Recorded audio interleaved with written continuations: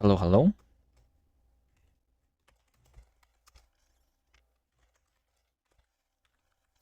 Today is 27th of January and we are going to work on Kast, the programming language, once again.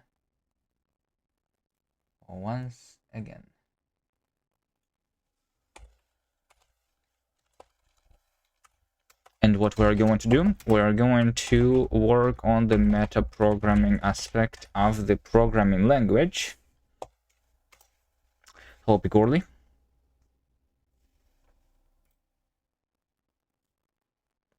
Hello, Nerdso. Anyone else? Hello. How are you guys doing? What's Mega? What's Mega? I mean meta. We are doing meta programming. Oh, there is a small typo in the title of the stream. That's okay. That's okay. I'm too lazy to fix it now. All right, we're going to be doing meta programming. Okay. Meta programming, meaning like the macros and all of that stuff. Oh, Death Razor and Penguin Operator. So one of the things that currently doesn't work well is the error reporting. Since we have macros, they are reported incorrectly. So I first want to fix that, and then we'll fix other things too. Ideally we go so like fix error reporting with macros, and ideally we get to like writing like derived macros or something. Like I want like derive macro, or like in general generate code, right? Like for example, we made this game in Kast, right? And so we do WebGL stuff, right? And I have written basically the bindings to the WebGL and like to like the JavaScript APIs in general. In case you were doing native development, we would be doing the bindings to C libraries or whatever, right? And we are doing this by hand, right? But this stuff can be generated based on like whatever. For example, we can parse the C header file and generate bindings based on that, right? That's what we can do, or we can like parse the web IDLs and generate that, right? I guess that also counts as metaprogramming, right? Derive macros is also right. The way derived macros are supposed to work also is going to be different than in Rust, because we can give the information about the types, not just the syntax, as the input to the macro. We can do like it properly, you know.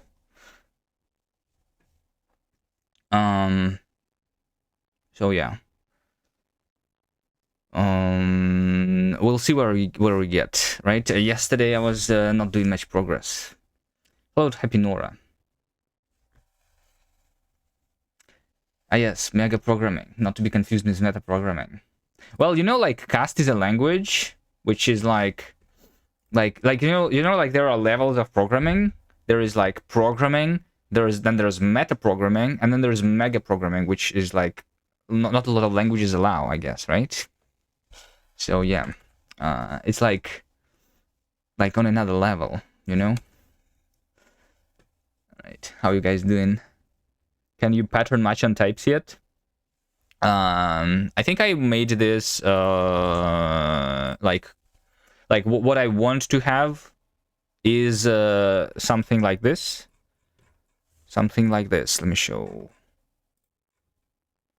I cannot do it yet. I mean I can do like equality on types, for example, right?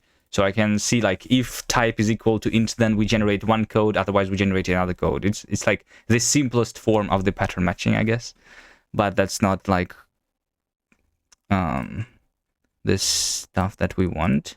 Well, I mean, I guess what we want is something similar to how like Zig does it, where you can just get to the type information, which is going to give you like basically we will have a type, like type information, which is like a variant type, which basically corresponds to the type definition inside of like the implementation of the language itself. So we can basically, if we have a type, then we can get the type info, and you work with this just for like with regular code, right? You can see all of the details here in a structured way is the idea, right? But this is just in the form of the idea for now, but we know other languages that do that, right? Like Zig.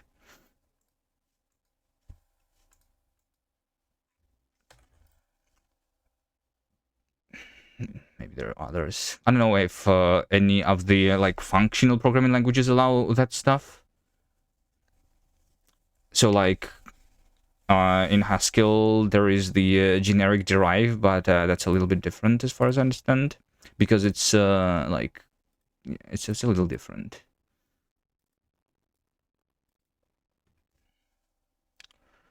Oh, Dev Ninja, how you doing? All right, so first I want to fix the error reporting with macros, right? What does that mean? That means that if I have a code like over here. Oh, by the way, guys, I fixed the emojis. I'm doing the proper UTF-8 stuff now, or I mean, not exactly UTF-8, but like Unicode things, because we are targeting two things. We are targeting the JavaScript, and we are targeting the interpreter. Interpreter is written in OCaml, and inside of OCaml, I'm doing strings as UTF-8 strings, but JavaScript is actually doing the UTF-16 strings. But we are like, we don't have to worry about that, basically. But it kind of works similarly to Rust, I guess. Strings.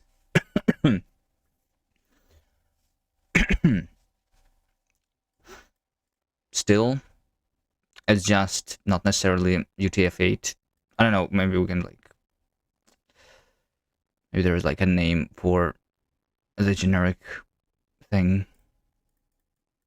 Anyway, let's get rid of that. So the error is something like this, right? Let's say that the simple thing, right? I want to say x plus equal 1, right? I want to say x plus equal 1. This is going to say that x is not found, right? But what if I say that x is found?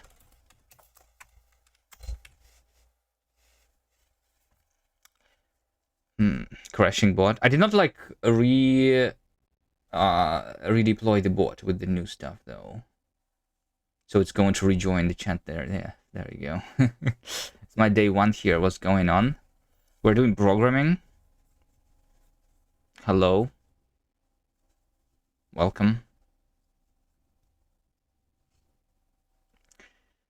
We're doing programming. I'm making a programming language, and we're programming the programs in the programming language, and sometimes we'll program the programming language itself, and sometimes we'll program the programs in the programming language by doing metaprogramming. So yeah. So this over here, x plus equal 1, this is just syntactic sugar, which expands to x is equal to x plus 1, right? X plus 1 is also syntactic sugar, which expands into x is std op add x and 1. Specifically with like inferred type. In this case, it's going to be, I don't know, int32, I guess, right?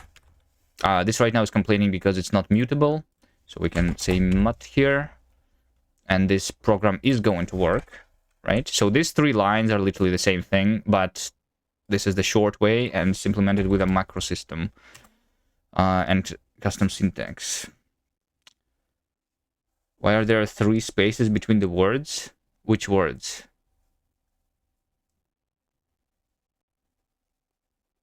Or am I supposed to ask why? And then there's going to be a dead joke after that.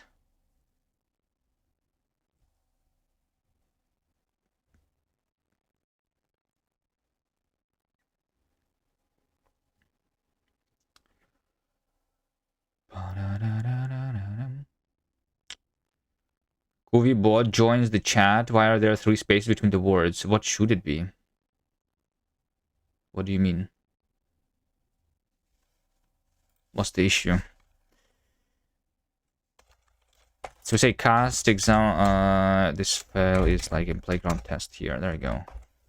So we do like dbg printx or whatever, and this is going to print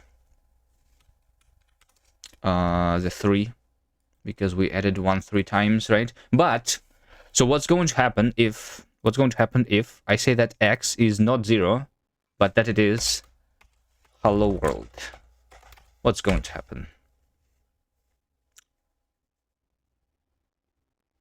I thought it was always joins the chat, not joins the chat. What? Joins the chat, not joins the chat.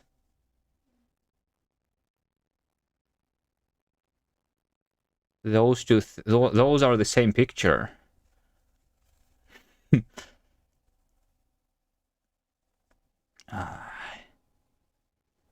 I am new, but I'll guess might be an error. Well, I mean, yes, it's going to be an error, right? This over here says number literally is for the string. This is a different error though that I want it to be. So like this actually is understandable, I guess, right? Because we're trying to add 1, but this is x is string. So because of that, this also must be string, right? Because the types should be the same. So that's like kind of understandable. But let's say that 1 is 1, right? Let's make sure that this is an int. So let's just try to add a 1 here. Right? And in this case, as you can see, there is no error reporting on this line. But if I look at the diagnostics in the workspace, then we will see that my error is pointing to this thing. So this is a macro. This is what the a plus b expands into. It expands into std op add a and b, right? This thing. But we don't see the error in this line where we actually write the code. We see it in this line file in the standard library, and that makes no sense. So that's the thing that I need to fix. All right, this code looks like it's clean. And like if we, well, I mean, technically, if we try to do this on the command line, it's going to say, like, I guess when on the command line there is more information. Like we know all the things that are happening. So we know that this over here, I was compiling that, and I was compiling that. This is where the error happened. But I was compiling this because I was doing this, because I was doing this, because I was doing that, because I was doing this, because I was doing that, right? But this is the only line that is actually important.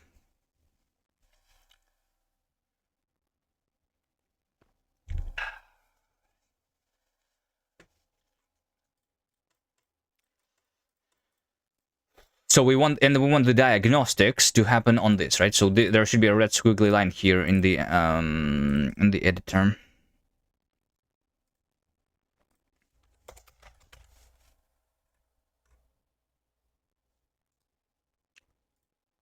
Right.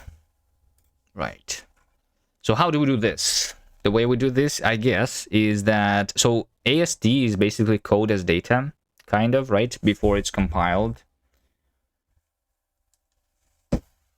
What we want. So right now, for every piece of code, we remember where it was in the source. That's called the span. So the ASTs are having spans attached.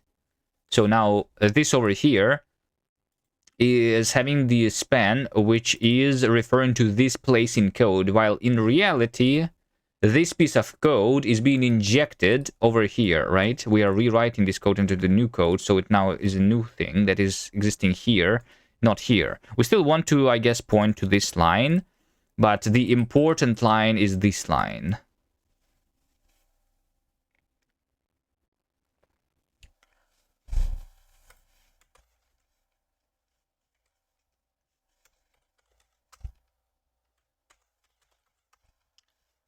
I'm not yet sure how to do that. Exactly.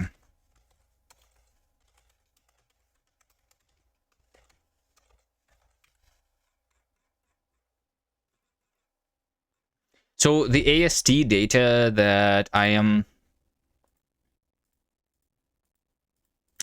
AST data. This is the thing. So for every AST, I am saying what's the span. So this is where, in which file, in what line, what column this piece of code exists. The hygiene for the hygienic macro and compiler scope. This is the definition where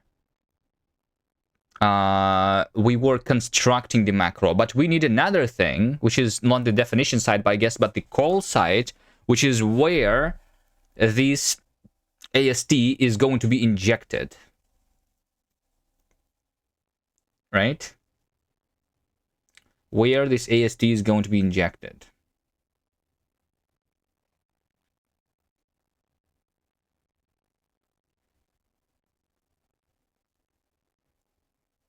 So I want like multiple spans, right? And also when we are doing when we're going through the chain of macro invocations, that's like a chain of spans, right? Of places in code. So this is the span where it was written.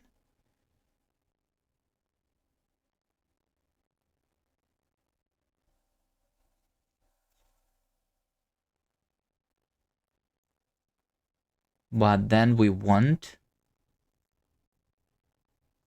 to have the parent span, which is our call site, I think. So it's kind of similar to scoping in the interpreter, I guess, right? Or like, I mean, I guess we have the call stack of the regular functions, but this is going to be the call stack of the macros, basically.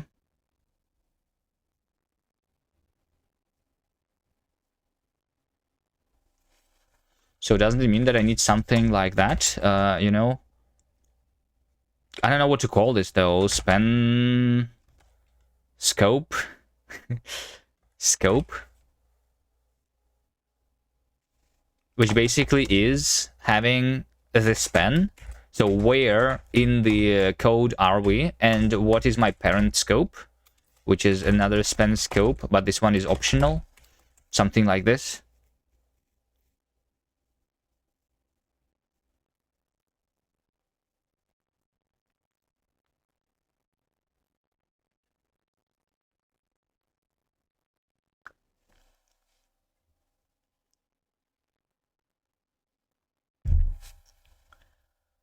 So the root scope in this case is the final expansion site where we are expanding the code.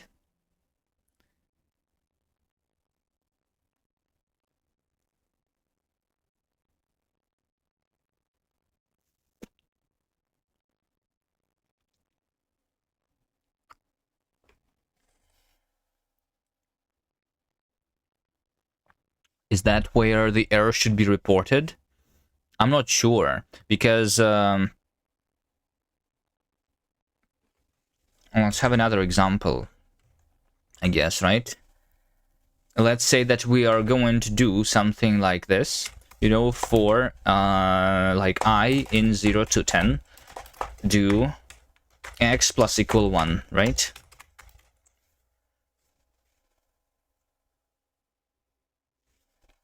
X plus equal I, right? Like this. So in this case, the error is being reported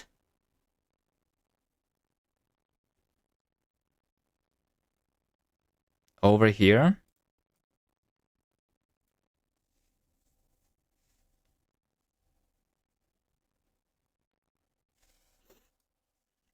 Well, I guess that's because this I is like, yeah, like how do we infer this type? Like I wanted this to be reported still in the same place, I guess. So we still say 1 is int 32, and then we add 1 here, I think. Because in this case, we're still reporting the error in the same place, just like before, right? But you can see that if I try to run this,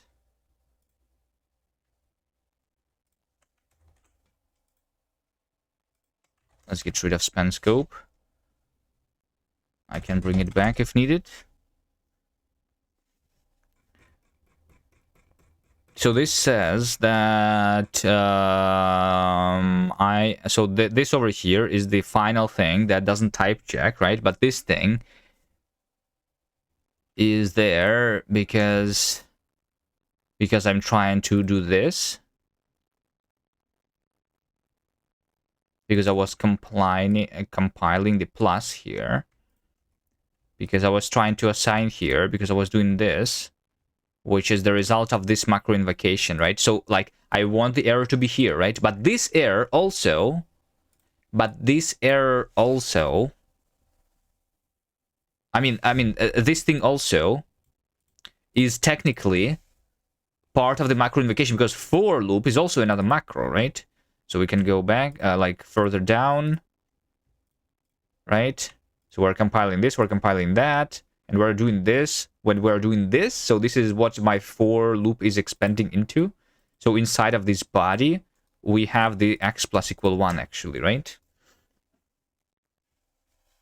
But we don't want, in this case, to report the error to the entire for loop, right? Even though this is the macro call, I still want the error to be reported over here. So how do we decide that we want to do that one and not this one, right? Because like in our macro invocation stack, I guess this expression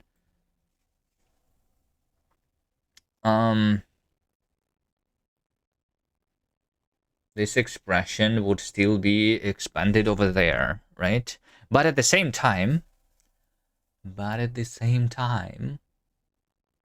thing about this expression specifically, right, is that this is the first expression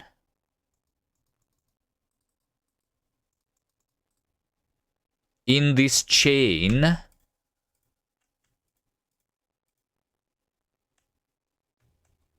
of things that we're trying to do, which actually comes from the actual source code.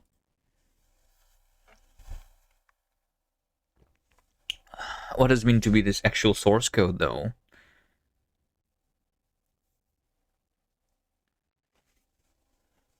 So I'm already, because we were doing the hygienic macros, we are storing the definition side, right? Where is this AST, where was this AST defined, right? So since this is compiler scope option, this becomes sum only if this is part of a macro.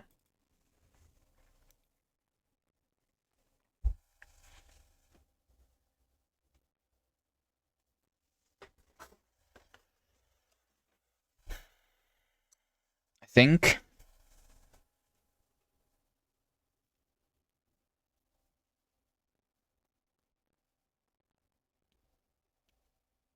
So we just report the one where the definition side is not is none. It's not exactly none though.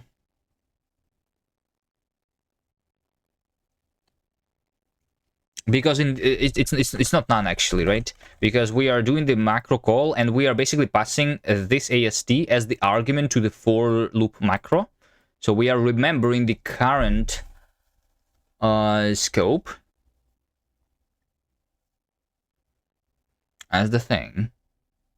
I think, but there is a distinction between this scope and the scopes where I actually construct the other ASTs. Like you know the interesting thing here is that, like, let's say that we are writing Rust, right, without like the custom syntax stuff, right? But we are just doing a normal macro, right? So we have like macro for loop, right?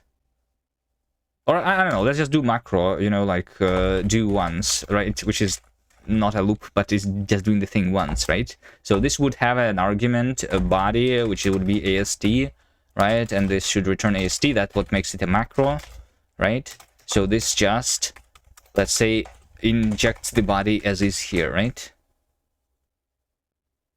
I don't know, let's say, I mean, yeah, sure.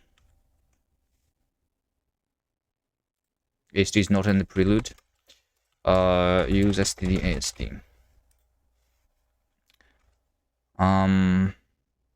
So we just do once,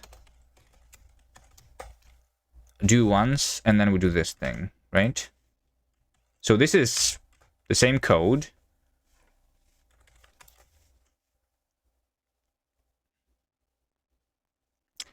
But we are giving this as the input of the macro.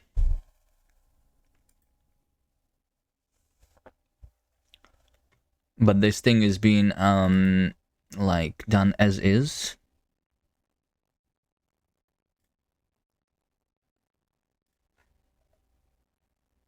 Number literally inferred as string.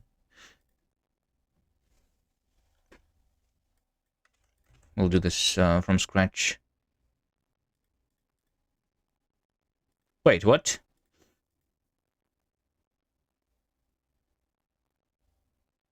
This is actually interesting. Why is this inferred differently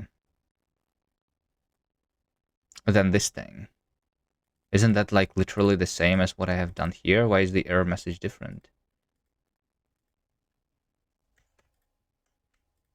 This X refers to this X, and this X refers to that X, yeah.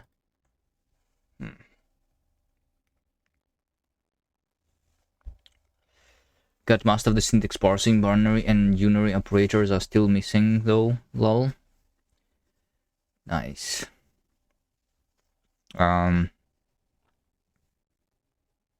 Good job, I guess.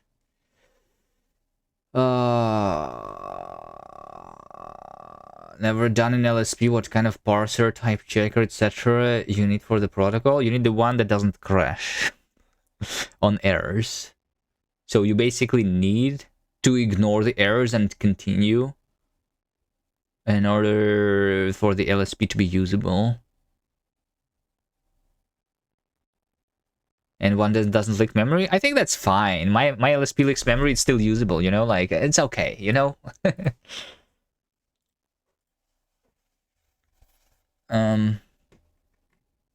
It's okay. It doesn't leak that much.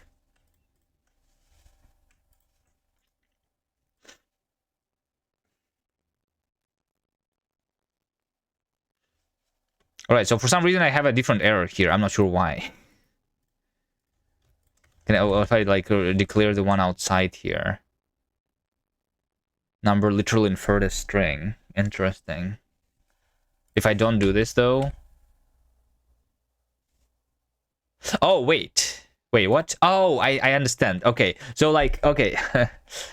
This is because my LSP is bad. I am doing the error resilience. Doesn't that mean you kind of need like an error type in your type system? Yes, exactly, the type error. And this is why this error is different. So like, I'm doing error resilience a little bit incorrectly, I guess. So basically, over here, what happens, right? I'm trying to add the integer to a string. So I'm doing the type I'm doing the unification algorithm for the inference, right? So I just unify string and an int that cannot be unified. So I instead say that both are error now, but after that is happening, this int is now an error, and for some reason I'm deciding that error can be unified with anything else, but that's not exactly like what I want, because it means that like this type is now equal to this type always, because we unified the string and int. You know, we did this before already over here. Right, so strings and ints are always the same type now for the type system. We just made them to be strings again by doing the hello world. So int32 is now string, and now this is a string. Okay, yes. So this error is happening because of the previous code. I should fix this, but let's not think about it too much right now. So it is any type. I mean, it is kind of like any type, right? Because we only care about the first error that happens, right? But yeah, I'm like the way I'm doing it is a little wrong, but it's okay. What matters is that the LSP doesn't crash here. I love Kubi's weird smile when he knew he did something stupid. Yeah, I started making my own programming language. That's stupid enough, I guess. But yeah, if like it literally what it is, I have like it's not only in the type system, by the way, right? So there, because not only type errors can happen, right? But my type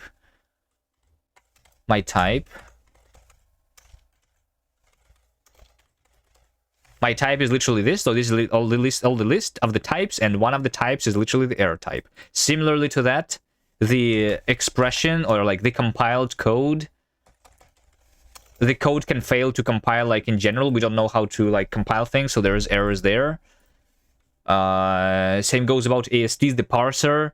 The lexer should also produce the lexer should also produce the error tokens, I guess, but I'm not doing that. So I think I actually have a way to crash the language by writing something that lexer doesn't understand currently. I just aborted an inner error right now. Yeah. Yeah. But if you abort on the first error, that makes it a lot simpler, right? Maybe you don't need LSP. There is a lot of people who don't use LSP anyway. I do like it. I like being able to go to the definition and rename things and like find all of the references to the things. Which, by the way, OCaml's LSP sucks at this. I literally, like, see no references. I never reference this type, which is obviously not true. OCaml LSP sucks. So, and it still is a language that is being used, so you don't really need an LSP, I guess. I'm not sure about making it part of the language itself. Yeah, I think like, since it is not part of the language for most languages, that's actually why the LSPs suck for most languages, because they are not connected to the reality, which the compiler like knows. It gets desynchronized, and like sometimes when I rename a thing in an OCaml, it renames a thing that was not supposed to be renamed. It sucks. I think making it part of the language itself makes a lot more sense, because your language is already having all the information. Just share it with your LSP. Why do you need to redo the same logic twice?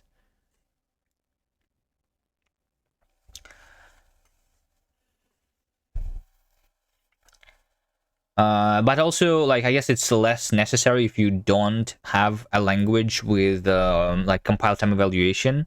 Then making it not part of the language is like a lot easier. But once you need to do compile time evaluation, it means that your LSP needs to do compile time evaluation, which means basically that your LSP needs to do everything that the language is already doing. So why is it not part of the language then?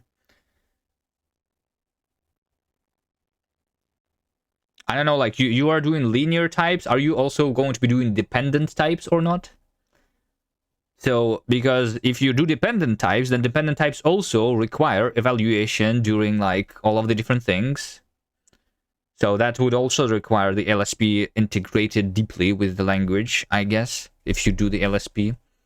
I think. I'm not actually sure, like, I think languages like Lean, they do have the LSPs and they do have dependent types. So I'm wondering how they are doing it there. You don't do dependent types? Okay. Anyway. I'm trying to understand how to do the error reporting. Do you have a macro system in your language? Hello, Roboboboto. When we do Elixir AST, is Elixir AST different from like the AST that is like not Elixir? No macros either.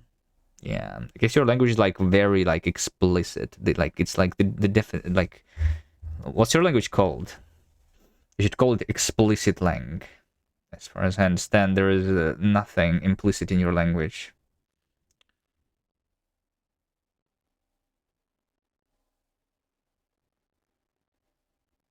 Are you even doing type inference? Or only type checking? Because type inference would mean that you have implicitly typed language instead of explicitly typed. There is type inference, but not global. Yeah.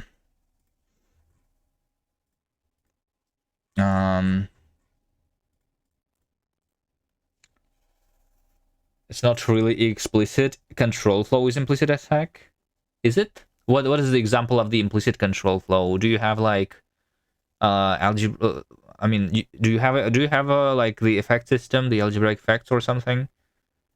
But I thought you said that your effect handlers are literally just types. So how is that not explicit then?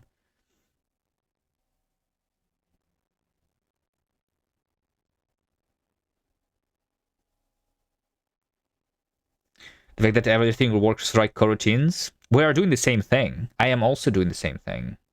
Everything is working like coroutines, indeed. Although,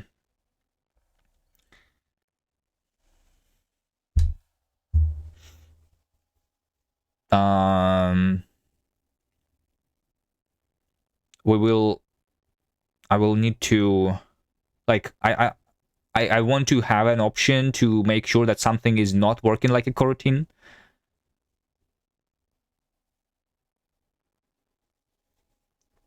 Using continuations as functions is not exactly explicit. I don't know. I mean, maybe not. But also, why not? Is it not explicit? It's like a jump. Instead of function calls all over the place, it's jumps all over the place. If you like, think about it at the low level. But yeah. Like, there are use cases where I want to make sure that something is, like, explicitly not working as a coroutine. For example, right? We are making a game, and when you want to make a game, you want to make make sure, like you say for FFI, right? For FFI, it's important, sure. But when you make a game, for example, right? You want to make sure that when you draw a frame, you actually finish drawing the frame while you are drawing the frame. You are not delaying that work until the next frame, which is actually possible to me right now. But yes, we want to make sure that like that doesn't happen, right? So that I don't, on accident, block the rendering because I tried to do a network request or something. Yes, some functions need to actually return. Right.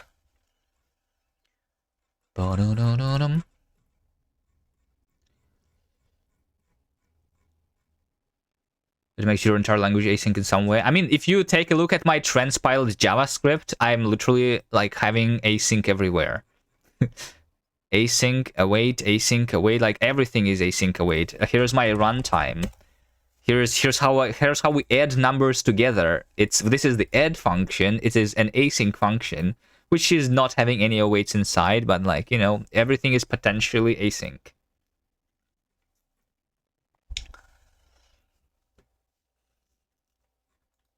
But I need to fix that actually, and detect if the stuff is actually needs that or not.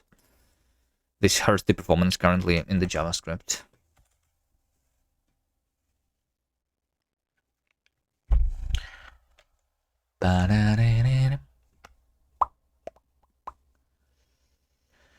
All right, so okay, back to thinking about this. You won't be doing JavaScript output, so well, the same applies to C, because if your language is fully fully like based on coroutines, so you're doing like the continuation passing C code generation, for example, if you're transpiling to C, right? That is also having overhead compared to regular functions. You want to be generating the code that is not async still. You can just compile to functions. You don't need to compile to async await. Well, yeah, but then I would need to do the continuation passing style.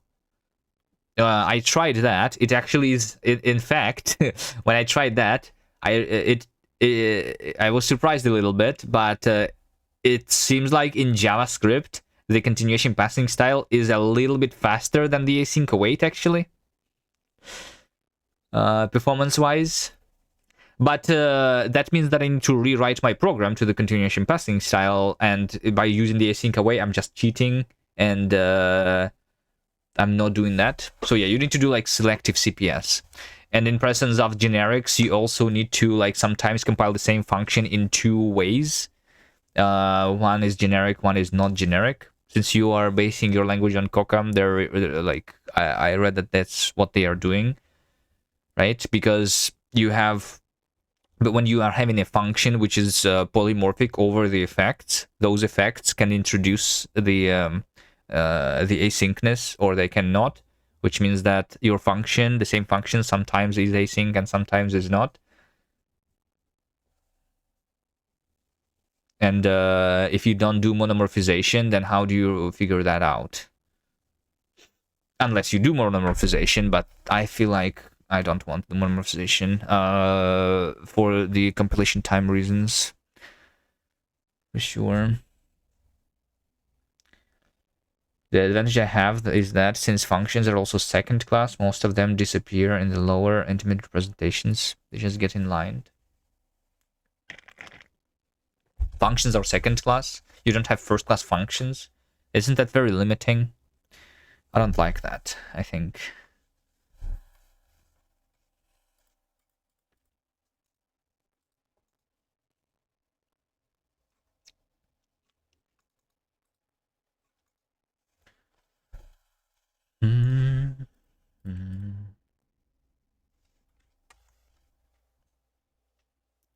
Not limiting at all. So how would I write a function that sorts the array by key, for example?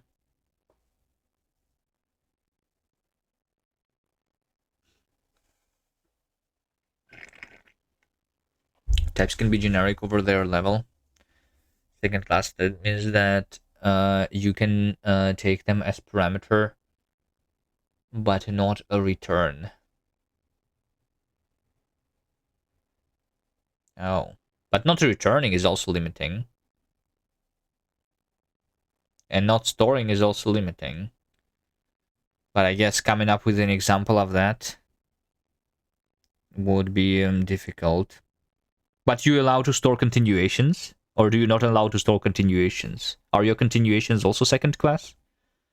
Because how do you like implement the async await using the effect system? And unless the async await is like a built-in feature. But I mean, if you have the effect system, that's how you implement the async await, right? By like storing the continuation and then calling it later.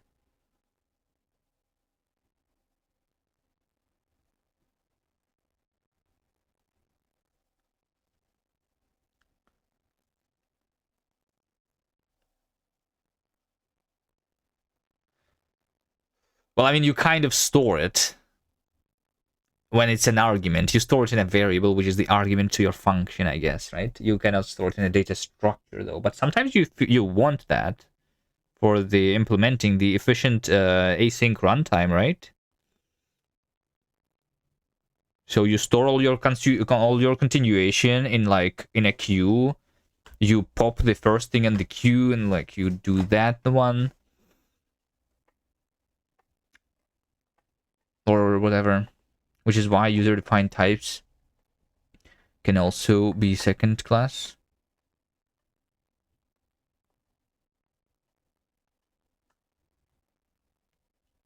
And second class type can store the second class things inside, so you actually can store the thing. But like so you have like levels. I would say that it is still first class because you actually can then store the things into a function, but there are rules to like how where you can and where you cannot store. You still it is still first class, I would say. In that sense, there's one limitation, right? You cannot have them as globals. Well, is anything global?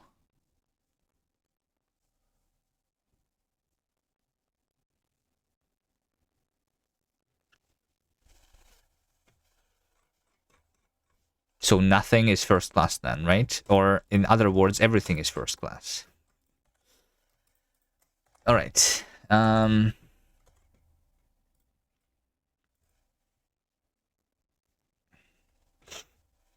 right. When is your language coming out? Yeah. Why are you hiding it? Is there a reason for you to hide it and not like just open source it? So like John Blow, for example, is not releasing his game to the public because he has a massive following crowd, and there's going to be a lot of fanboys asking him to change this and that and little things in the language, and they're going to be annoying. That's, I understand, is the reasoning for John Blow to not release the source of the language yet. But for a small guys, I mean, I don't know, maybe you are also some popular guy that that I only just met on Twitch, but I don't know. I feel like, why not just open? Like, what's the disadvantage? There is no disadvantage, in my opinion. But I would be interested to hear why other people don't do that. Is it because you're worried that an LLM is going to learn on your code or something?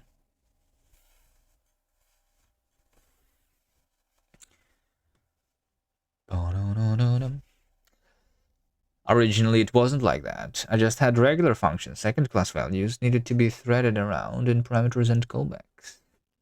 Turning functions into coroutines made them first class. Made them like first class.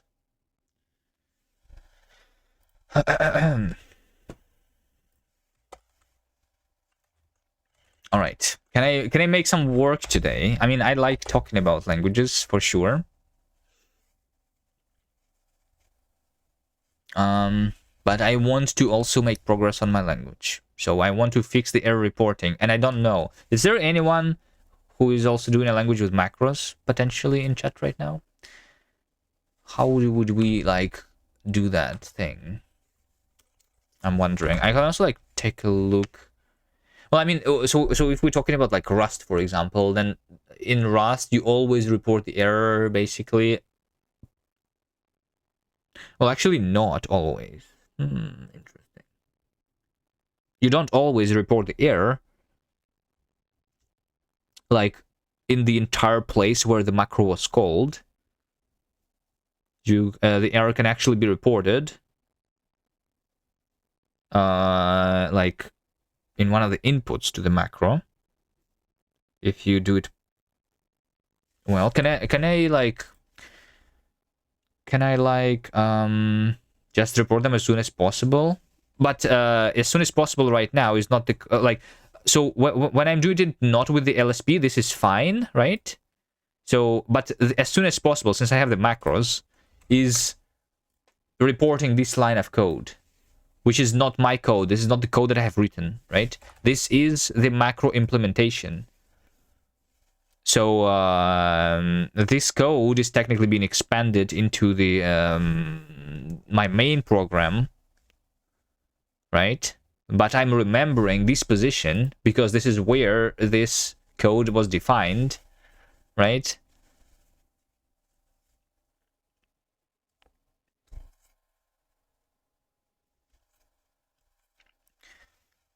So that's just the wrong place to report this in.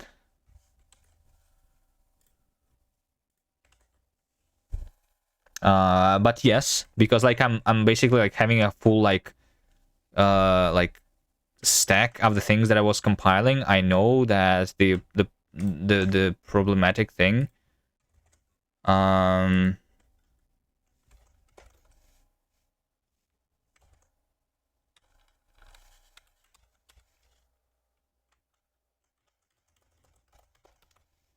So in this case, right, the problematic thing is this one, right? But it's somewhere in the middle of my like expansion call chain. And you say that it should be after the expansion, right? But this over here, the macro invocation itself is technically also a macro, right? So like this entire thing is expanded into something else, right? Because this entire thing just becomes like, because do once is a macro that just returns the body, right? So this is just being replaced with x plus equal 1, and then x plus equal 1 is being replaced with x is equal to x plus 1, and x is equal x plus 1 is being rewritten into x is equal to std op add x and 1, right? So this is like the final form, but the one that we want to report is not the entire thing, but this thing. This is the line of code that we want to report it in.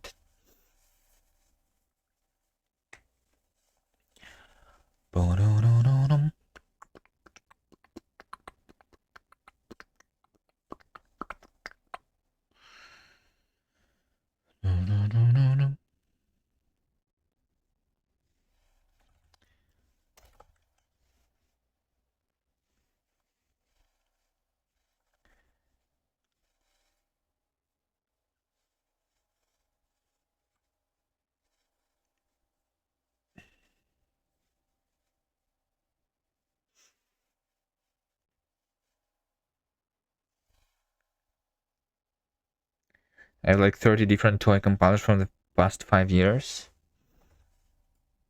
Yeah. I'm not sure if there is any, like, I mean, yeah, like I said, I don't see the problem with, like, publishing code that is not supposed to, like it's not like you are promising that you're going to maintain that piece of code, you know?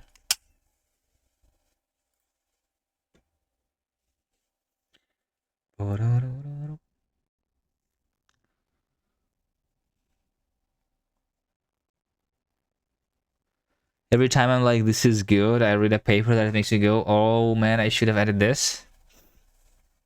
It has not happened yet to me, but I guess it will happen. I guess it will happen at some point. I mean, my current idea is that I just add everything that I have ever seen. So yeah, I guess there is just something that I have not seen yet. Maybe. The moment I open source it, I will have to stick to it. I don't know. I mean, that's a mindset. That's different from. I mean, open sourcing is different from making source available, I guess.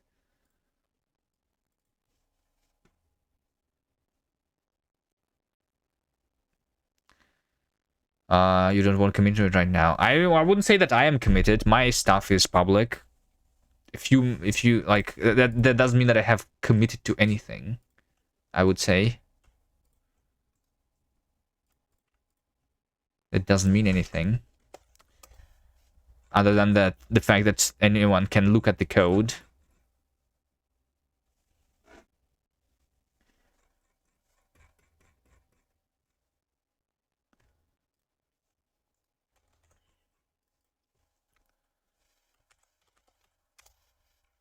Alright, so the idea is that I need to have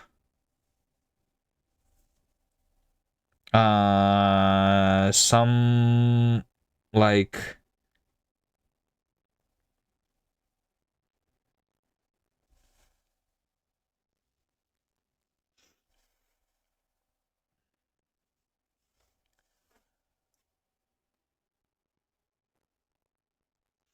some way of knowing that the position of the AST is good for reporting the error, or if I should report it somewhere higher up the stack, basically.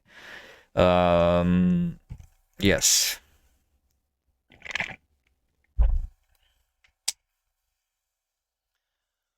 You have a working LSP, that's commitment. I'm going to rewrite it from scratch. There is nothing. Like, I'm going to get rid of this OCaml code base because we're going to self-host the language, right? It's not a commitment. It's just like I just like the LSP because I was just trying to make it. That's why I have it, and also I like having it because I like using it.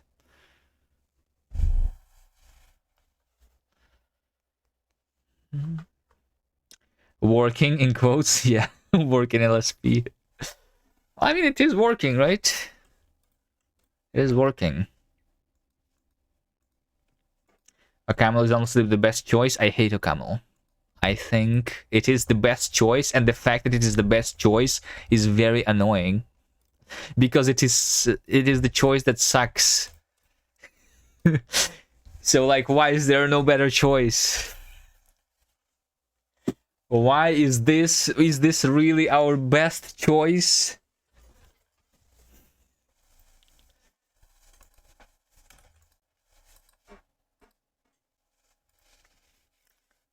Is the value restriction? Or the fact that recursive types are a mess? I guess recursive data types are a mess, right? Like, I mean, so what happens right now? I'm prototyping, and I mean, I guess even if you are not prototyping, the recursive data is a mess and like very difficult to figure out. But when you are prototyping, the fact that recursive types are a mess, like I cannot do the simple thing because I'm getting stuck by the language. I need to like basically the only way to like do this is like with a bunch of recursive functors, and then like everything should be in a single file. Only then you would be able to like do thing and in one big file. Yes, exactly. And it's not just end, right? Like, because you cannot mix types and like functions together. So in order to do that, you need to do end, and all of those need to be functors. And functors, when they are recursive, you like to specify the types. You have copy pasta like 10 times and shit. It like, yeah. You gotta learn Myrtle functors. I know that they exist, but but they need to be recursive. And I mean, I already have that. I have a big file, which is like right now it's like just a couple, but sometimes like I have not done the changes to the language because I cannot do that. This over here, I have module, rect, type, simple. This is the recursive functors, and we have this over here. I'm having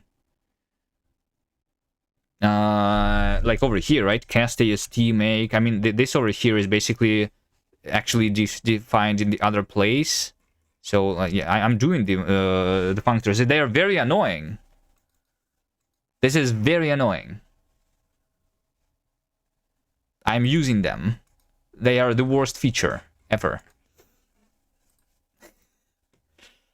I mean, it is a simple feature.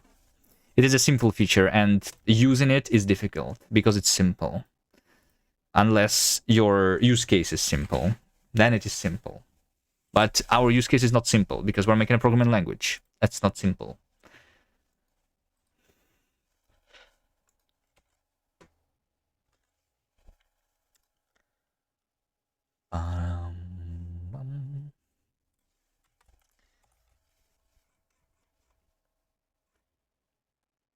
Try writing all this in Haskell. That's real pain. Yeah.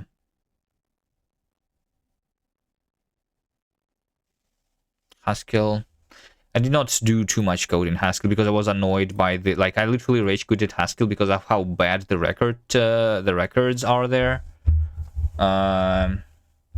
Like literally the only reason, which is like that. Modded transformer stacks. Let's go. I was not doing modded transformer stacks. No, I think there is a better way even in Haskell. I was doing the. I was trying the Haskell a little bit.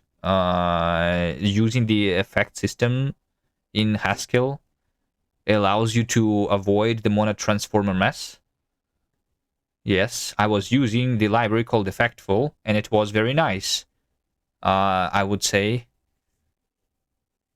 From what I hear, though, it like once the project is big enough, it's going to hurt the compile times.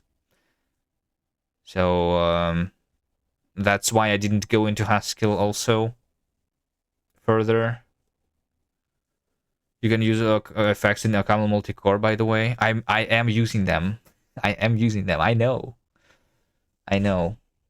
My compiler is async too. It's not only the language that is implicitly async. My entire compiler is async, implemented with the effects of the OCaml multi-core. Yes. And they also kind of suck in OCaml because they're untyped, but I guess better than nothing.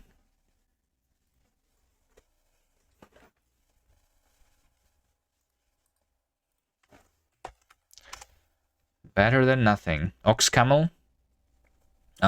Do they have like the effect annotations in Oxcaml?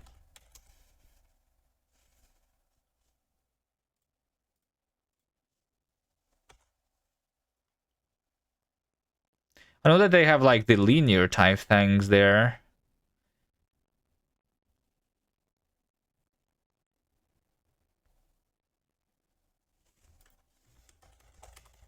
There's nothing about the effect on the front page here.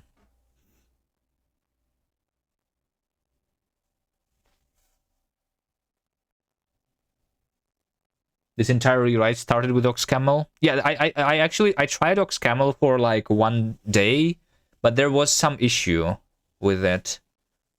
I don't remember what was it though. Maybe there was like a skill issue of me trying to figure out how to install it or something. Concurrency can never be fearless. Well, it's more fear. It's a lot less fear, like 1,000 times less fear than in the default OCaml, I am assuming, right? Because they have like the Rust-like semantics there. So yes, I would call it like it's not like completely fearless, right? But it's like on completely different level than the than what you have like by default without those things. You're getting data races, deadlocks eventually. Have you did you see the PAR language? Did you see the PAR language? This language is claiming, I have not tried it, but they say that runtime exceptions are not supported except for running out of memory. No deadlocks. Structured concurrency of PAR makes deadlocks impossible. I'm not sure if that's true, but they have something like this. Is also based on the linear logic, right? But they do some session types. Maybe you should look into those too.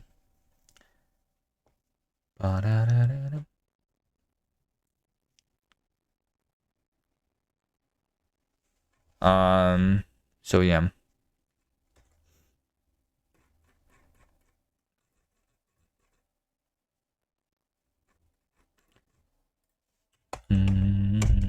Are you saying that this language is lying? That there is no deadlocks? Why don't you open an issue with the example? Or something?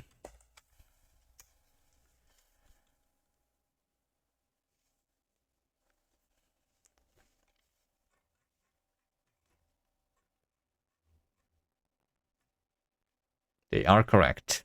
Okay, so then you are not correct when you said previously that it's you eventually will have the deadlock.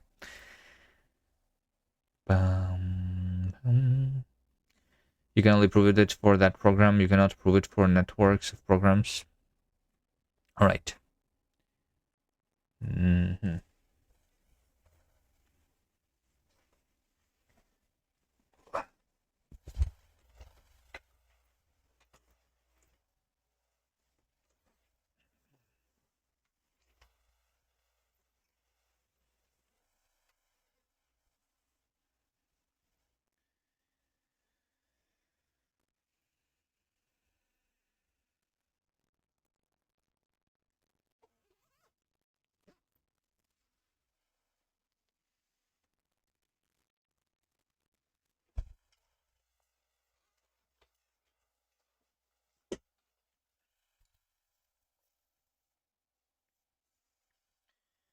Unless everything is written in PAR and they also have server client protocol, this is also safe.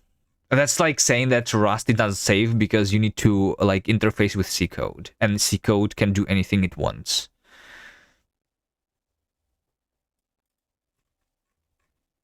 Of course, of course.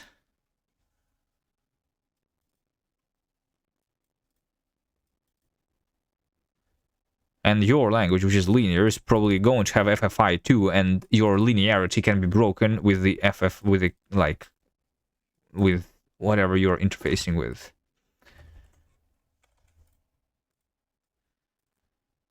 So yeah.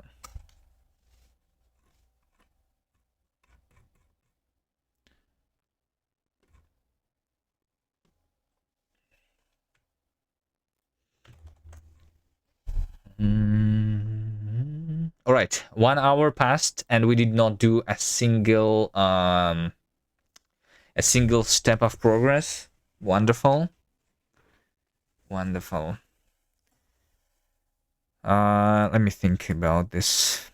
So so once again, we have the call stack, this over here, and out of these, I only want to report this this line over here, right? That's what we want. So we want to skip these ones, but we don't want, well, and we want to stop on this one. We already have this information, right? This is just the call stack. So I can like skip printing this or something.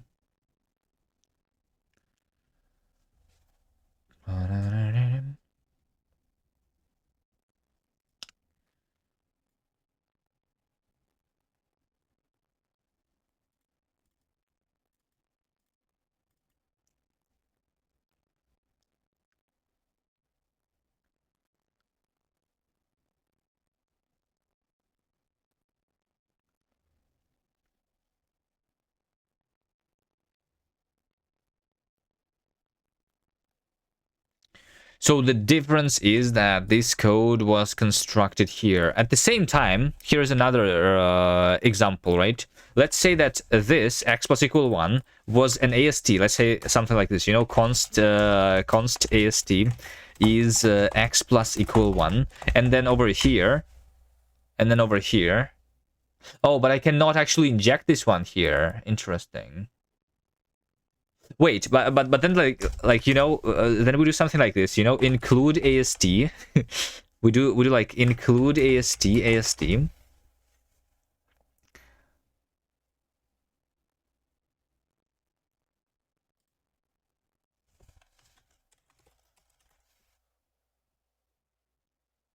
It's just include AST without a net. Sure. So include AST. Should this report this line over here, the error over here? It should, right?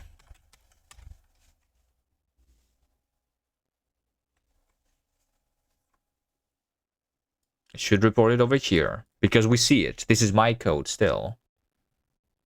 At the same time,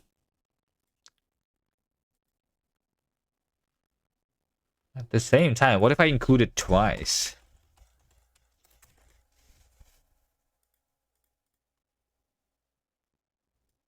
This same line of code is like existing twice in different places.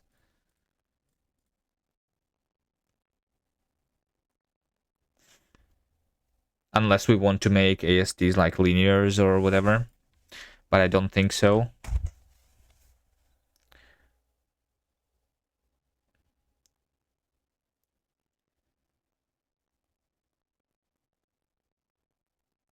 Which means that in such case, the if we include it in two different places, it could be correct in one place and incorrect in another place.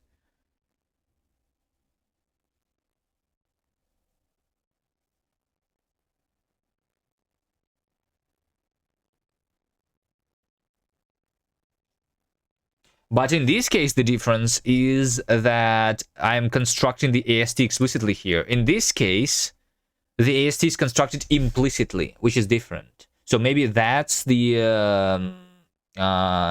condition, you know? Even although, basically this, do once, right? Do once. I mean, this over here, this is the macro invocation. I am back. Hello, back. I am dead, right? Hello, Spike. How are you doing?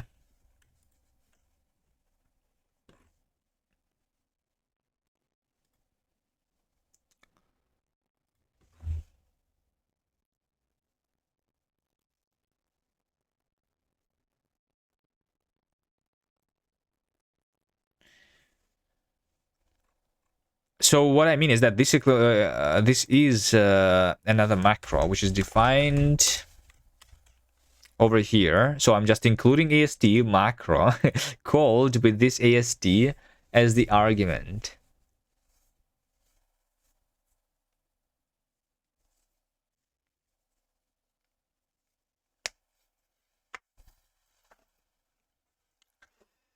I think therefore I am. 2 hours before work, great stream timing. Is it possible to make a recursive macro? Should be possible, right? And lock the compiler. It should be possible. Yeah, I think so. Like we should be. I am currently not restricting what you can do at compile time at all. You can definitely lock the compiler. I do want eventually to have like it been solved, what can be done, so that we can have some guarantees about what happens and what not by using the effect system at compile time. Could it crash the LSP though? Yes, you can crash the LSP. Yes, by writing something at compile time. The simplest example is that if you can just like do printing at compile time, and the way LSP works is just printing to the standard output. So by printing at compile time, you can mess the LSP protocol itself, right? And that will like crash. I mean, the connection with the editor will be lost because the protocol is broken now. So yeah, as like one of the examples. There is 1,000 other ways to crash the LSP, I guess, by doing something at compile time. So yes, for that reason, we want to basically. Can you try a comp time infinite loop, like right now? Sure. Look at this. We can do just we just do eval right now. That's just evaluating the thing at compile time. So 2 + 2, right? This is just going to be. This is error? Wait, why is this error? What? Why is this error? That makes no sense. Apparently error. Oh, couldn't find op in scope. Oh, yes, because okay, because I cannot do this at compile time in this place. Because in this place I have defined the macro, but I have not defined what this stdop is yet. So like I need to do this like lazily, but this is trying to do this eagerly right now at compile time, which is, you know, a little bit wrong. I think if like I think compile time evaluation should be like implicitly async though, but yeah. I can do it in my test though, right? Like I can do eval 2 + 2. So this is going to evaluate this thing at compile time. So the LSP knows that this is equal to 4 already, right? But if we do whatever, Fibonacci. Wait, I don't have the Fibonacci example, really? So it can be any code? Yeah, it can be any code. There's like the compiler is the interpreter. Eval while true. Yes, exactly. We can do that. Eval while true.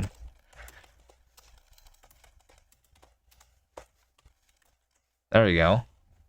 And now.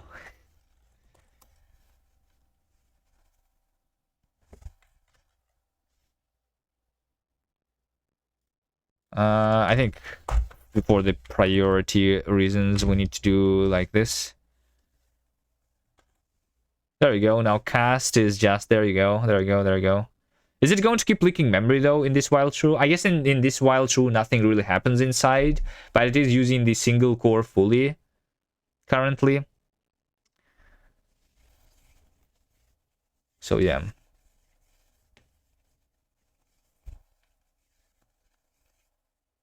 How do we detect that? I guess like, how do we detect that if it's just some code that is running long, or is it an infinite loop? We just limit the time, or not? I don't know actually.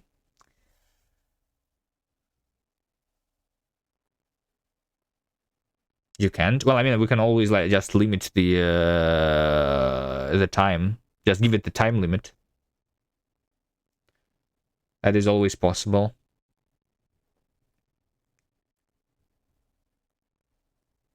I'm not saying that we should detect whether it's going to run forever, but I'm saying that even if it actually is some program that is going to eventually finish, like calculating the Fibonacci number 1 billion or whatever, right? Or, I don't know, something more complex, right? Even if it is something that is going to finish eventually, we still want it to be cancelled. At the same time, I think the issue right now is that when I change the code here, right? So this actually hanging. But once I start like changing the code here again, we should basically cancel the previous compilation if it has not finished and start the compilation of the new code already. But I don't have the option to do that yet. So yeah.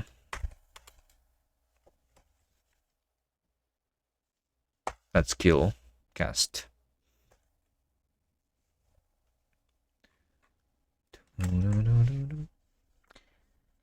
It did leak memory, I think. Did it? Did it say something?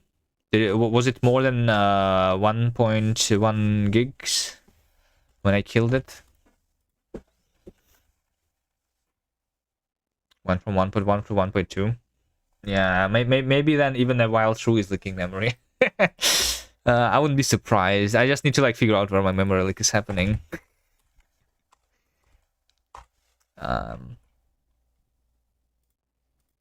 I might be leaking the continuations is one of the things. So like I only figured out that OCaml is not garbage collecting all the garbage. One of the things that is not garbage collected in OCaml is the continuations. So because the effect system in OCaml is supposed to be linear, but there is no type checks for that. So I can leak the continuation, and it is never, and it's going to leak in the entire like thing that the continuation is holding. It's never going to be collected. But I only learned that recently. I have like a hack, which is like trying to fix that with like a finalizer, but yeah. By wrapping the continuation inside of another object, but I'm not sure if maybe I didn't do it correctly or whatever.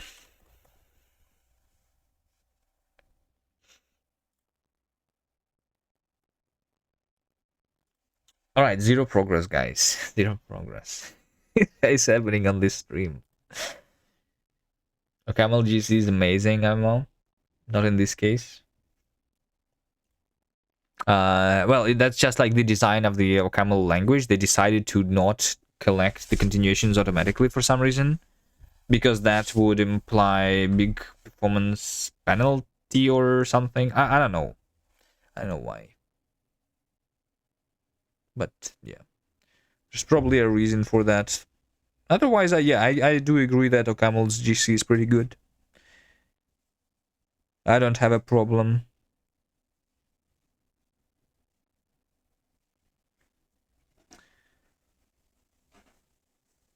Never encountered a pause in it, even in big programs. Well, to be honest, I never encountered a pause in any garbage collected language that I was ever using, but I have not, or at least like I have not like or those pauses didn't matter much. Not even in Java. Like I mean, they are there, but like those pauses are those pauses that don't matter, right? Basically, those that like I have encountered, like they are there, but like they don't matter. You know what I mean? It depends on the application that you're writing, or like, yeah, or like, yeah, I don't know. If I played Minecraft Java Edition, the game is not lagging. Oh yes, right. Yes, I guess. I was saying about like my own programs. I was talking about my own programs, not about other people's programs.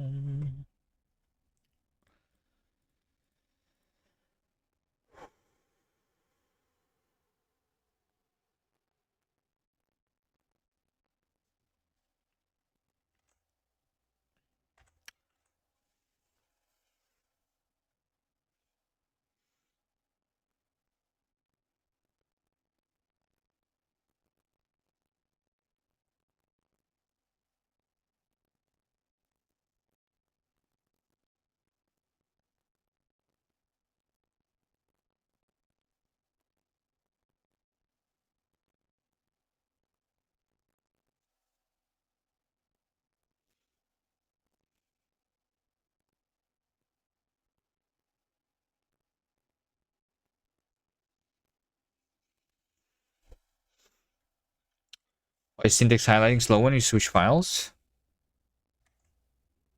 Was it slow?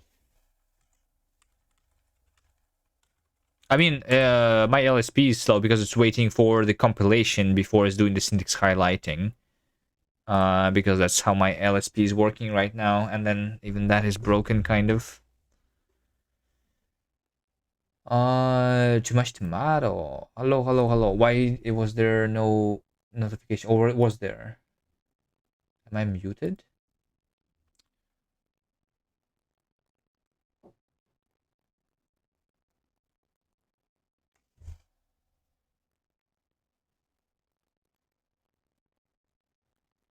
Thank you for the raid, though.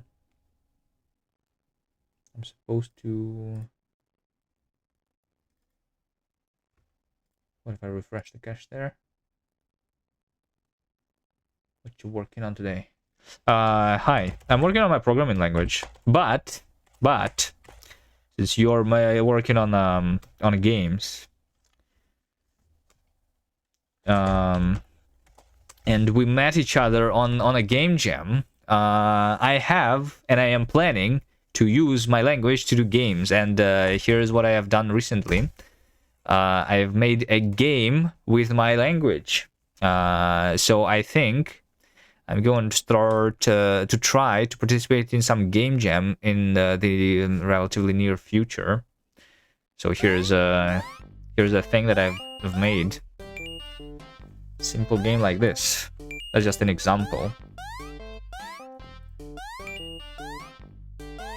You doing any game jams lately? Or are you just working on your game? It's been a while since I did one. You want to do Down to Jam? Same. That one is in March. I know what it is. I was supposed to take a bigger part in that thing, but then I was distracted with other things.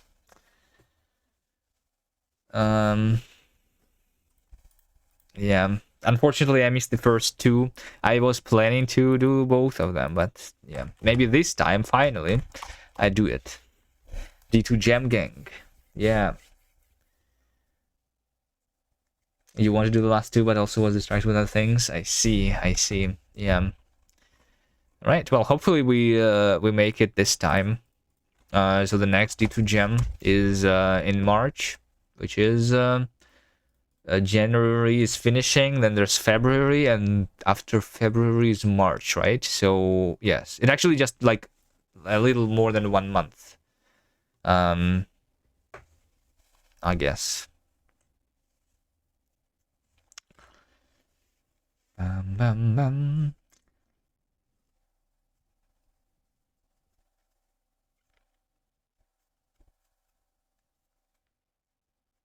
Being cast, bring Kast gang to Bevy Jam.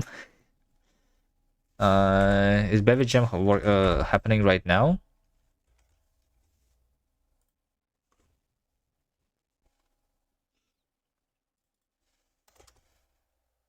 No, it starts in 10 days.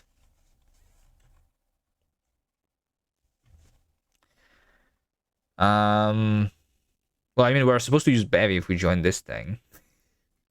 There is also another gem, which is happening right now, which is like the big mode gem. 26, by the way, which starts in 1 day and 20 hours. This one is by the YouTuber.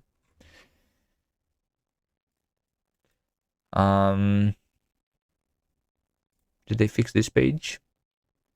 This page on the itch.io gems is not showing me any game gems which are featured. I mean, why is there no featured game gems here?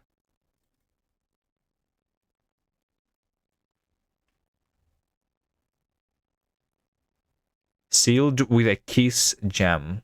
Is that one featured? What's that?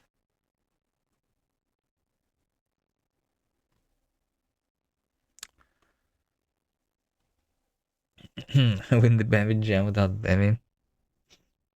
Donkey competing with Global Game Jam. I never did the global game jam. Global game jam is, as far as I understand, is the on-site thing.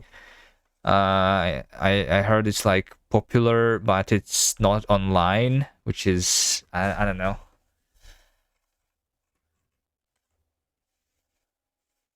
Yeah, yeah. I live online, so there's that.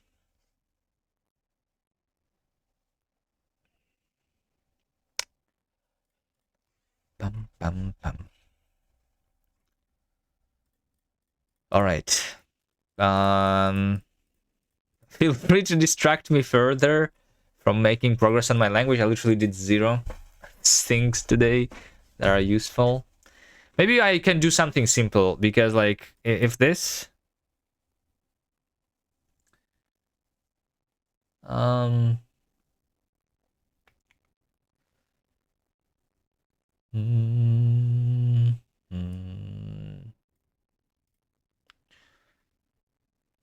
no, I really want to fix this. Let's just think about it. Feel free to talk about anything else though, if you want. While I'm thinking.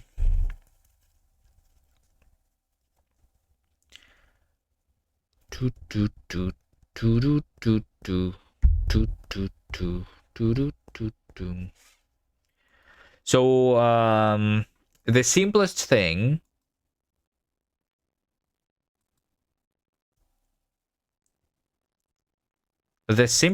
would be that I could make a distinction between the implicitly quoted ASTs versus explicitly quoted ASTs.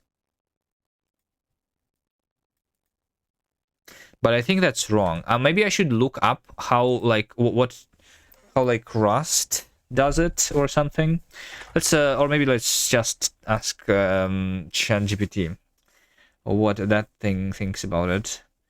So if I have a macro system in a language, how do I report errors?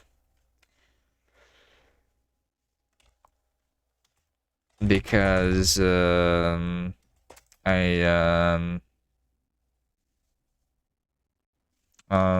definitely don't want to report it in the macro definition. Wait, hold on. Yes, that is the macro definition. But how do we know if something is a macro definition? That's the question. Hold on. Right? Because I don't actually have the thing that is called macro in the language, right? The only thing, the macro is just a function that is returning the AST. So the but we can construct AST and then include it without using a macro, right? Like we did over here. So in this case, I guess this is kind of the definition of the macro, because this is where I constructed the AST, right? That's why I'm saying that it should be different whether the AST is constructed like this in code explicitly versus if it is constructed using the syntax, because syntaxes are powered by macros, but this over here is implicitly being converted into the AST value, which is passed to the macro, which is implementing the for loop.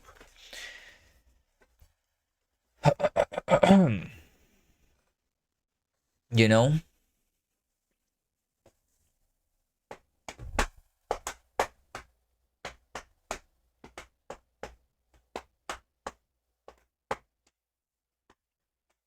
I think maybe that's like, let's just try this, you know? Let's just try this.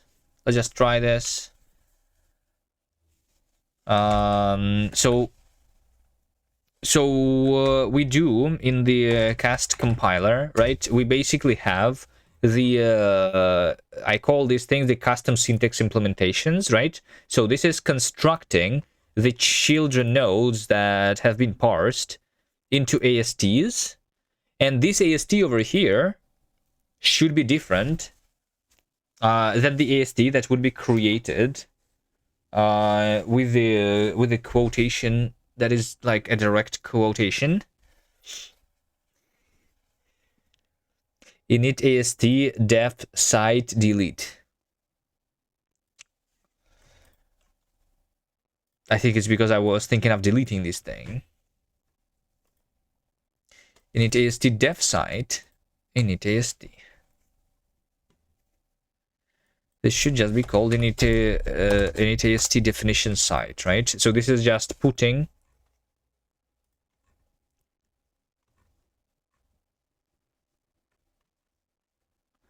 init AST. So this is giving me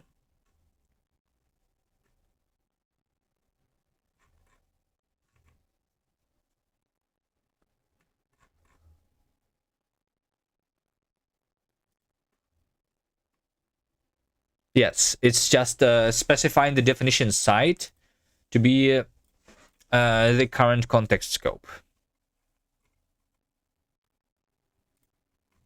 Right, so I give it the scope of the compiler, and that's becoming to be attached to the thing. Okay.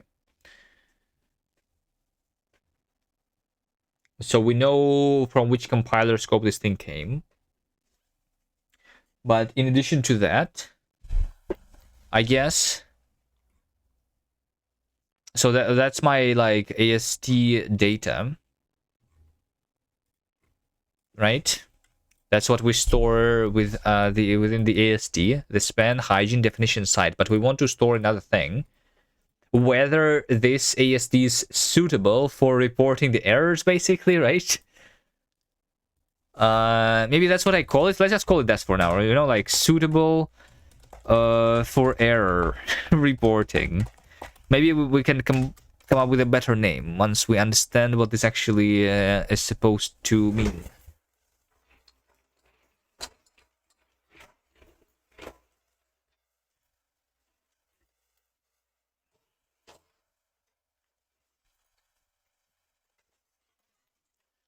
So this is just a boolean, right?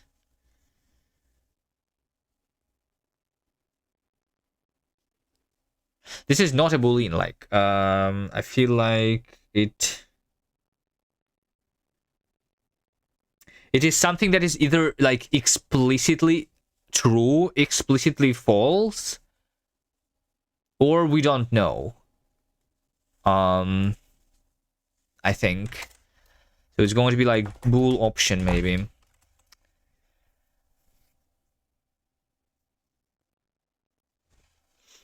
If we have explicitly said it or not yet.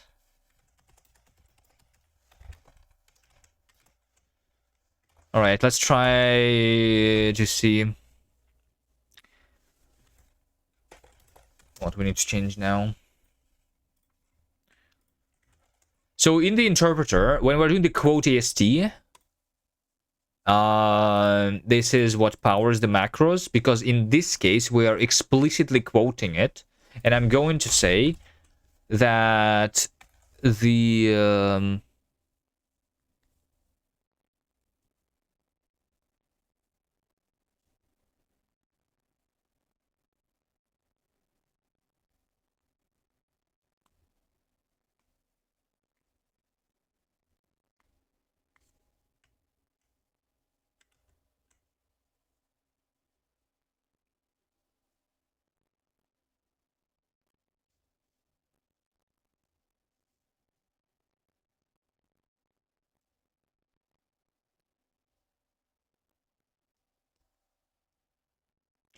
So quote AST group, this has the children. Quote AST child, this has child, AST child, this is an expression which evaluates to AST.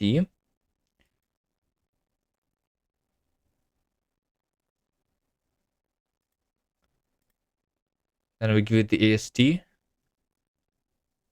or it's a group. And it's gonna be a group.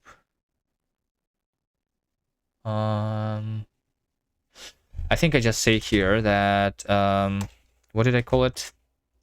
Suitable for error reporting. is just going to be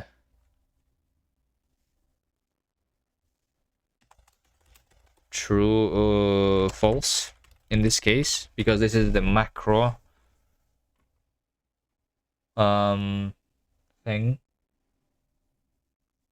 This is the expanded macro in this case.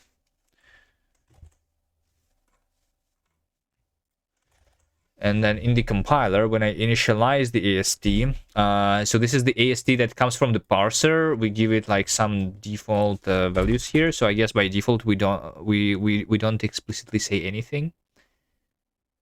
Yeah.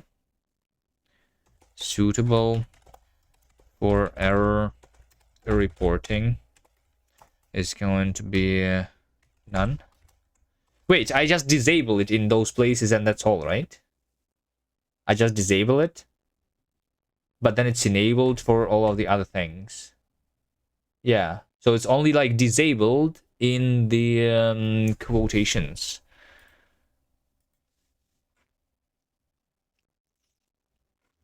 So over here, when I initialize, when I process that, I'm just going to say that suitable is AST data suitable.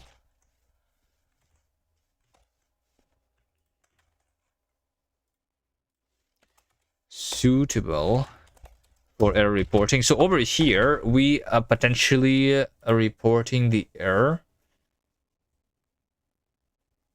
while compiling this piece of code. And if this is not suitable... Wait, how does this even help me?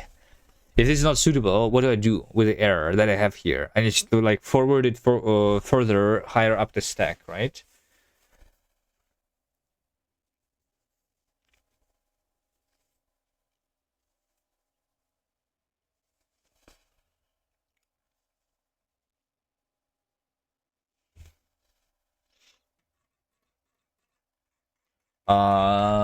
But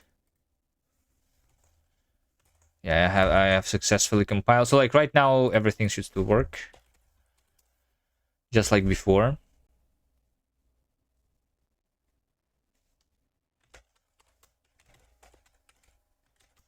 But this is still reporting the same error. Well, this, yes. This is still reporting the errors in the same way as before. In the wrong place, right? So this over here is not suitable for error reporting because this is the AST that's constructed through the interpretation of this quote thing. Right? So the error should not be here.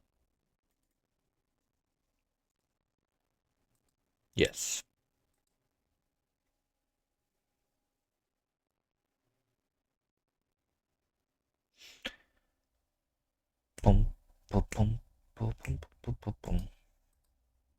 I think it means that like I should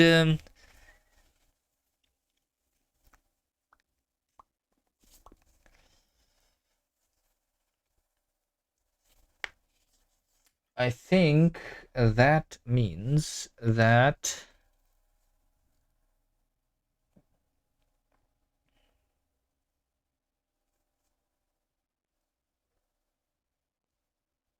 oh wait, maybe the span of this AST should just be the the call site. So that's when I report, because like I'm just reporting the errors in the span positions. I still want to remember the fact that it came from this place though.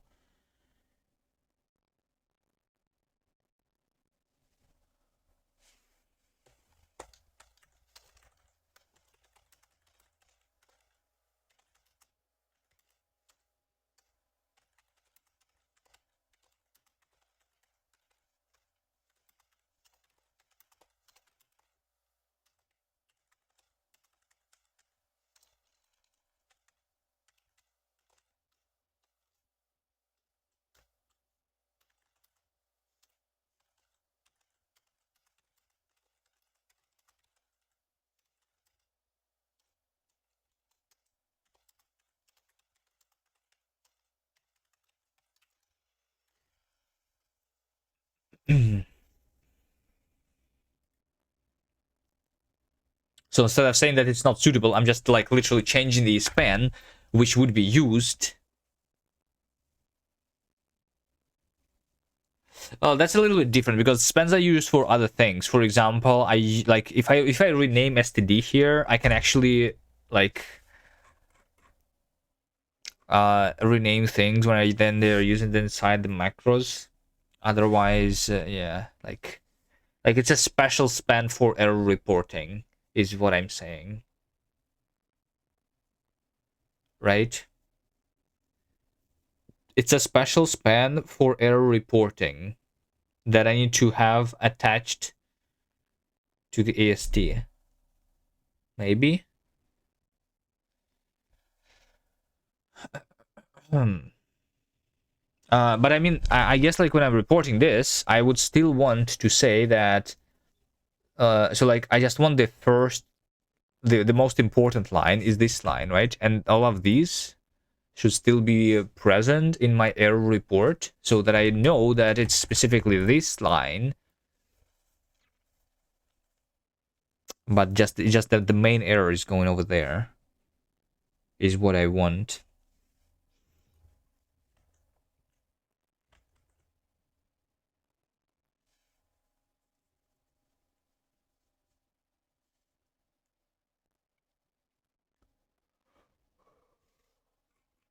So one thing that I'm doing here is I'm literally oh,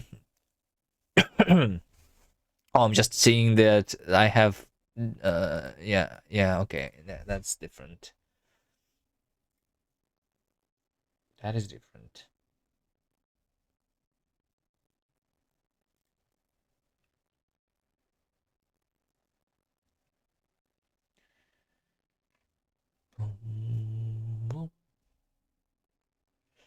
But I should like handle the exception, which is the well, it's not exception, but yeah, I should handle the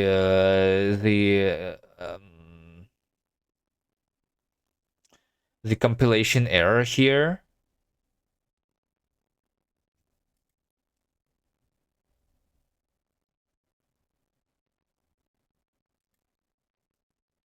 So where am I throwing the errors, right?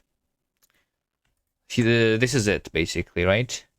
So when we're doing the error, this is done through the effect system because we want to continue on errors.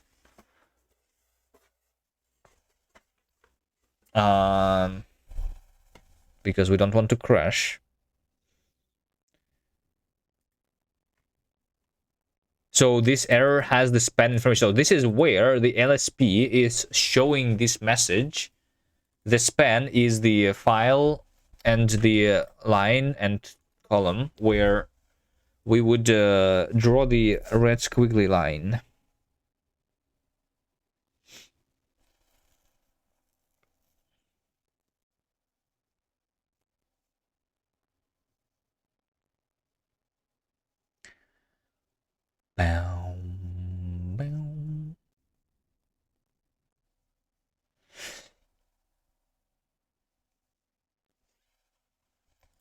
Let's see where this error is being called, right? So we have like all of these ASTs, yeah, all of these spans that I'm using.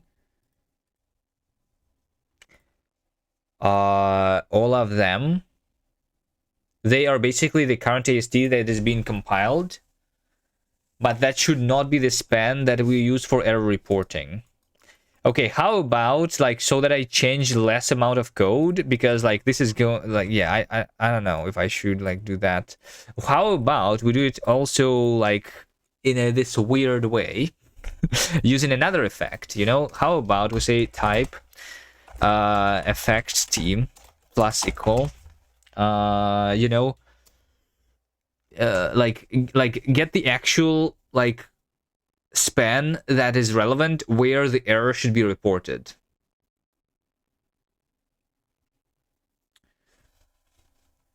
Instead of passing it explicitly here. And then we would set it to the thing. I don't know if that's a good idea. It should be done explicitly instead.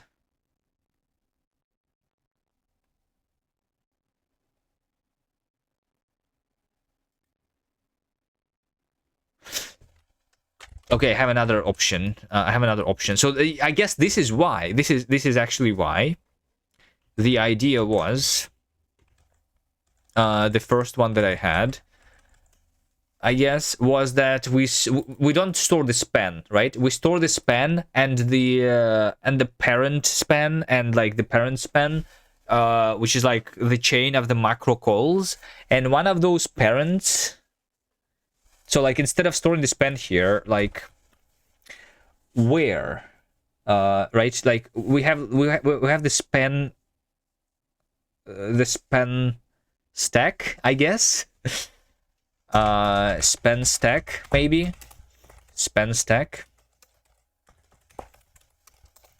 And span stack is a type which has like the current span and also the parent span, which is a span stack option, right? But also, but one of these is the one that is actually usable for the right. So this is the stack of macro expansions, basically, of macro calls, right? And we just say that suitable for error reporting is this specific thing in this span stack.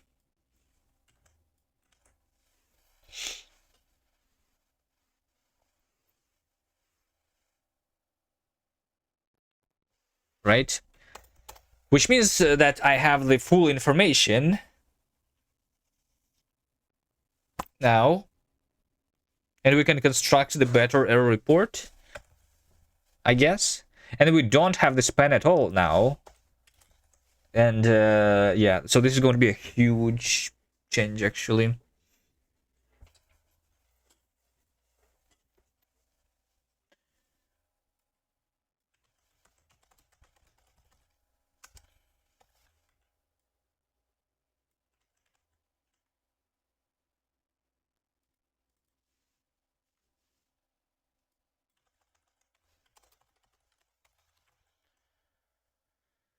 Boom, boom, boom, boom, boom, boom, boom, boom, boom, boom, boom, boom.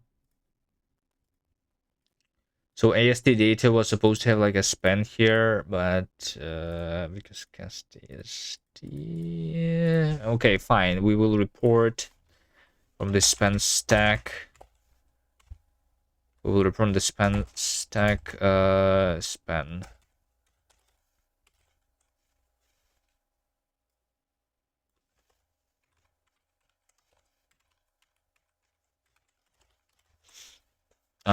Which is like the final span here, because this one is used. I'm not even sure what this one is used for.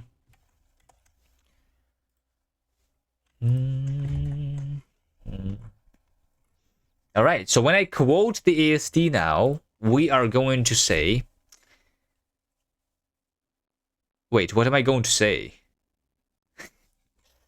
Well, I know where I'm quoting the AST, right? I know where I'm quoting the AST. But that's not the thing that...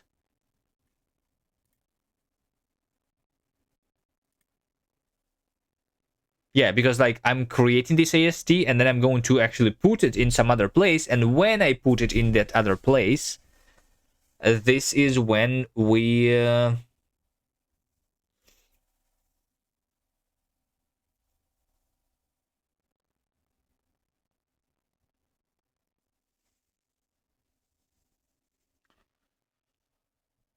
this is...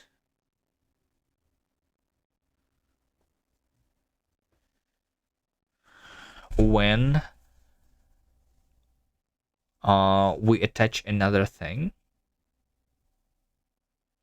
right? Because I first quote the AST and then I put that AST into like, and I'm like compiling it as part, like I inject this into some other AST before compiling.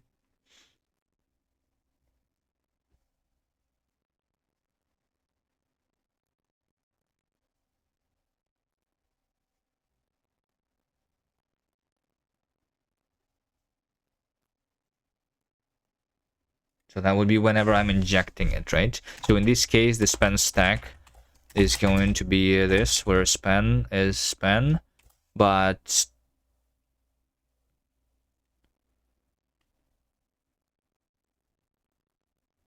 wait, what was here previously? Span is span.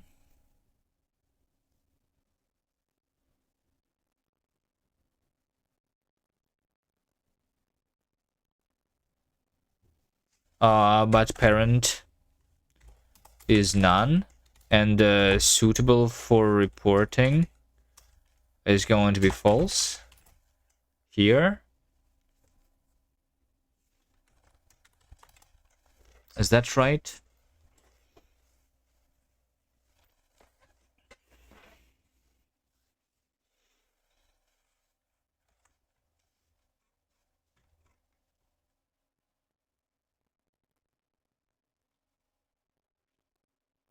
This question is there's no field span. Okay.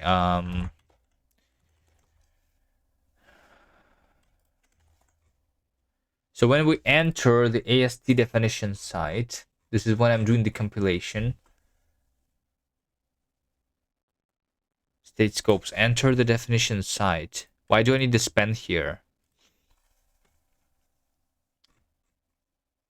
The span is only used for logging.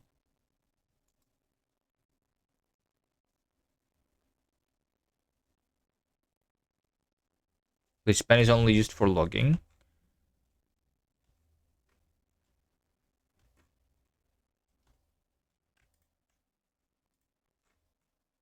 Yeah. So let's say span stack span. Here, that's okay. When I initialize the AST,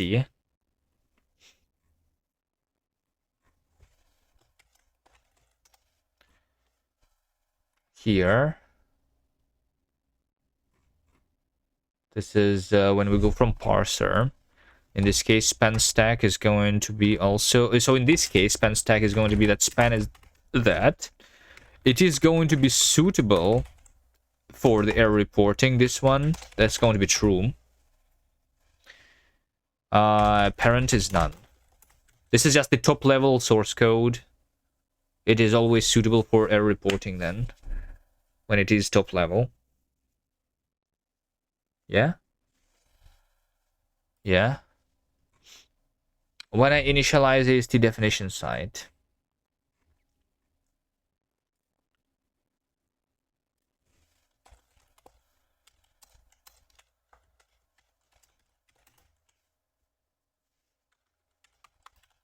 do I just keep this one?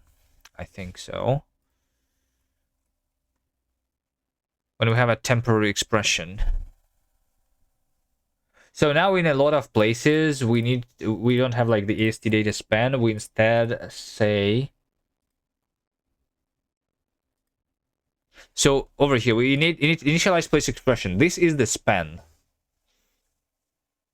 And if there is an error of the inference, for example, here, then this is the span where we throw the error, where we show the error.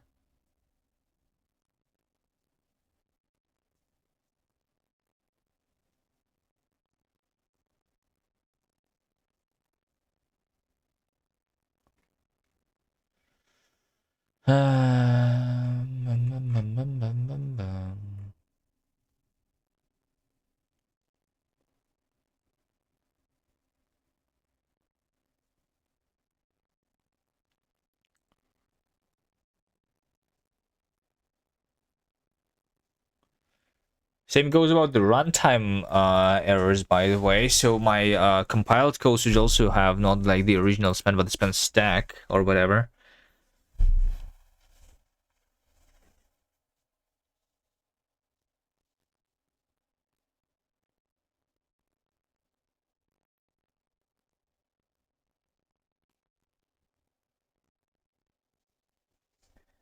What are some other options than having the span stack stored everywhere?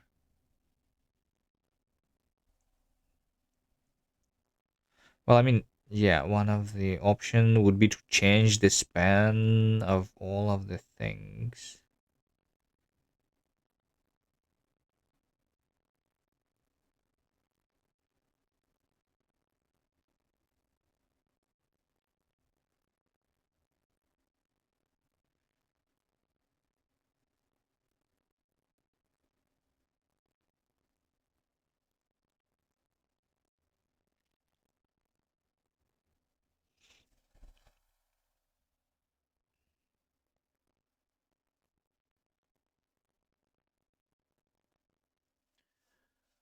This is difficult. I don't think we're getting to the derived macros today. um,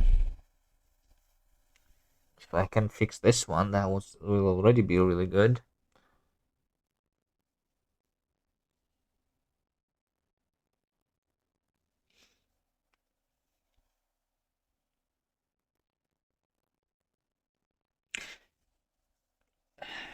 Maybe I should think about it more. Maybe I should think about it more. Maybe I should think about it more.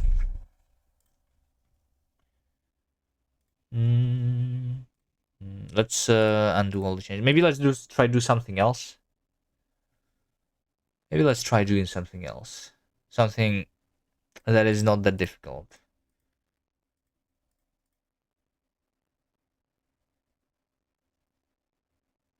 Is this Sway Compositor? No, I'm using Hyperland. Sway doesn't have animations. I like animations.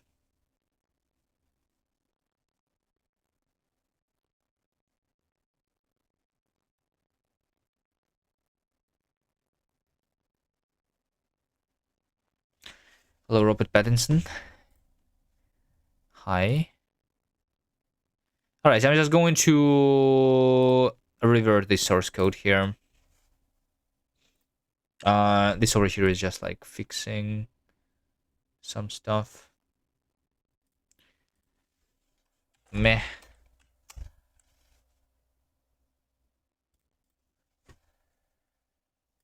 Alright, what do we do then? What do we do then? Should I work on something else? That is not related to metaprogramming. Well, I mean, we can do some error reporting with Laugh2D or Rayleigh with C. I want to get your ideas about making a game like Slay the Spire. I think I would personally prefer Rayleigh with C than Laugh2D because Laugh2D is Lua and Lua is dynamically typed, and dynamically typed is worse than aesthetically typed, even though it is C and not some other language, which would have a better thing. But yeah, I don't know. You say Slay the Spire. Slay the Spire is like, it means that you're like, you're not trying to make an example game, right? For an example game, if you're just playing around and Laugh2D and like stuff is fine, I guess. But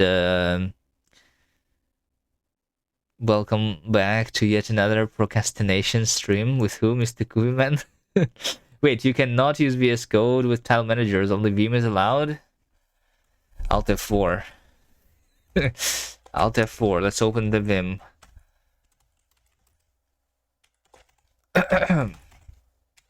All right.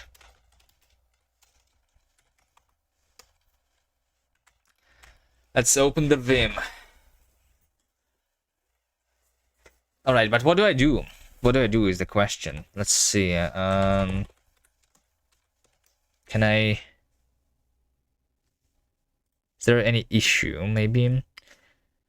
Or, I mean, maybe we do work on metaprogramming is what I was going to say, right? Like, maybe we can do, like, the derived macros, just, like, or something still. Let's just have a better way to generate code, right? So once again, the problem that I'm trying to solve is that we want to create the source code, right? We want to create the source code. Yes. I think actually that one of the simplest thing that I could do. So right now I can only do a macro which is based on AST, right? Which is based on AST.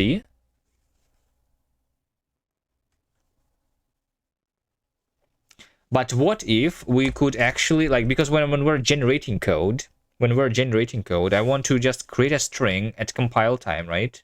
So we want to do something at compile time, like you know, let's string s is you know, hello world, and then we want to convert this string into code, not AST. This is like not very good, probably. But that is a power that would give us the option to do everything, right? Because one of the things with the current system, so we would basically want to, I don't know, like parse. So we parse s. This would give me the AST, right? So we can invoke the parser at compile time, for example, maybe. T2, hello, thanks for the raid. For some reason, my Twitch alerts are not working today. How are you guys doing? How's Linux? Is it getting better? I have this bug. I don't know, maybe you guys, because you all know everything about Linux, can tell me. Maybe can I show this easily? Yeah, I can. Maybe. Wait, can I?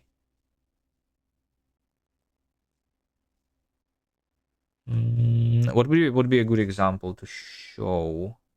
Like, I have a problem right now, but I don't know which thing is causing the problem. Is it the Hyperland or Wayland or like something else? My cursor is not changing into the proper cursor sometimes. Is the issue. I would probably guess that it's Hyperland fault, but I don't know.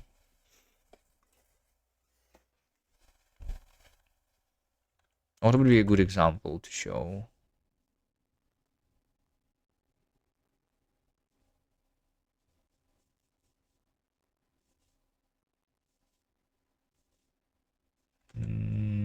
Maybe if I actually open VS Code, maybe like it has something. No, it is not VS Code related. There's probably an issue with Hyperland's implementation of the Wayland protocol. Yeah. Or the application is using X Wayland in the back end instead of pure Wayland. That's another. Yeah, I think that might actually be the thing, like the X Wayland thing, because I see it all the time when I'm working. So I just opened the Neo Vim a second ago, but if I use the VS Code, then I will I guess be able to show you the problem easily. So over here we have some code, right? I move the cursor between the monitors like randomly sometimes, right? And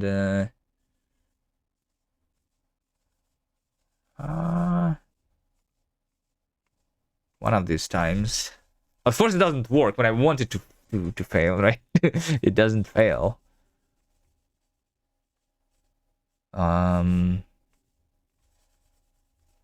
Oh, there we go. Oh wait, no, it doesn't. Never mind. I don't know. It doesn't work to break anymore. Classic. All right.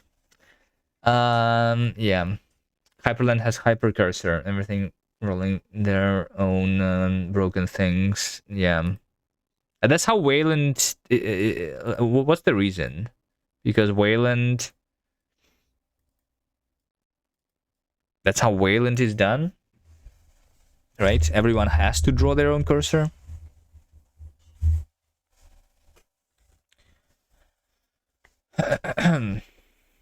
That's usually how it works. It breaks until you want to show people. Yeah. All right. Anyway, guys, I'm working on a programming language, and I was So I have a macro system in the language, right? And I was trying to figure out how to fix the error reporting. I was just giving up and trying to move to a different thing, but maybe like if anyone has the solution, I can explain it once again. So here is the issue. Here's the example code in my programming language, right? We say x plus equal 1 here, right? But this 1 is an integer and x is a string, which is obviously should be an error, right? But I have the LSP and it's not reporting the error here because it is reporting the error in a different file. Why is it reporting it in a different file? Well, that's because the syntax a plus b is actually syntax sugar. That's not the built-in syntax into the language. That is syntax sugar, which is actually just a macro. It is not like OCaml ppx, no. But I mean, I guess it is, but it's working at like in the same thing. It's not a separate compilation step, right?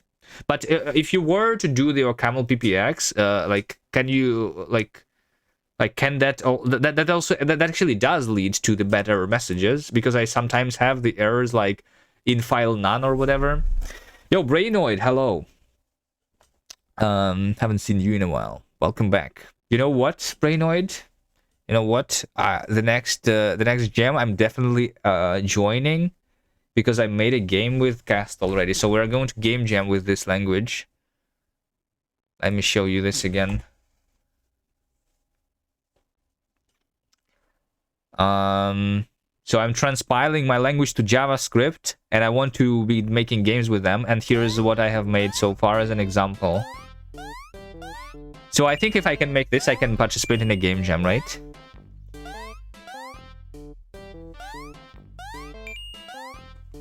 Yeah.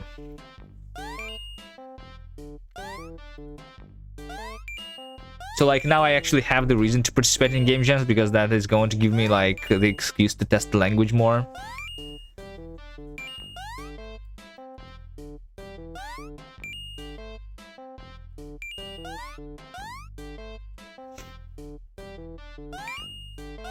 All right. Or make that functional language like Lisp or Haskell? I wouldn't call it functional, but there are a lot of things from the functional languages. But so since I was talking about the macro system, that is very similar to Lisp, I guess. So, but Lisps are usually dynamically typed. So like, the problem that I'm having is where the error reporting is happening, right? So it's still early to work on a game engine with it though, right? Well, I mean, it's just like, it's just more work than I would with, well, if it's like more involved, like right now I'm working on metaprogramming stuff so that I can generate the bindings to like the APIs automatically instead of writing them by hand, for example. But I think it's like, it's okay. The engine is not going to be very high level anyway, so yeah.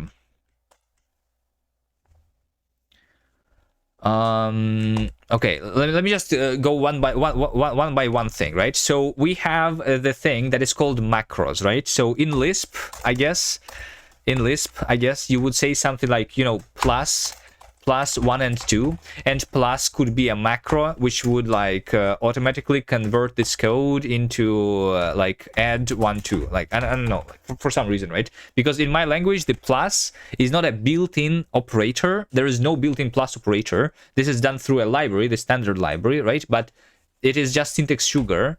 The a plus b is syntax sugar for std, op, add a and b, right? That's just the syntax sugar. That's how it works. Similarly to that, over here, I'm using the x plus equal 1, right? This is syntax sugar for x is equal to x plus 1. which is in turn the syntax sugar for x is equal to std op add x and 1, right? So if I use this directly without these two lines, then as you can see, now the error is being reported here directly, right? It says that string is not an integer because I cannot add string and an integer. That would be a weird thing to do, right? So we want the same error to be reported directly in this line, right? Instead of in the macro definition, right? Which is in this other file over here. This is how I currently define it, right? So this is the syntax a plus b. This is backed by a macro. This quote operator is like similarly to Lisp is constructing the new code basically, right? And the $sign is unquoting the thing. So we are doing the AST interpolation here. But because I do it this way, the error reporting remembers this place instead of like the other place, right? So so that's the problem, right? At the same time, I cannot just say that it is like the top level macro invocation because I still want the error to be here, right? But if I do the top level macro invocation, then it would be, I guess, this over here, because the for loop is also a syntax sugar or something else. So yeah, I'm not strong with functional programming, but with strongly typed languages, your compiler or runtime would need to bubble the error on exception back to the main file. How do I know which file is main? It depends what we are currently processing. Yeah, that's difficult. That's difficult.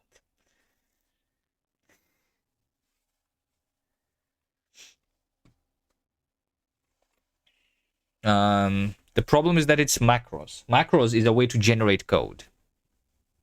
So it's not an exception that happens at runtime. It's an error that happens at compile time, right? So at compile time, which file is main? There is no such thing as the main file. And the problem is not about the files, because the macro could be described in the same file too. I could have I have the ability to implement custom syntax, so I can say something like this: syntax hello chat. So we define syntax like this. We give it the priority, and then we give like there's also some inline information for the formatter. But we basically say, I don't know, hello chat. Hello chat. Hello. Let's just say hello, and then like, I don't know. And we say like something, you know. So this basically means that if we see a keyword hello followed by something, then this is how we parse it. This could be whatever else. So now I can actually use hello chat, right? And this is automatically now detected as a keyword, you know. And then I can implement syntax hello something as whatever, right? So I can expand this code into some other code. For example, I can say 2 + 2, and I can say, I don't know, I can say eval or whatever. I don't know, let's say 2 + 2 here, and then I would like eval hello chat. So this eval is doing the evaluation at compile time, so I can, if I infer the type here, I guess. So it means that hello chat is equal to 4, right? But if I say that it is 2 plus, for example, something, and this something is the argument, so this over here is being parsed as our child node, and this can be passed as the like argument to the macro in the form of the AST, so that I can interpolate it here.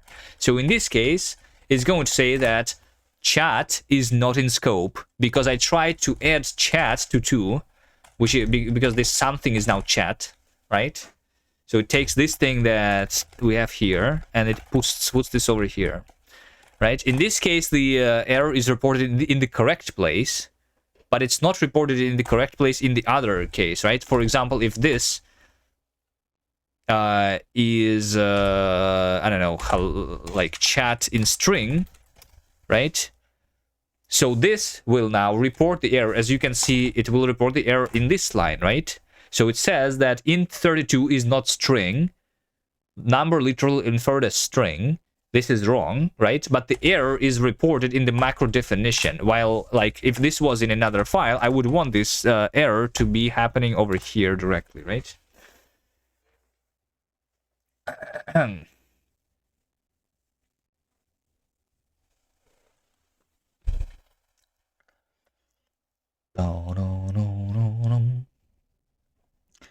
So, like, with rolling your own compiler, you have a few steps. Your macro handler would usually be invoked during the symbol table lookup.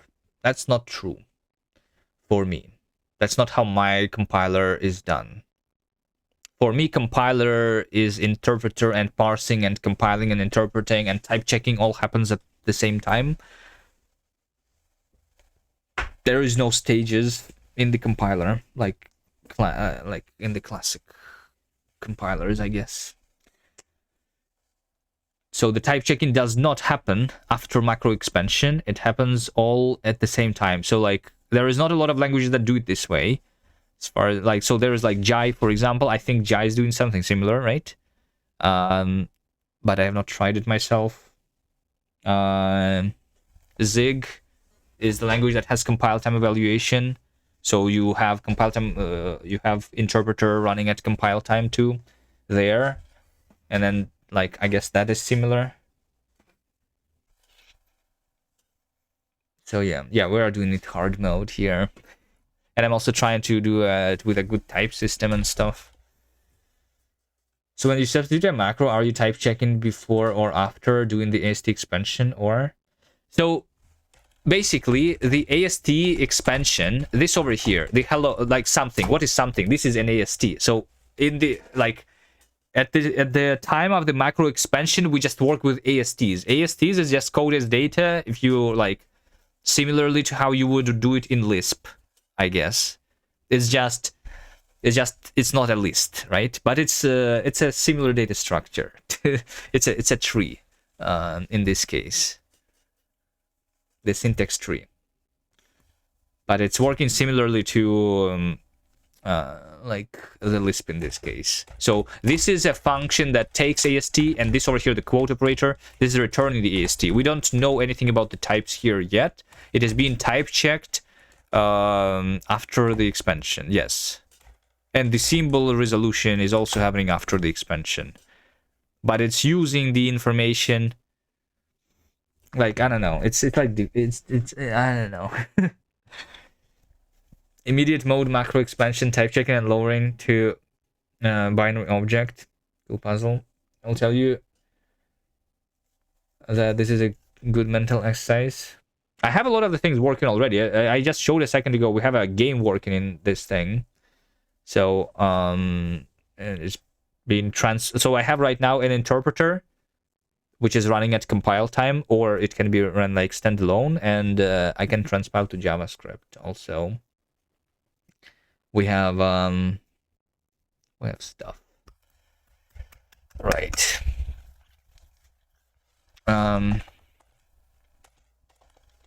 Okay, yeah. I don't know, like,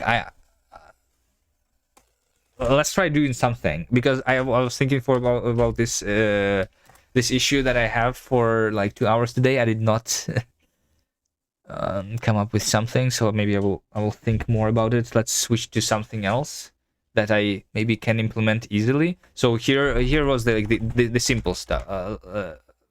Here's what I was going to do. Just compile a string as code instead of giving it the AST.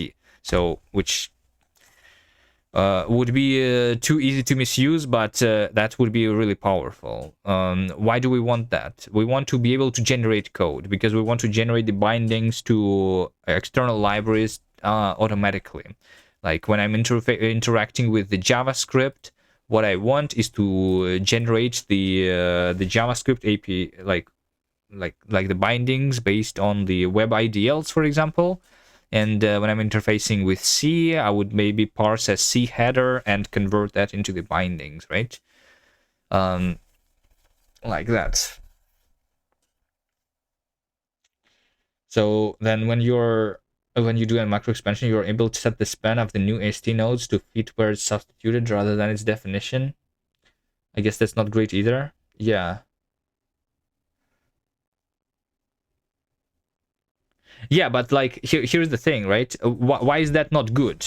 Once again, because the for loop here is also a macro, right? So this is the for loop is also syntax sugar, which is backed by a macro. So I don't want my type error to be on top of the entire for loop, right? I want the type error to be only over the x plus equal 1, because this is the one that matters, right? So we have like nested macro invocations here.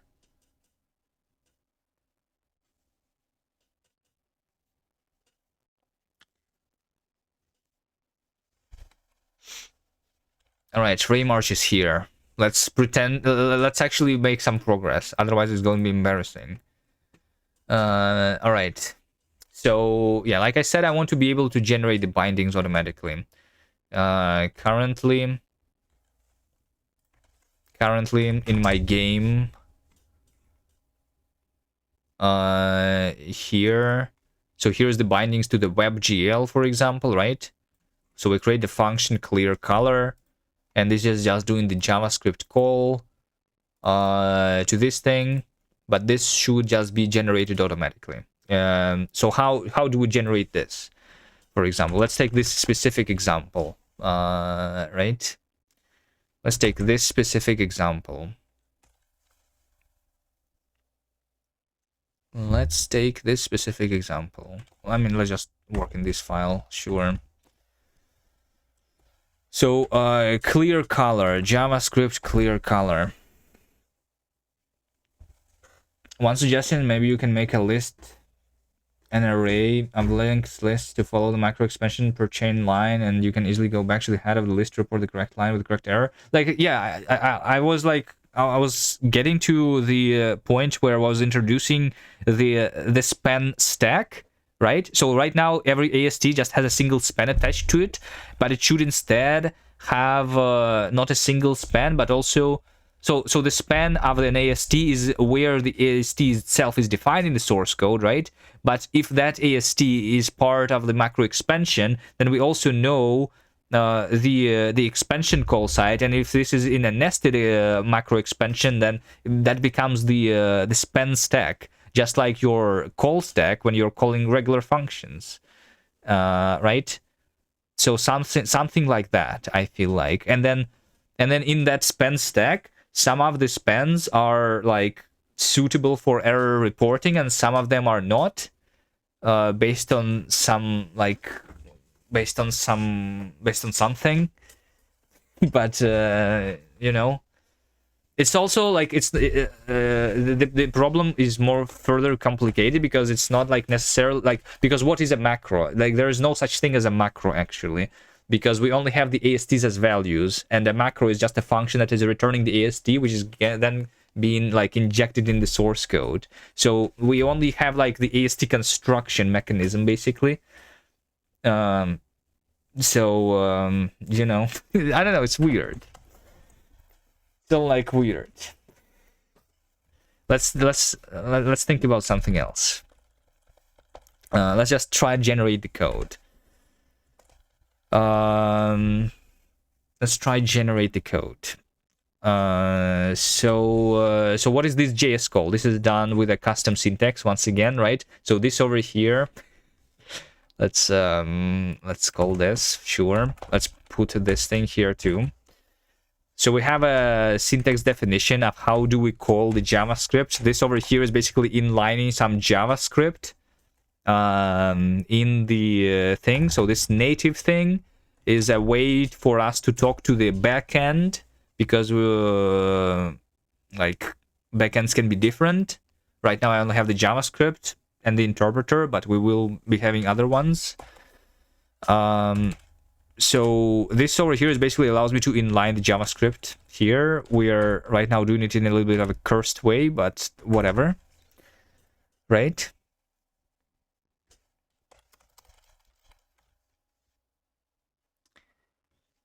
Bum, bum, bum, bum, bum.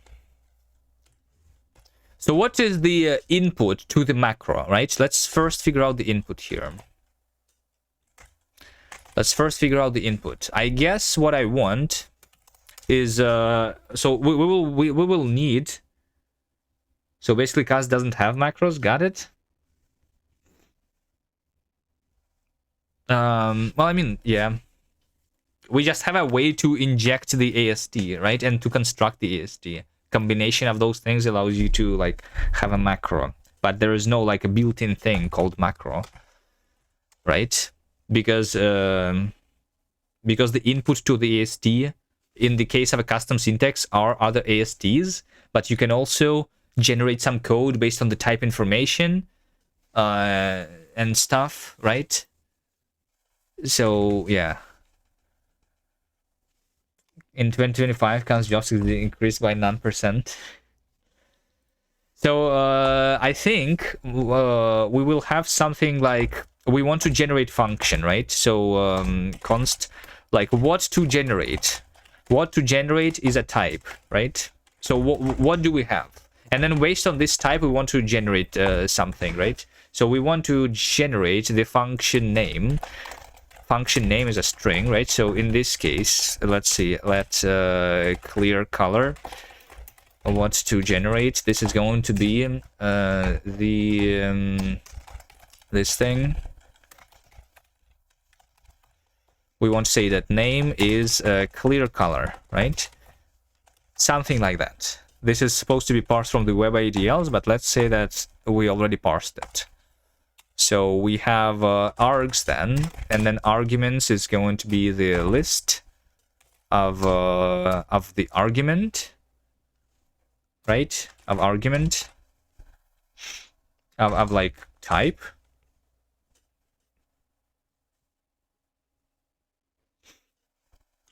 Is that what I want? Literally just a list of types? I think actually that's what we want. So like for the clear color, the arguments, do we want to also have the names of the arguments here? Do the like specifications give us the names? I just say that it's just the list for now. I don't have the literals, like lists are cursed currently too. So let's just say that we just say list create, and then we like push back the GL clamps, right? So we want to push this 4 times because these are our four arguments.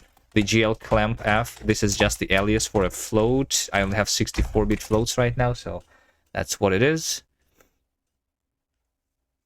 The current context. I guess we don't really like worry about that right now. I mean, what I want, yeah, let's just have it as a freestanding function, for example. If I can just do this, that would already be pretty good.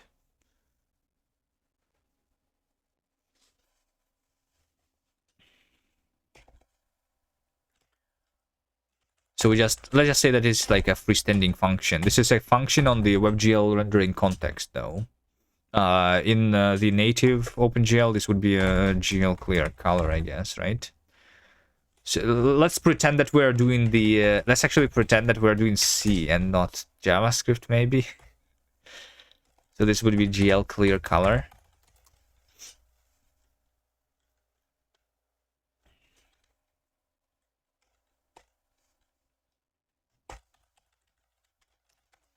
So this is the function that like we call with these 4 arguments, right? So we have the data in this form, and we want to be able to generate, right? So generate. We want to be able to write a function generate. which takes the what to generate, and this should return the AST, right? So we should construct something here. That's the goal. That's the goal. So how do we implement that? That's the question.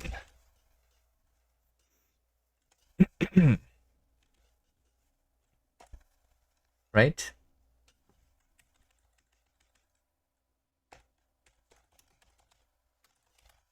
This is not in the prelude. So we want to...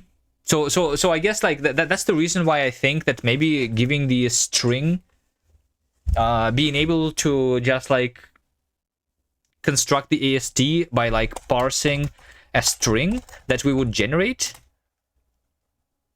you know, parse code. So we could have like a built-in parse. It's not even a, I mean, I guess, yeah, a built-in parse, sure. That would convert strings into the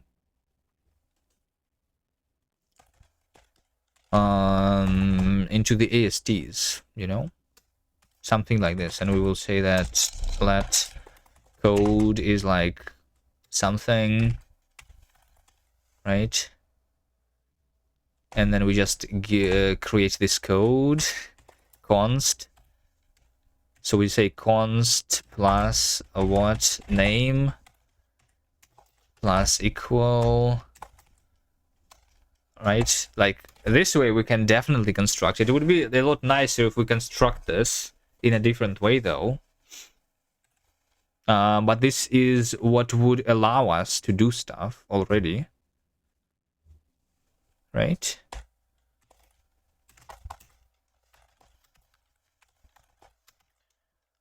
So then we'd like iterate for an arg in iterate args.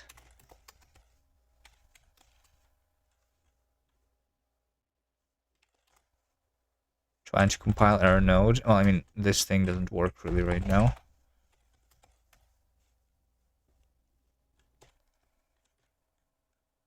I mean, let's just have syntax parse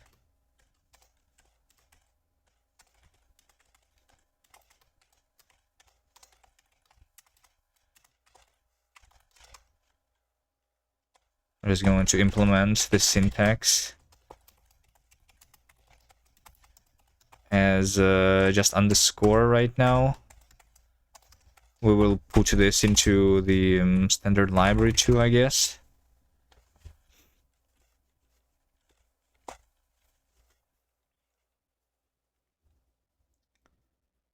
I mean, this should just be something like, you know, something like eval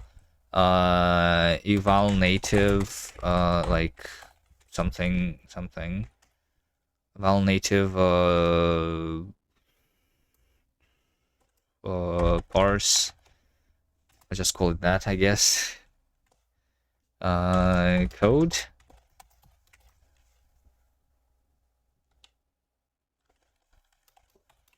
Like this.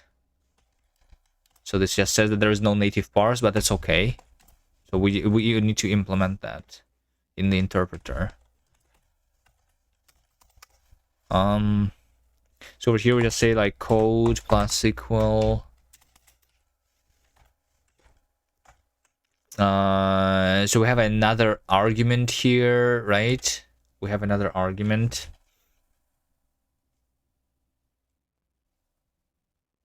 Actually, like one of the easy ways that we can do right now,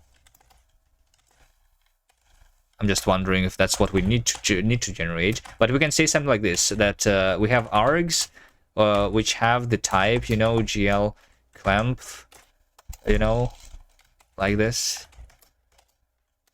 Instead of, if I don't need the names to the arguments, then I can just do this. We have 4 clamps, and these are all of my arguments. And then we can just implement it like this, and we just pass the arguments to this function. I can do this currently.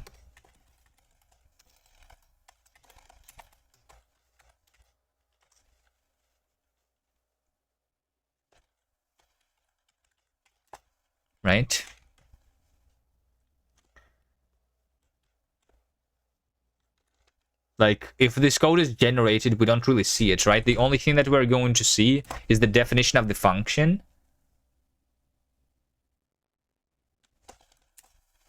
Which, in both of these cases, the type is the same.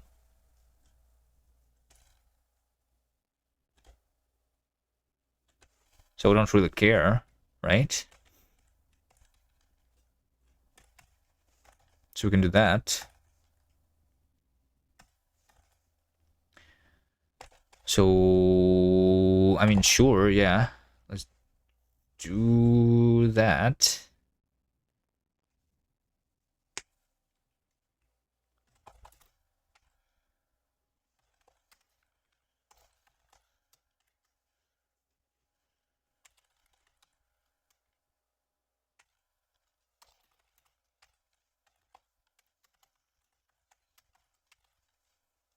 So we have const name is over here. We specify the args and the type of the args here. So over here we need to we are iterating over the list. We have the type. So now we need to have the ability to convert the type into the AST. How do we refer to the type when I'm generating the code? If this is the actual type, right? If this is an actual type, because that's what I want to give to as the input to my macro, right?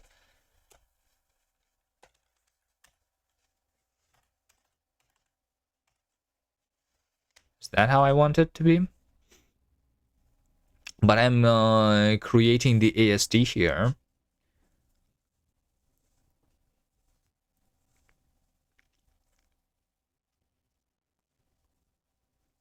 Which means that the AST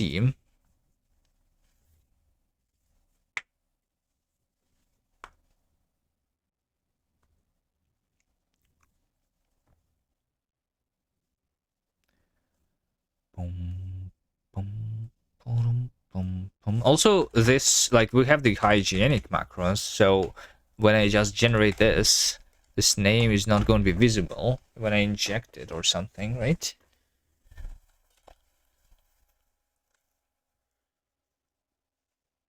Let's try to like just have something working, right? So let's just say code plus equal for now.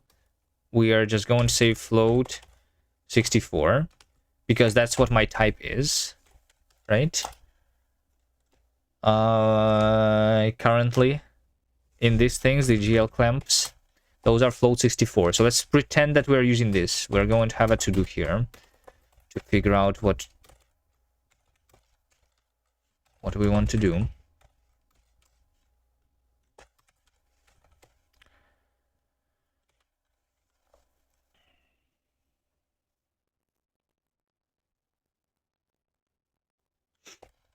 This is going to be the tuple thing, which we're going to close in the end. Close this. And then say that we return. Yeah, so this should be like args, and then it should like returns type, right? That's what we want.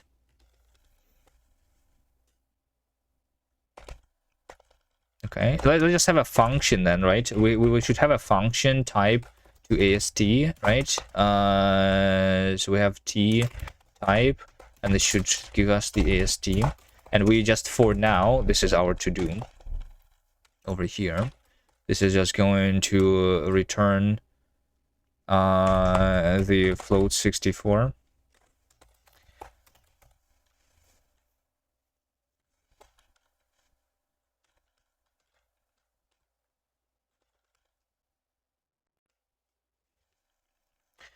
Well, and this over here, I'm constructing a string, so now I need to like convert the AST into a string.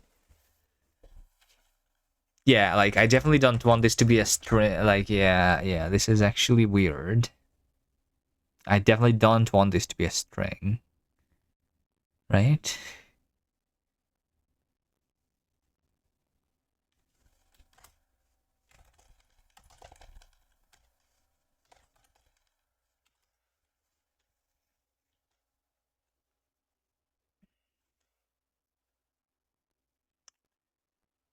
bum, bum, bum, bum.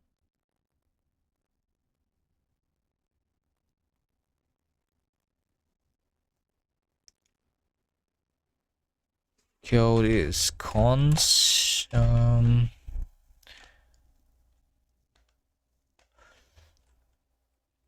Okay, so I mean, we will want to generate the AST, but to AST string, for now we are just going to generate the string, right? Which is going to be float 64 because that's what we're doing right now. But this is supposed to not be here at all, right? So let's just say, so this argument here, this argument has the type nothing. Because I didn't finish this. Okay, so this argument is a type, a reference to a type, because we're iterating over a list of types.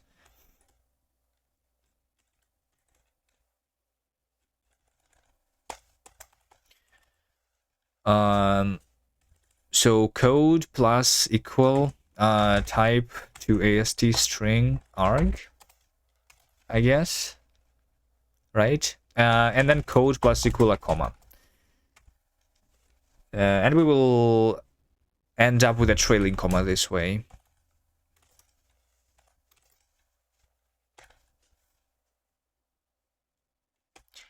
So over here we return, and then we say type to AST string what returns. That's the return type.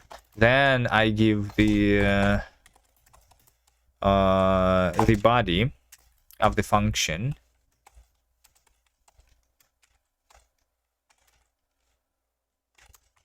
We will then close the body of the function. And that's all, I think. So this over here is the body of the function, and the body of the function is going to call this thing.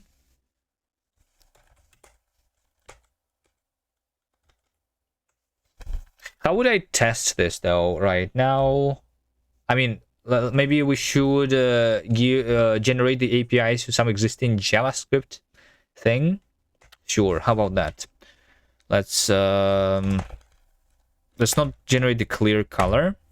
What is the thing in JavaScript that we could generate the binding to? Anything? Like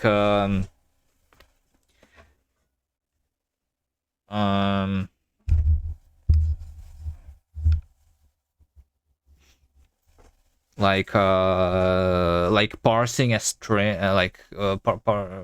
parse float or whatever, right? Sure, let's have parse float, right? So we want to say that parse float is taking a string and returns a float.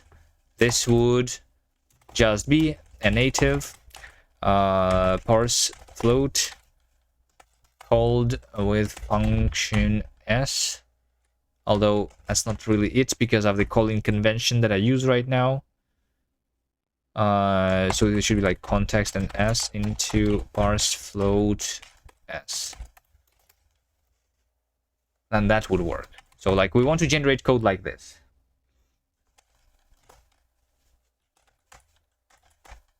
right? So what we want to generate is going to be not the GL clear color, it's going to be parse float, and the arguments is going to be a single argument, which is a string,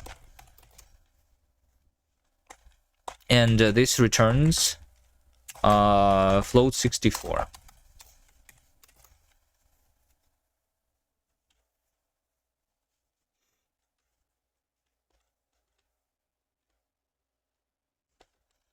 That's what we want.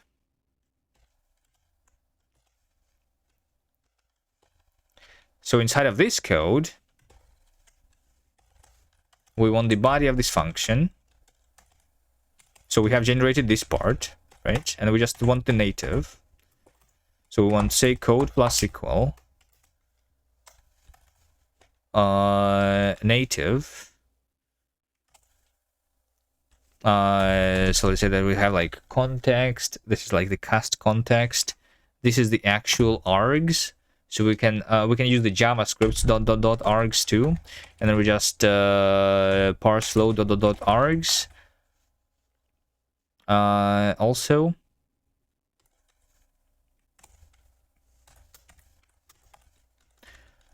right, but the parse float over here should instead be what name? I don't have string interpolation, so we just do it with pluses for now. And this is going to be like also the .args. Those are those args, right? Okay.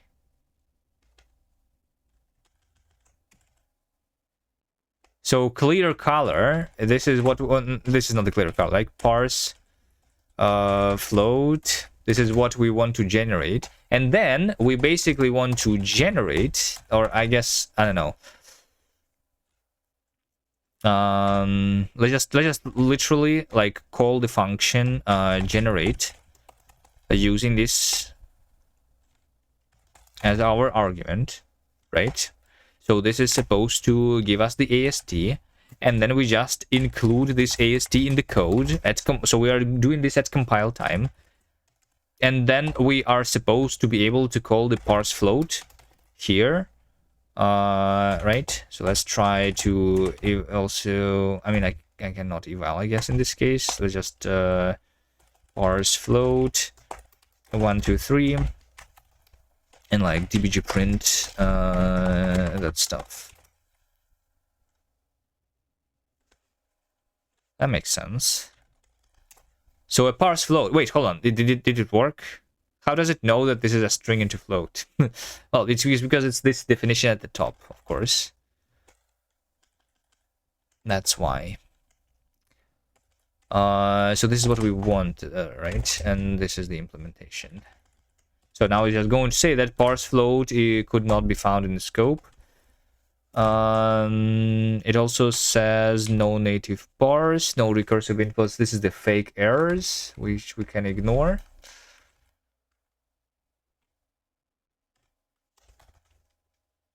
We just do lsp restart. So these are the only errors, no native parse, right? So we just need to implement the native parse. Let's implement this real quick. This should be really easy, I think, to implement that. And then this might actually work, with the exception of the macros being hygienic and stuff. Because unless when I parse code, I parse it as a non-hygienic macro or something. I don't know.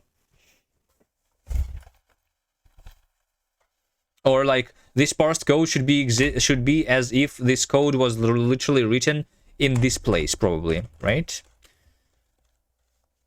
Famous last words for a programmer. All right. Well, let's see if I can do it or not. So we have the ability to create new natives in the interpreter, right? So natives, Kast interpreter natives. This is the thing.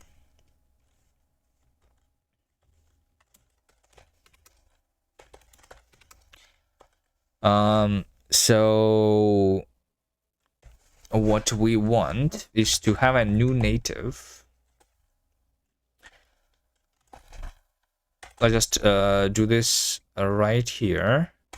So we are trying to implement a native function called parse. So we have a single argument. This thing is expected to be a string. That's right. Okay, so we have a string, and this string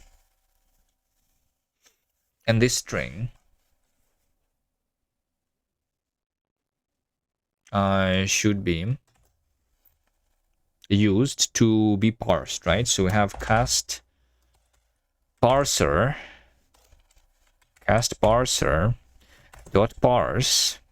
We need to parse the source. The source is what we are given as a string, right? We parse source and rule set. So this is going to be Kast default syntax. Right now, we just give it the default syntax. Wait, hold on. Do I give it the default syntax? I can give it like, since if I am running inside of the compiler, I can use the currently used syntax, including all of the extensions that I have. Let's start with this simple thing, though. So this is parsed. Let's just have a to do actually using current syntax, or we should like customize which syntax we use to parse this thing. Okay, but the source is going to be source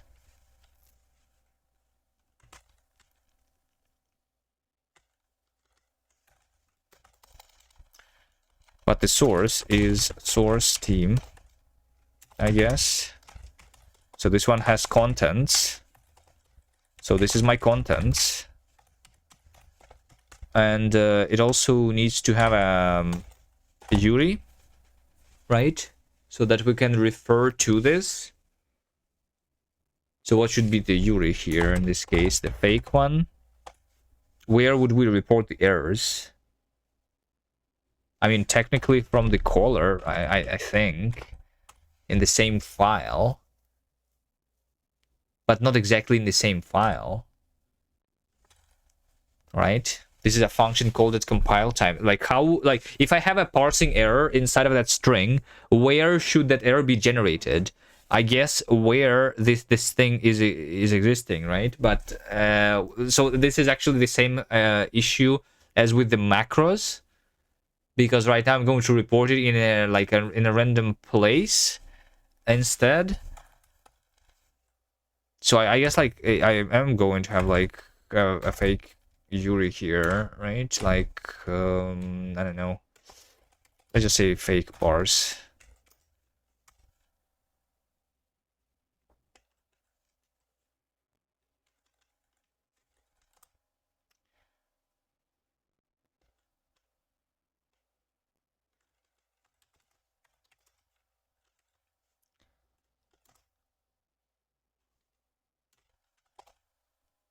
Oh, I have span fake. I don't have URI fakes. How does my span fake work again? We just say URI of string fake stuff. Can I have a fake URI?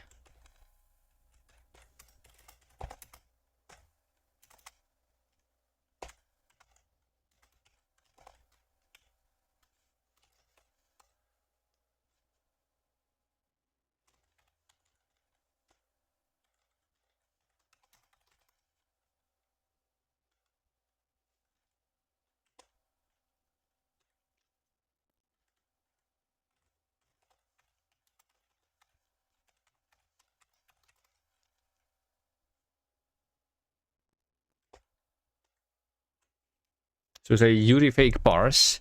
That's our source. So now we have parsed it already. It's not that difficult. We're supposed to return the AST here. So parsed is this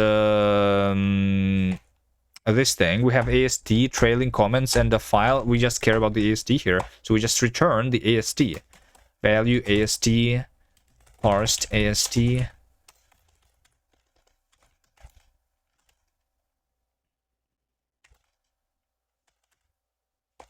I like having this here as explicitly discarded values.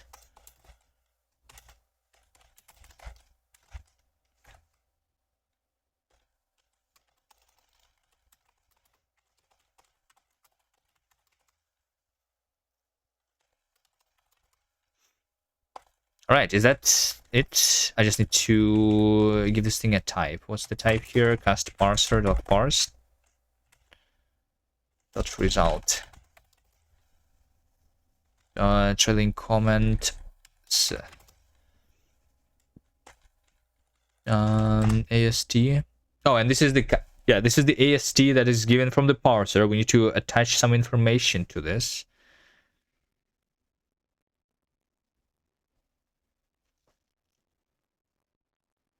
init AST.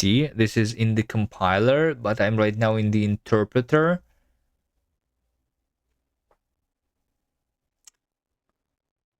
But I am right now in the interpreter, which means I need to move the initialization of the AST to another place. Well, I mean, it should not have lived here. This was temporary.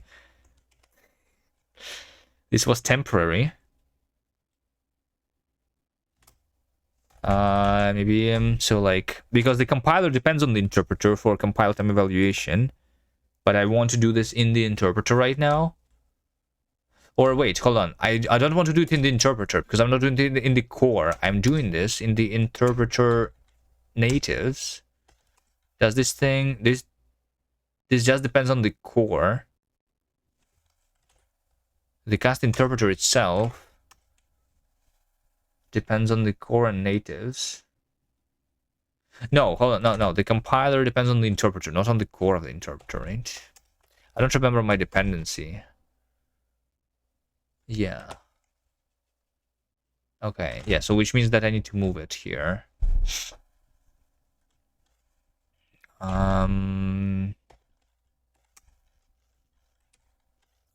So the initialization of the AST should be moved.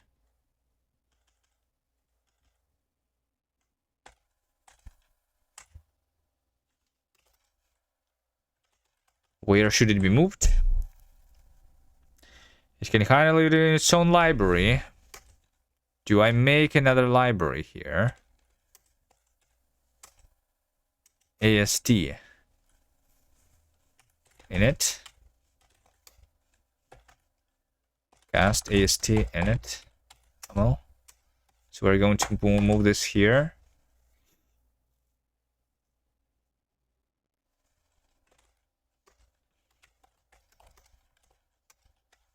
We have library Kast AST init. This is going to depend on Kast types, I'm assuming, maybe on something else. OpenSTD, Kast util, open Kast types.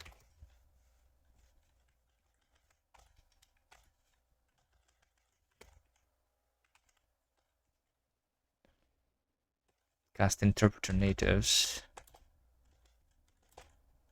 So this actually compiles, right? There's no errors here. There's actually no errors here. Okay, so we have an init-ast function and we have an init-ast def side delete function. Sure. Let's move on to the natives first. So the so this AST must be initialized. So we say, which means that I need to add that library as a dependency here. Kast AST init, right?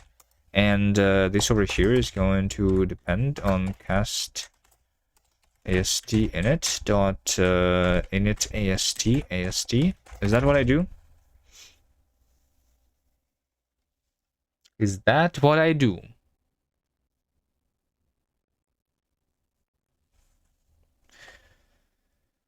Boom, boom, boom, boom, boom. Unbound value init AST. So this should be now. This should be now Kast init AST init dot init AST. And this is not compiler init AST, but Kast init Kast AST init dot init AST.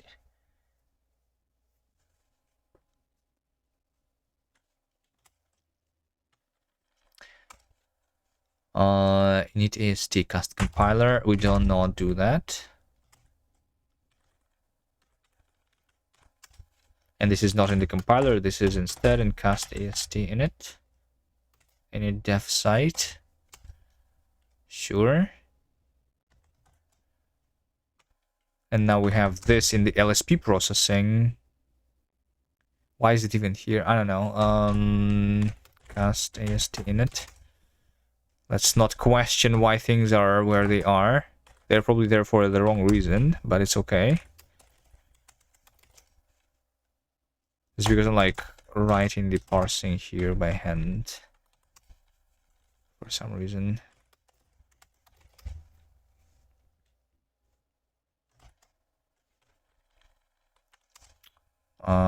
Interpreter CLab, Kast ST.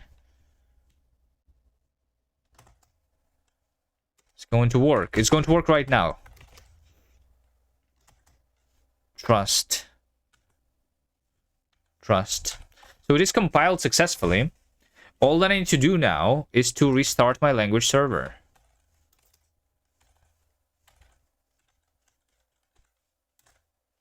To my test KS. So this is our code, right? So right now it says that no native parse, but if I do LSP restart,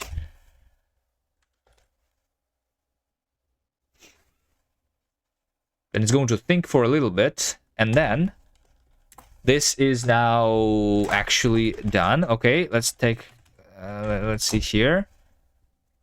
Parse float, it is actually could not find it in scope. Okay. It could not find it in scope.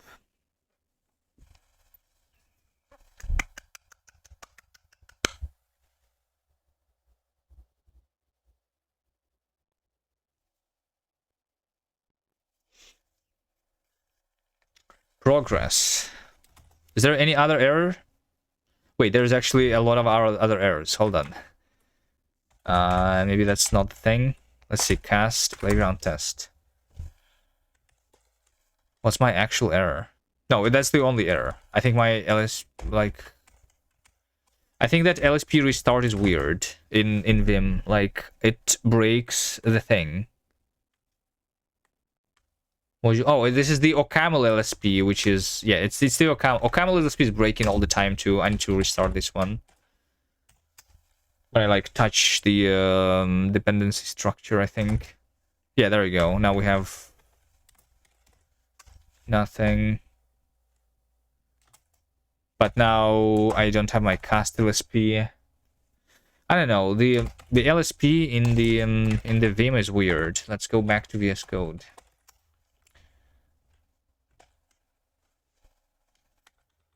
But I mean, it's probably because I misconfigured it. But you know.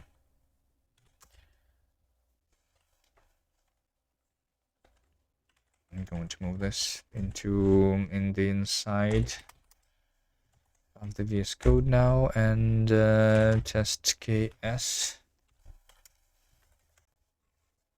All right, so let's see. So this is saying that parse float couldn't be found in the scope, right? Same error. But this was actually included properly, I'm assuming, right? I'm assuming. If I hover this says : underscore. Can I say that, I don't know. Can I say... Can I see this thing that was generated? I actually can. Because instead of including the AST, how about we do this? We do basically... I mean, let's just, you know, let's just debug print this. Let's just debug print it. That's all. I mean, this is not going to be found in scope, but let's just run this program, and we will be able to then see what is the AST that we generated. Right? It is an error. Of course, it's an error. So I have an error without the error being reported, which is weird. Because if I have an error, it means that, like, something. But I think I saw this in my native, Kast interpreter native. Like, I'm returning the error without reporting the error over here. It means that this is not a string, the argument that was given to the parse. Right? So can I say over here that error, color,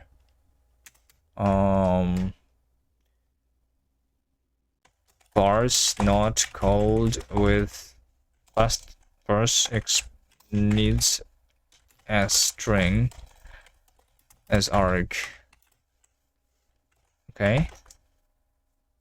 Is that the error that's happening? I guess it is. Right? It is. So what is it then?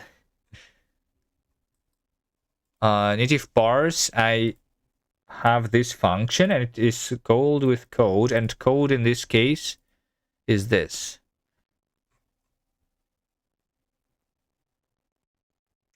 Oh wait, eval. Yes, I see. Because parsing the code, I'm trying to do this at compile time. Code in this case is a variable, which is a runtime variable, right? So at this point, this code is not a constant yet. Because it's this function that, like, I mean, the runtime and compile time is a weird thing to talk about when we have a interpreter running at compile time. I just need to remove this eval here. Because we literally just parse, right? At runtime. We parse the code at runtime. That's what we do here. But then we turn that runtime into the compile time by calling this function at compile time. That's what we do. But for now, we are actually doing it at runtime. To debug print. So there you go. This is the code that we generated, right? We have the const parse float is equal to like this. So this is actually parsed code that I have generated. I think it is fine. It looks fine here. So it works. We have the progress. And now we just include AST on this thing instead. Right? So now I include AST and I try to printing the parse float. And now it says that float64 is not string.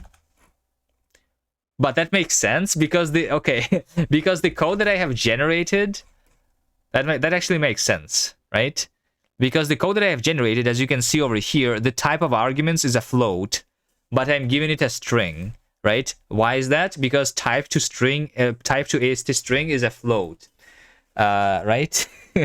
What we can do though is, since I want to generate the string here, this is a type, right? In this case we have a string and over here we have a float. So the way we can do this is, for now, in a weird way, we can say like this: if t is equal to string, then we will return string. Otherwise, if t is float, then we will return float. Else, panic.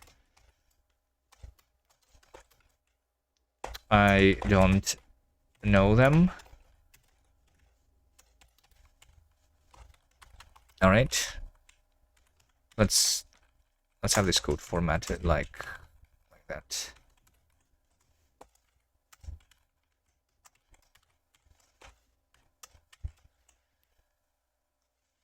Okay. So we can generate different string based on the type. Right? Like this. And then this is a function that string returns float. Okay, so what's the issue now? Now the issue is that there is no native this thing, right? But that's because I'm trying to interface with JavaScript here. So if we do the cast run, but we are doing it with target JavaScript instead of running this through the interpreter, then it's still not going to work because I cannot transpile. I cannot transpile float64 value shape float64 identifier. Why not? Why not? There is some to do in the transpiler line 441. Oh, ASD.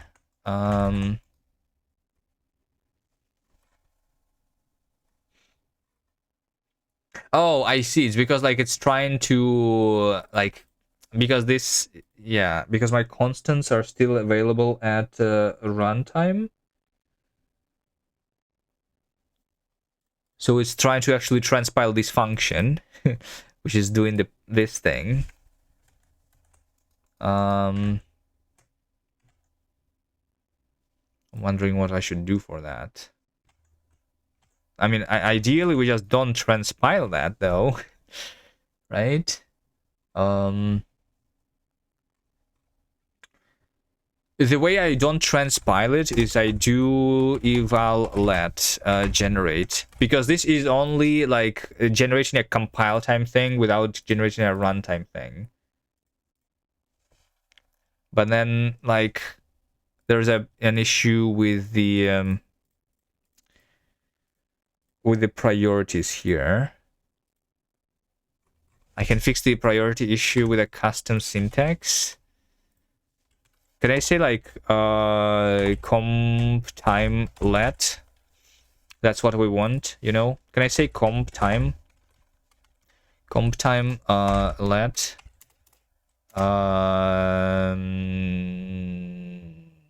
pattern be equal to value, and then we like say that comp time let pattern be value is going to be like, you know, eval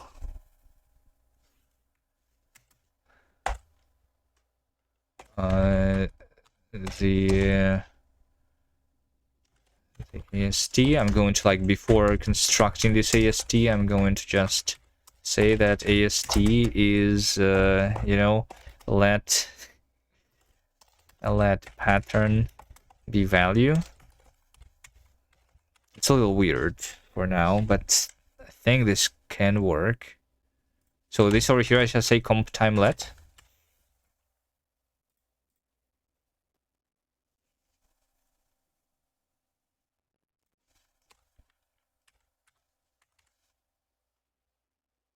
Comp time must be expr.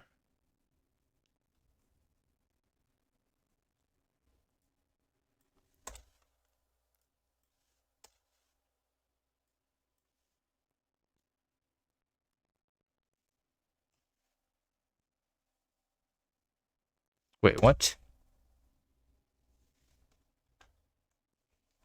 Comp time must be expr. Oh, because this is eval. This is not an because it's not used in expression position.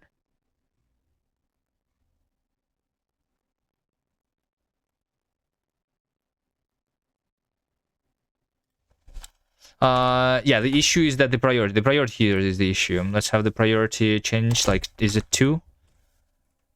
Yeah, maybe.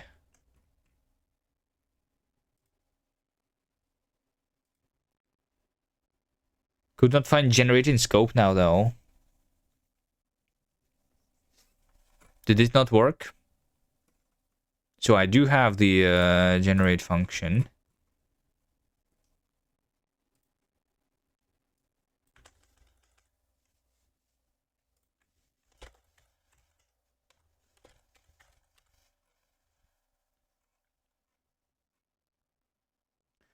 Because that's not the thing that is supposed to, like, include AST is running at compile time anyway.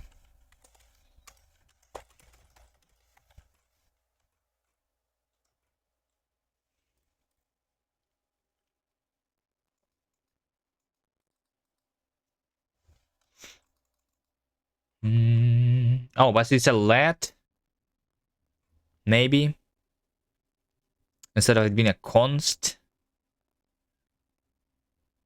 So can I say the const pattern is value? But this one is like at compile time. Does that change anything? No. This is weird a little bit. So okay, let's forget this idea about the comp time let's ignore it. Just do const generate. I don't want to be solving two issues at once. So the problem is that I cannot transpile here.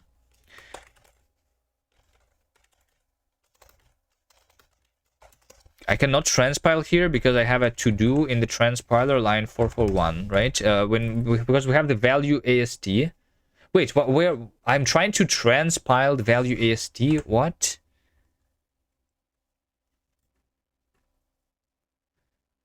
Where am I? When am I doing that? Hold on a second. While transpiling this, float 64.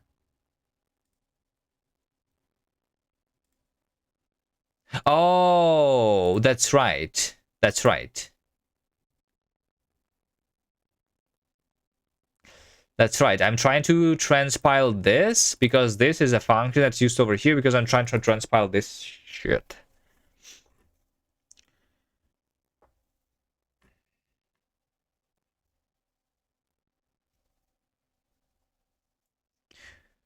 Boom, boom.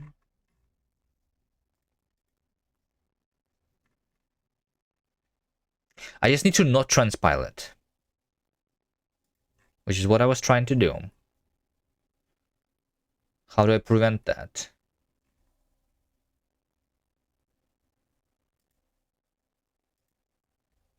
If I change the const, okay, if I can, I don't need to do this if I am not in a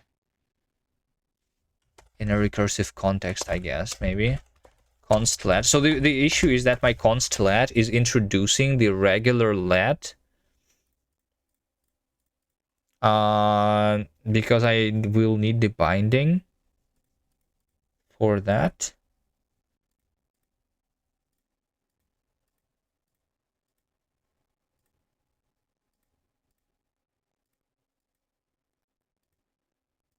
Pattern bindings.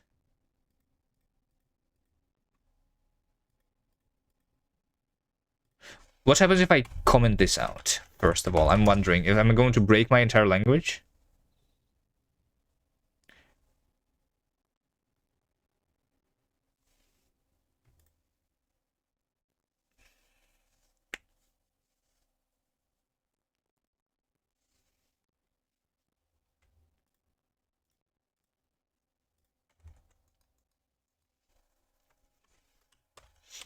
I guess. Let expression. Okay.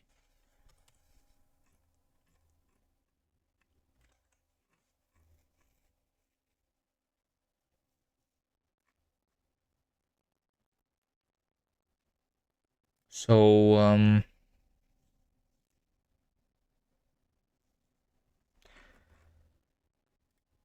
the let expression. I don't want to do this if my current context is not recursive, right? So yeah, there we go. I think what I want to do, if C is state scopes,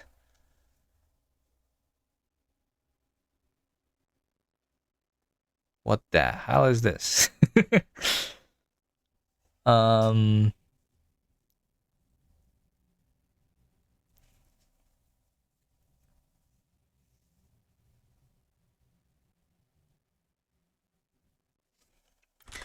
Call site recursive. And then we do this. Otherwise, I'm just going to instead create a new. I'm trying to give the expression. Right? So what we do is do the expression constant unit.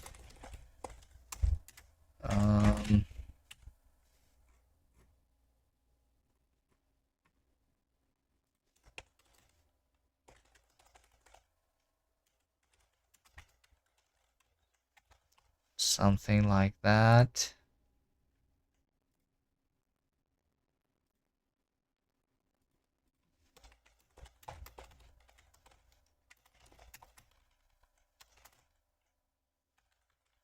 See if this is going to break the language. If this breaks the language, then I don't know how to hack. Exception, unsupported URI fake. Unsupported URI fake.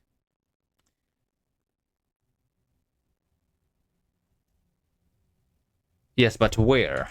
Now I don't have any. Maybe I need to have my stack trace back. It's when I'm reading the source.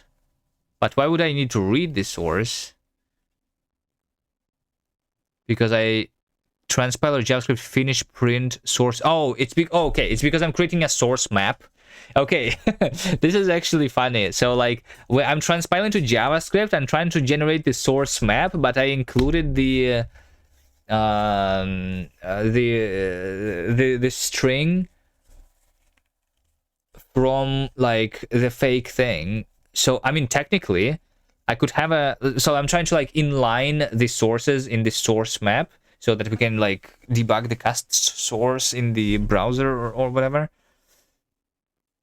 So but this is trying to basically read the file because it was assuming that all of the things are files, but they're actually not, because I don't want to source read source, right?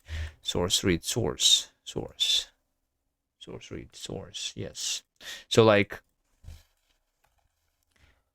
can I just say list filter function source URI scheme source as file, right? I only want the files basically there. Okay, look at this, 1 2 3. We were launching Node, so like this is transpiling to JavaScript and running through Node, and we get 1 2 3 in our console because that is the result of parsing the float 1 2 3. I think this works. Easy, I told you. That's like the easy way. This is the wrong way to generate the code, though. I don't like it. To construct the code as a string and then compile it. But that's like the easy way, I guess. We will want to add other things.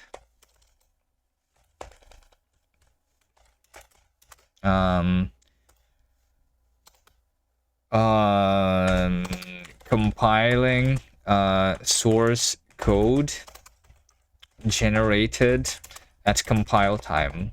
That's what we have just done.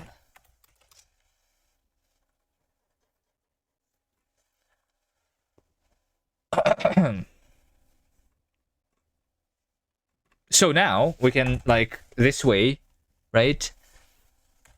Now this way we have this type what to generate, right? And this is going to create me the bindings. Now what to generate? When I'm constructing the bindings, I'm supposed to like parse the specification and like construct this thing based on the specification, and then generate a bunch of things.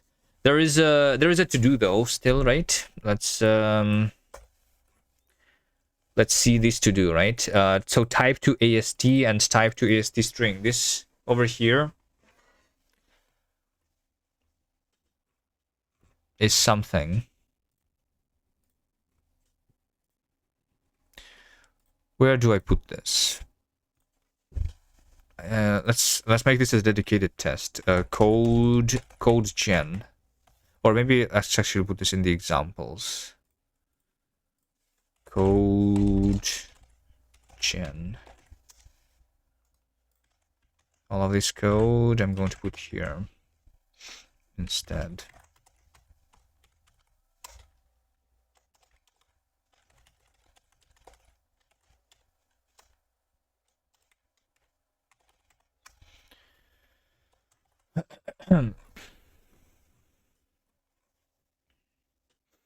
So type to AST string. We have a type. Like, how is this supposed to work? First of all, we should not be doing strings. That's the first part. We should not do strings. But if we generate code in the form of AST, then how do I refer to this type still, right? That's the question. Well, the thing is that the way the macros are working is that when I say over here float 64, even though I'm generating the code here, I'm still remembering the scope where this AST was constructed, so I can refer to the symbols in the scope of the macro definition. And because of that, since this type is T, since this T is available to me over here, I should just be able to do T? Is that it? Really?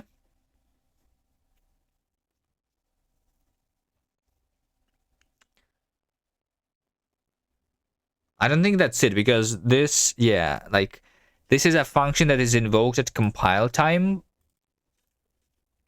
But in this case, this is a reference to the a runtime value, which is the argument of this. Because I'm remembering the compile scope, not the runtime scope.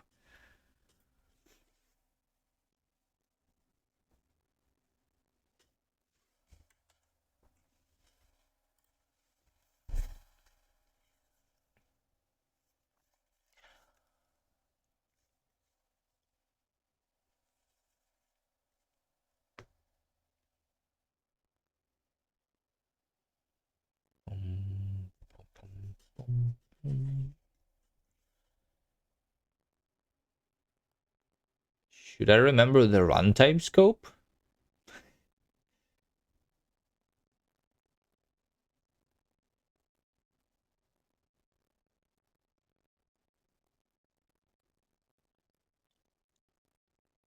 There's no way that's correct, right? Or is it?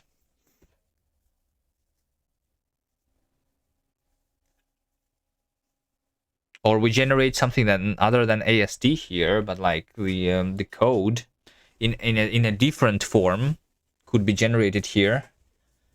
To define constants for types in std_ast.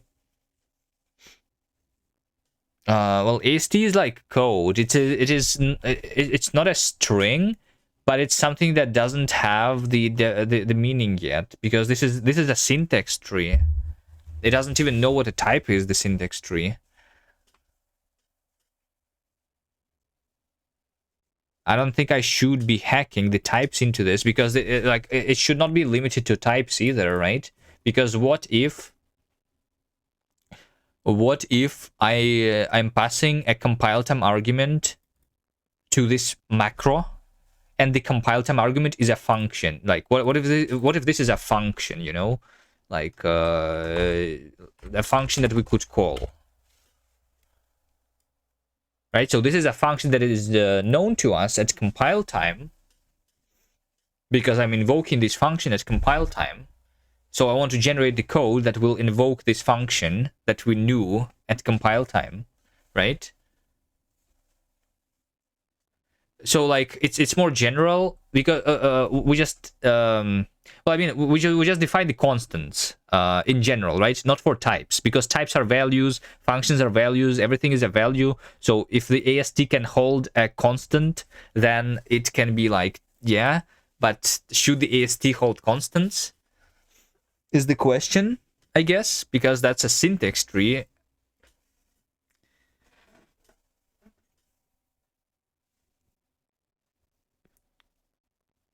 Normally you would want to complete a separate pass. Yeah, we don't do separate passes.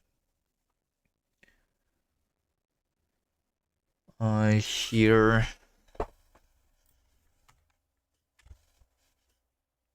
So having a new like form of the AST, which is not actually a syntax node but a constant instead, and when I compile that, I turn that into like a constant. It feels weird though,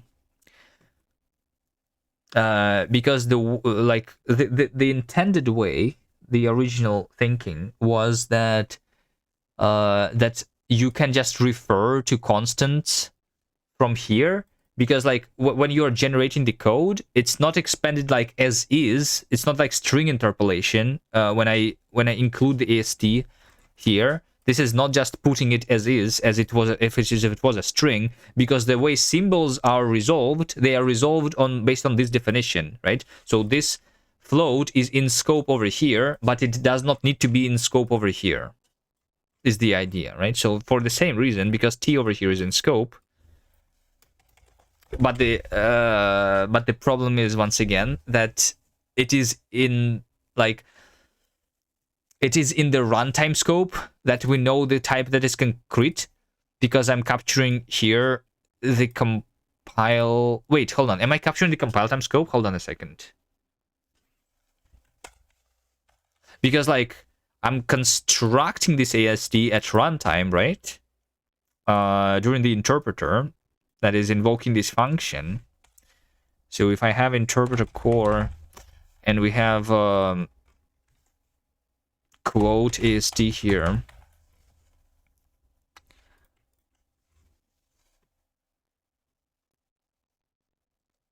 hygiene definition site, like this is the definition site, but I'm just storing the definition site from the compiler. I feel like, isn't that true that I should just capture the interpreter scope here, not the compile scope? Because that's what makes sense, right? Whatever was available to me when I was constructing the ASD should be available.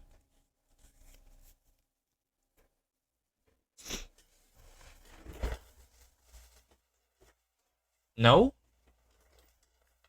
So like, for example, if I I have a macro, right? I say over here, let x be 2 plus 2, and then I just put x here. This x would be automatically converted to 2 plus 2, to the value of 2 plus 2 to 4, right, over here. I mean, when we compile this code, basically we look up the x, and I know that the x was available in this scope. I know the value of it. It's 4. So when I'm like, so I'm just compiling this into a constant, is what I mean. As if there was just 4 written here directly, right?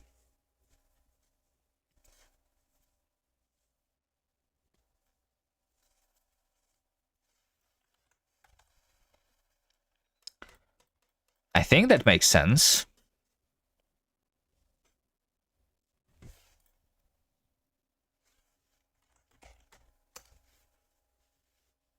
Let me just commit what I've done so far.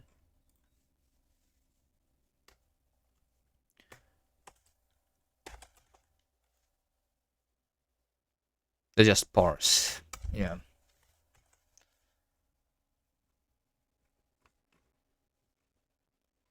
So if I was able to do that, right? So basically, type to AST is literally just T, right? Because I don't need anything else here.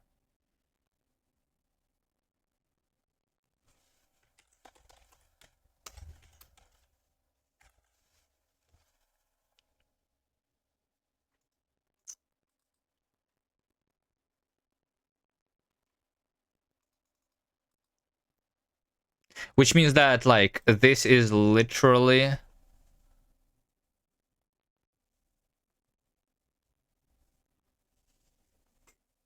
No.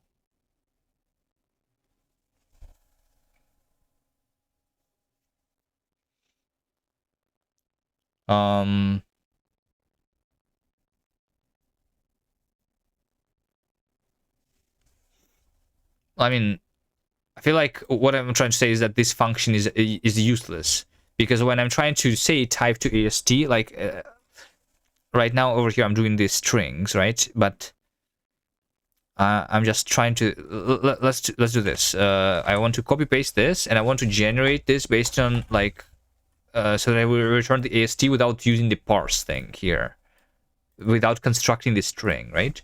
So what I want is to say something like this. We want to create the code, which is like having this string in line, right? So we say like just const, right? And this over here should be the name, right? So we should convert the name into the AST. So name. So this, for example, maybe can be just parse. What name?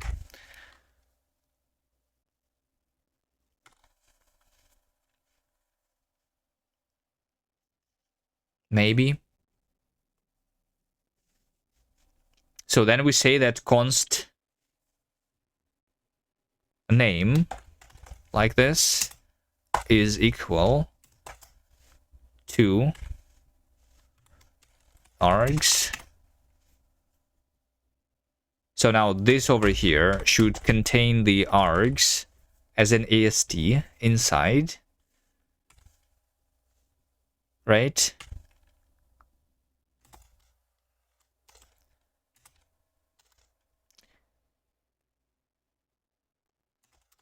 Let's do it like to do whatever. Let's do that. So that like we're trying to generate something like this. To do is just, I don't know, empty AST underscore. Right, so what is args? Like this is like very, very nice because I have like the formatter for this also working, right? And we can like see the code more clear what we are generating. So that would be nice, right? So then we say that args is basically, we start with an empty AST here, I think. And then we go over the list of args, right? And then we go over the list of args and we say that args is basically, I need to like create a new AST, which is previous args, and we add to the end of it the new argument. So over here, I'm creating this AST, and this argument is this over here is a type, right? Because that's my list of types. So this variable refers to this runtime scope inside of this for loop, and I should just be able to write code like this, I think.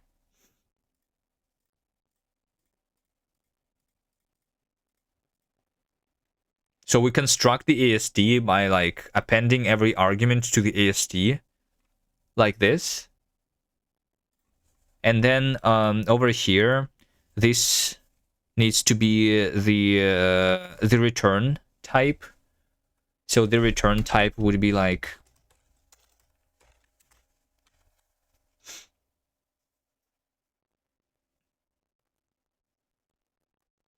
so I maybe like I want to have a dedicated syntax for, so the $sign is used right now to interpolate a different AST, but in this case I want to interpolate a constant, which is basically kind of like, you know, like this. Let x be, you know, the actual thing, right, which is what returns, and I want to quote x. Wait, I can just quote the what returns directly, right? I can just say what returns here as is, because the what refers to this thing now, and I can just do that, right? And this should just work, I think. Okay. So then over here, I'm generating the code native context args. So this is now a string because this is JavaScript. And then over here,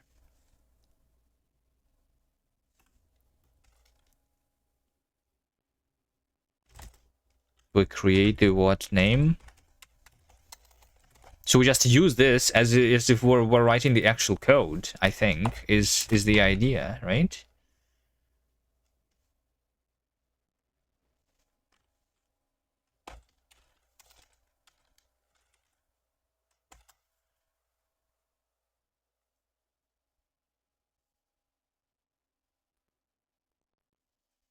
This is the end of my native. And then I call this native using the args.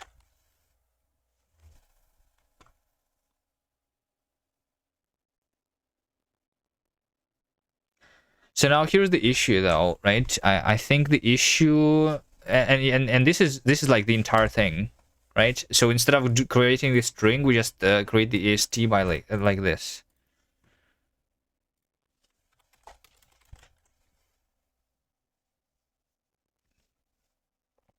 So the problem that I see is that we have the variable args now, which is like this variable from the outside, and this variable from the inside. So we might have the symbol collision here, right? Like specifically, what does this args refer to?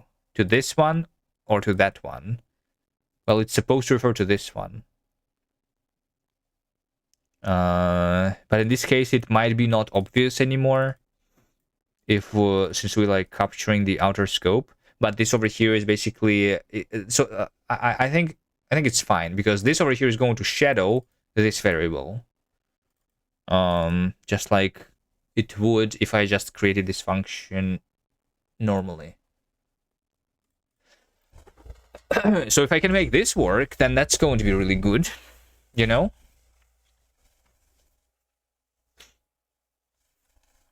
So,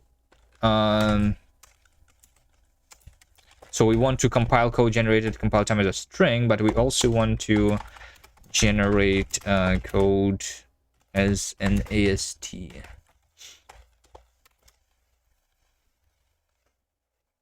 Like this. All right, so if I remove this and I try to do this, so this is going to say that arg is not found, right? So it does know what an arg is, and it does know what a what is, what is not found, and what is not found here, right?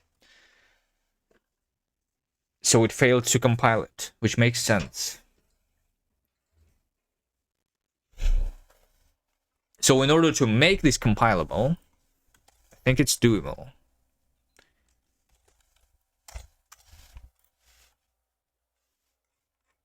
So we have the so here's my AST data. It stores the definition side, which is compiler scope option, but instead of it being a compiler scope option, it actually should be both the compiler scope and the interpreter scope.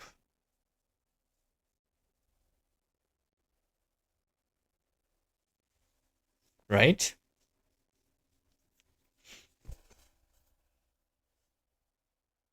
It should be both the compiler scope and the interpreter scope. Actually, hold on.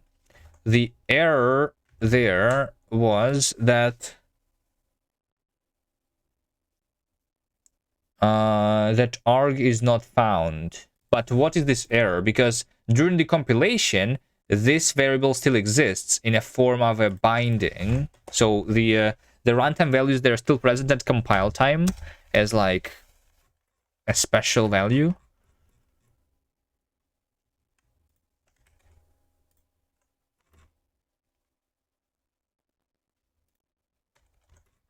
But it actually could not find it in the compiler scope.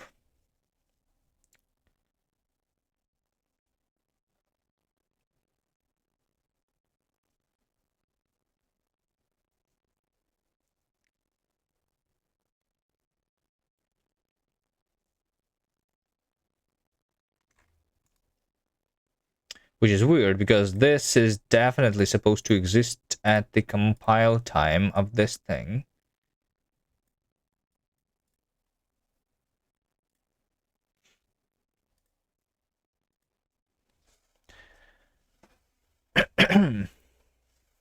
Oh, wait. Wait, what? No. The compiler... Wait, what? No. Hold on a second. What is the compile scope? This is like... This is different. This is different. I'm trying to... I'm trying to include this AST. The compile scope here. And I was just doing this. Should have this as an argument. Let's create a simpler example, I guess, right? Let's create a simpler example.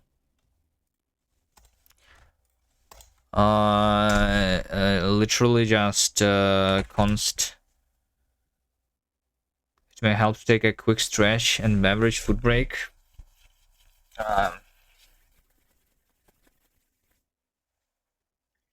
I'll go get some water, some tea.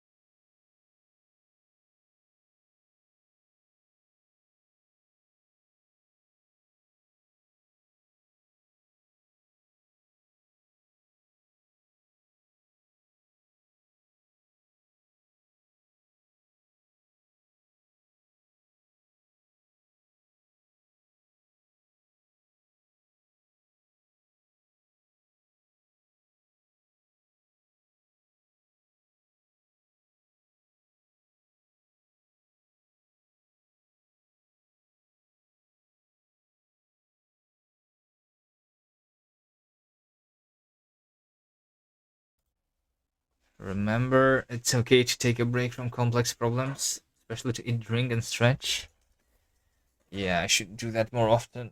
Ugh, I guess.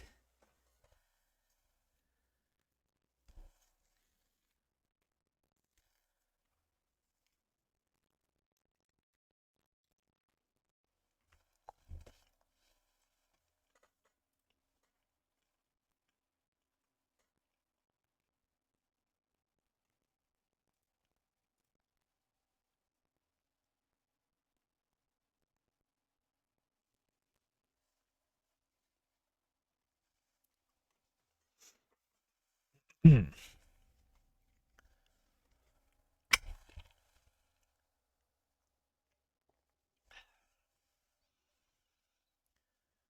All right, so what do we do here? Well, now I forgot what I was doing.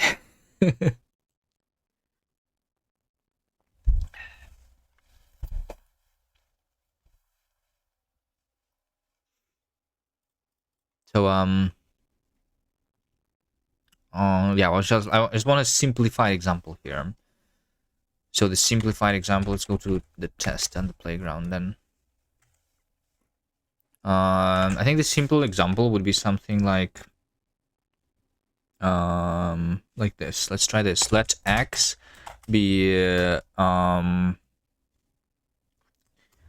hello. Construct the x as the AST.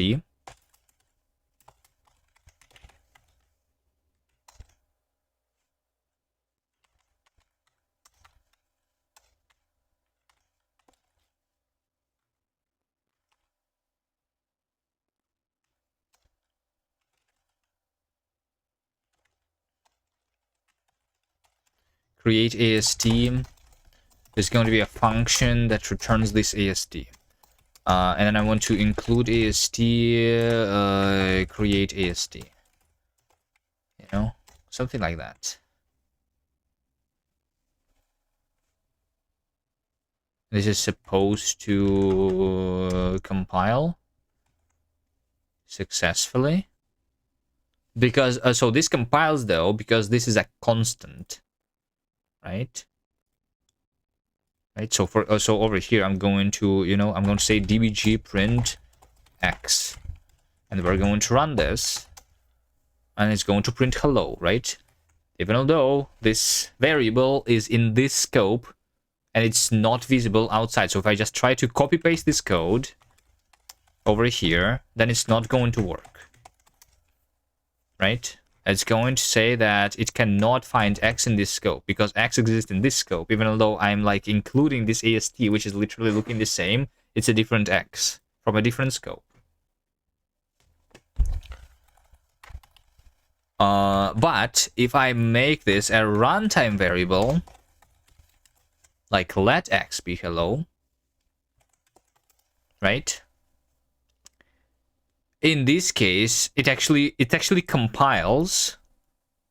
It actually compiles in this case, but it is referring to a runtime variable, which we do not have basically now. So we have the variable that is not defined in JavaScript, which is a different error than I had here, where this thing is not found. So why is that? I guess I know why is that, because we have another inner scope here, maybe? Although this one is not, like, why is what not found, though? That's weird.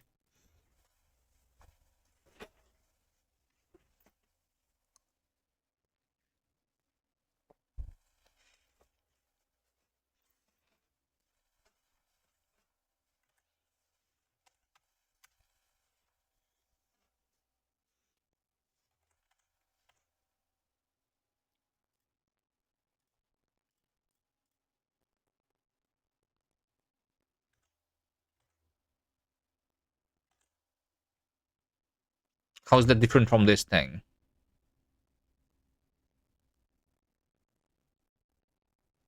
Because this one is a const. No, that doesn't make sense.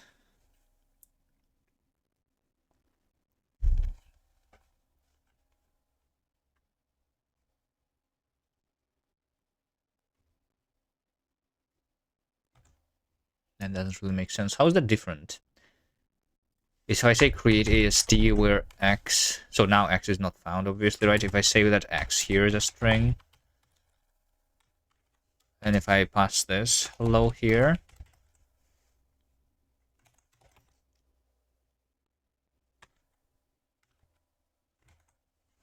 this also compiles. I want to like get the same error though. So we, okay, sure. Let's say that this is a type. So I will pass the type string here. Well, I mean, I'm debug printing it, right? If I run this without the JavaScript. Oh, wait. I mean, yeah, the X is not found, okay. Same error. It still works. Technically.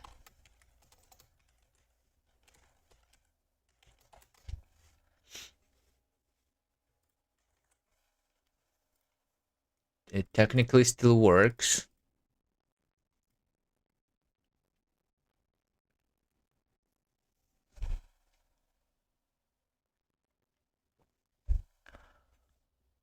What doesn't work is... I don't know, let's just copy this here and create the minimal the minimal thing. Right? Let's get rid of the parse. I'm only parsing it here. So let's say name. Right? Okay. This over here is just give me the args, right? So can I just say that I return the args here?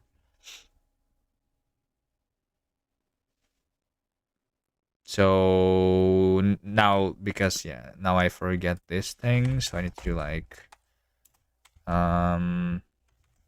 args like that. Right? Now it's going to say that arg is not found. Okay. So I can get rid of this.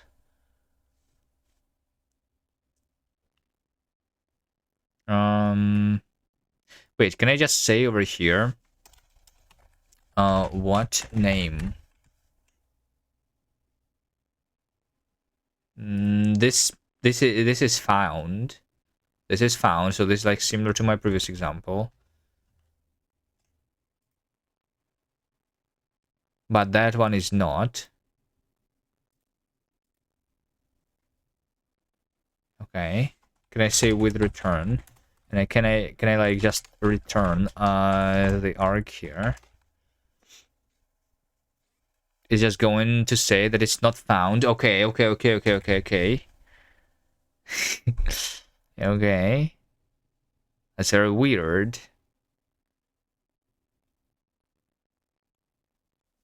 I have a bug somewhere, maybe. Well, I mean, actually, like in this case, that's very simple. Is it not?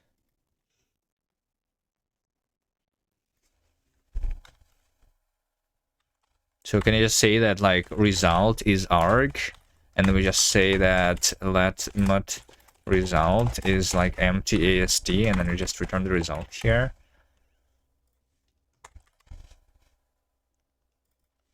Right? It's not found. It's not found still. So, but what if I say that let arg be what?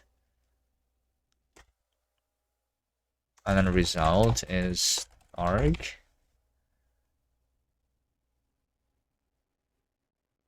So this works. Like in this case, the arg is found, but in this case, it's not.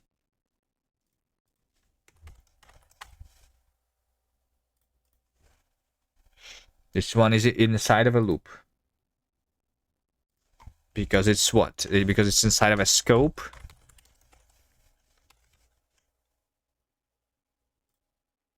But no, if it's inside of a scope like this, it still works.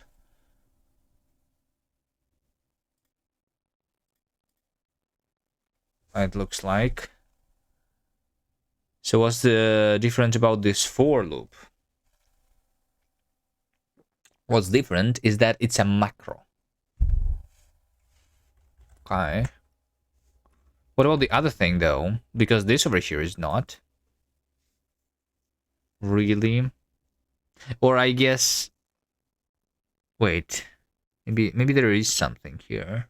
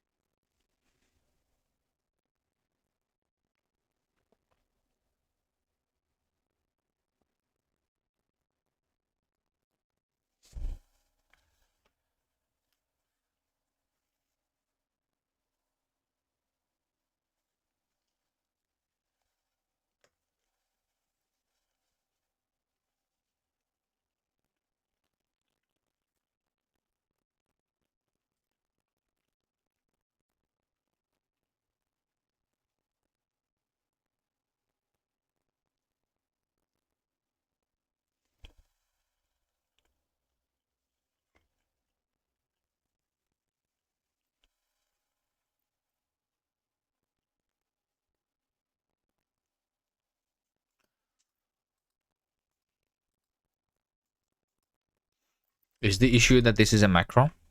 Let's try to further minimize this. Right? I can just say for arg in 0 to 2 to 1. That's the same thing, right?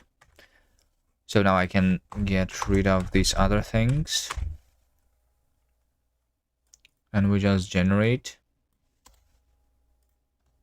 like this. That's obviously much simpler. Example. We still cannot find the arg in scope. But if I say let arg be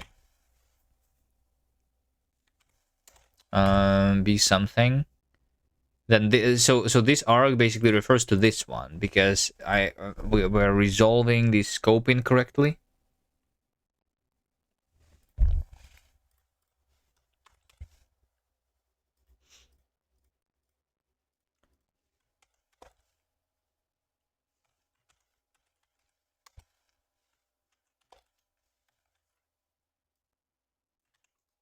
Let's inline the for. The for is not the simple macro. It's this is what it expands into. So this is 0 to 1 dot iter arg and body is this basically. That result is equal to arg, right? So that's the expansion. And if it is expanded like this, then there is no issue. Okay, I can see the problem maybe. Maybe I can see the problem.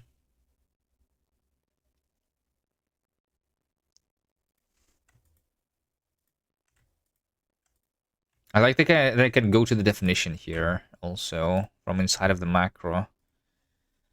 Not sure if it should work, but it works. Because the same macro could be potentially called in multiple places. But at the same time, hold on. Maybe it should work because it would always refer to the same thing because like that's how the symbol resolution works anyway, right? Interesting.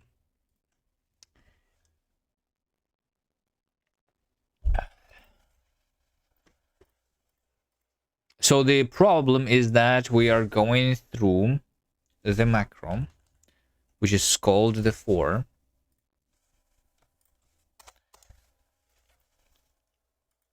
Right? Well, so the weird part is that the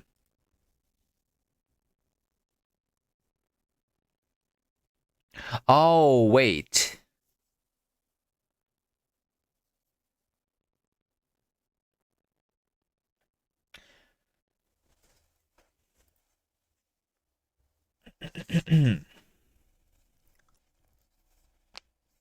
So yeah, it's because it's actually technically declared in a different scope.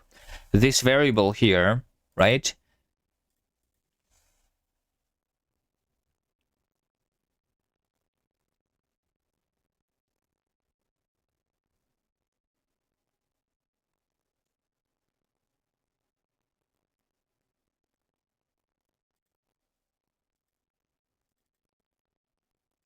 It's declared like, so the visibility of this variable is attached to, so because the definition of this arg, this is this identifier is an argument to the macro, which is the for loop.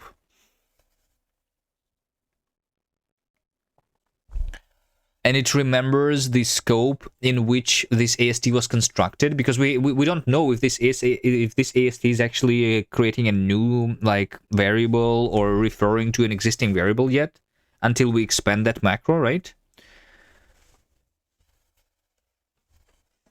So when we expand it, we see that I want to actually introduce this as a variable. But where do I introduce it? Because that depends on where this AST came from. Since this AST came from the scope that we remembered, but we don't introduce that in that scope directly. We introduced it in a new child scope to that scope, because we don't want to pollute the original scope, because the argument should not be visible outside of the loop, obviously, right? Even although the argument is the thing that is constructed in our parent, in like this scope of the function.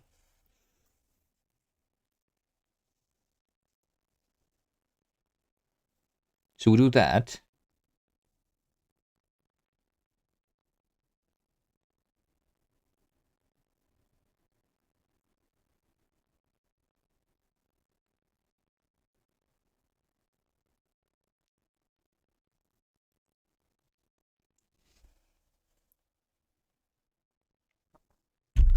Then when I'm looking this symbol up, this symbol, I'm trying to look it up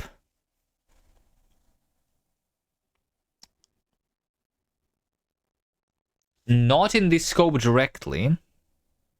Well, I mean, wait, hold on. What do you mean? What do you mean not?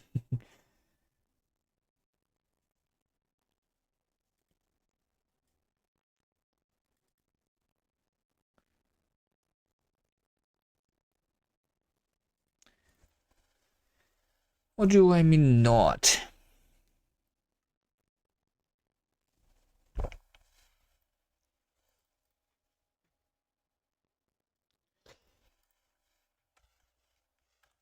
have this function that's called enter definition site.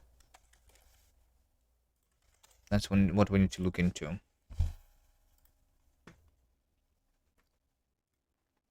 So I'm entering the definition site before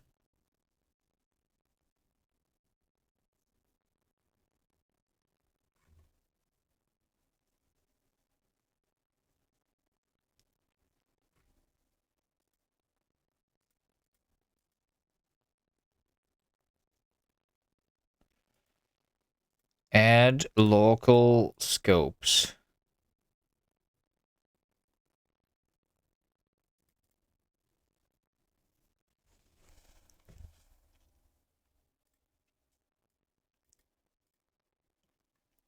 We have a binding. Based on the hygiene of the binding, we want to add this new local variable to the definition site, because yeah. So I'm trying to enter the definition site, since it is supposed to be hygienic.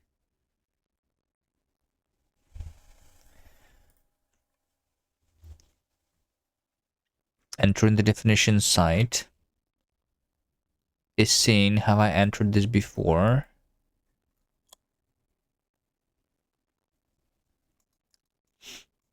This logic is like, yeah, I remember writing this. This is one of the most complicated things. The hygiene of the macros is pretty complex, I would say. Maybe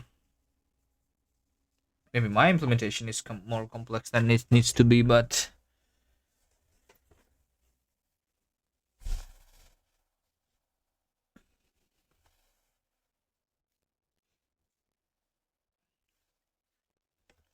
I don't know if I can write this simpler. And it is so complex that I cannot explain it.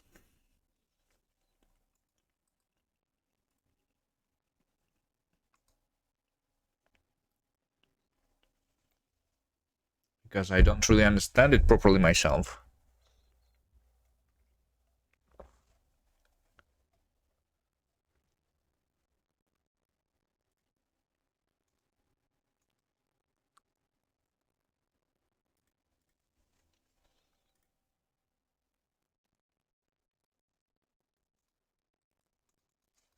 So how would I debug this, even? Hey, Kuvi, nice job. I gotta head to bed. Good night. Good night.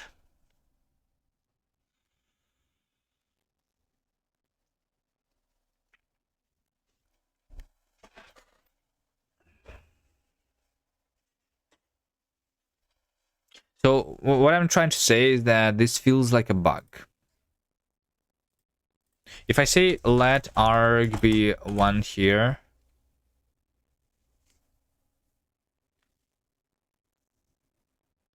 this still doesn't work. Even though, like, I mean, now it's like as close to it as possible.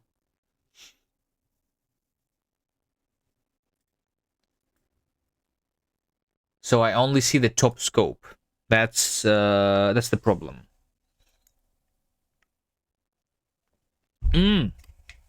The problem, I know the problem. I know the problem.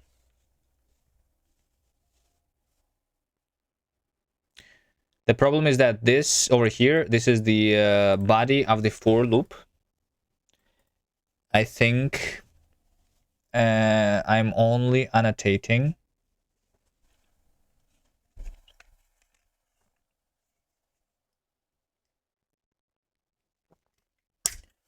the entire thing, that it's coming from the original scope.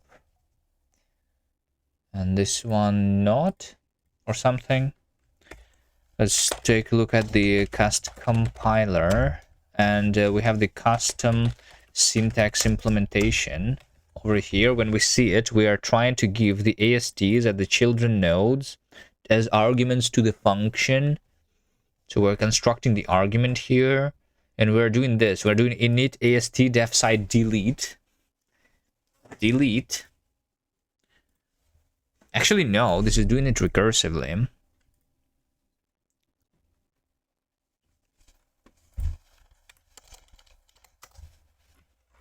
I don't think we need to delete it. But we're going recursively, I think, here into the AST. And we say that the definition side is the definition side, like if it was not initialized previously, then it's going to be my current context scope, my current compiler scope.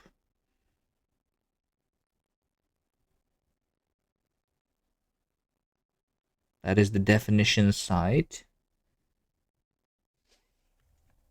of that AST.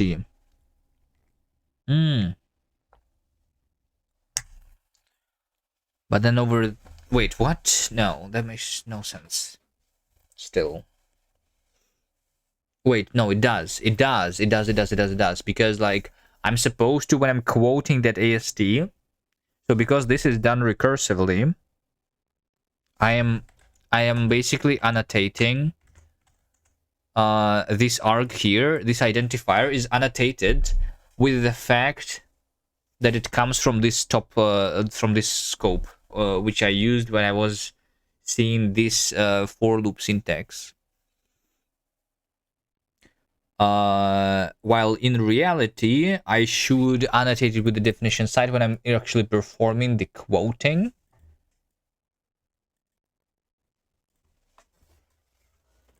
But I'm not doing that, but I should.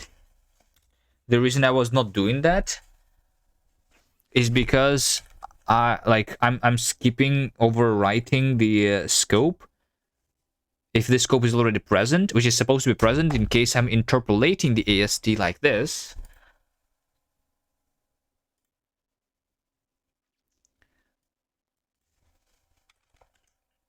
But I guess that's like just a different thing. So I need to fix the interpreter quote AST right over here. Wait, no, hold on. Definition site is the definition site.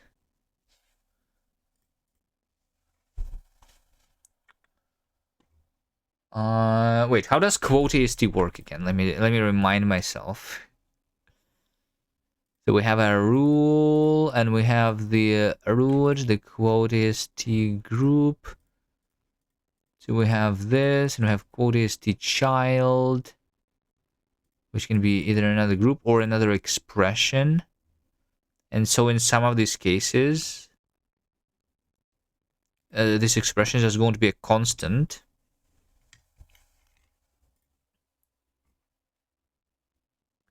And if some of them, they are not. But, well, I mean, yeah, I'm going to see it as a constant anyway.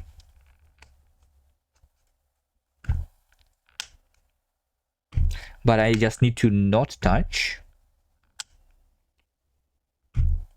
Yeah, because this expression is constant, so I'm not like doing this recursively further. Although I should. One of the other options would be that if I see the quote, then I don't overwrite it, but I think that's wrong. So I think the idea is that this AST, which is the quote child, we should know if this came from the unquoting or if it did not come from the unquoting.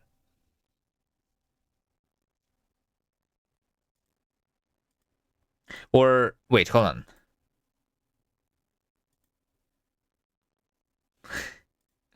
I need to like understand how I'm like constructing that too, I guess. Expression quote AST, construct group root. Construct group. Like,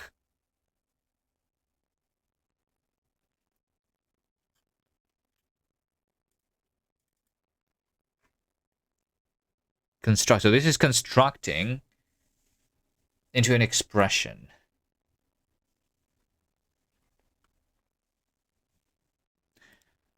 So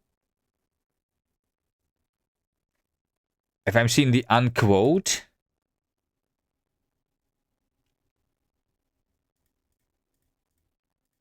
then I'm just compiling the inner expression. Sure. That sounds correct. If it's an error, a simple, okay, there we go, a simple one. Yes, I think the problem is that it's a simple one. Because in this case, I create a constant AST.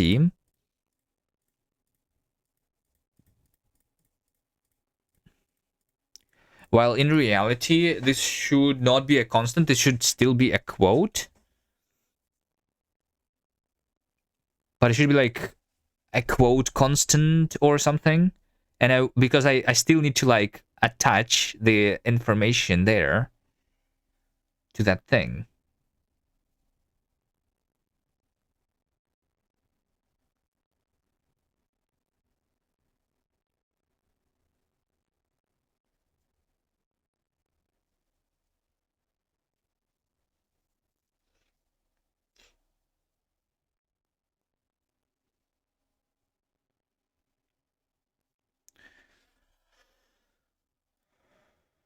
But quote AST is the expression when we quote the complex AST, but I need to quote the simple AST too. That's the thing. So I need to create a new thing, which is quote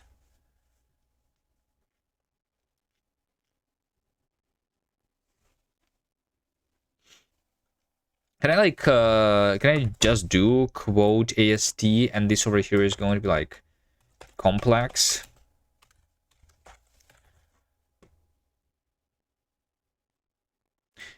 And in this it's going to be still quote AST, but it's going to be simple. In the case of a simple, I just give it the AST directly.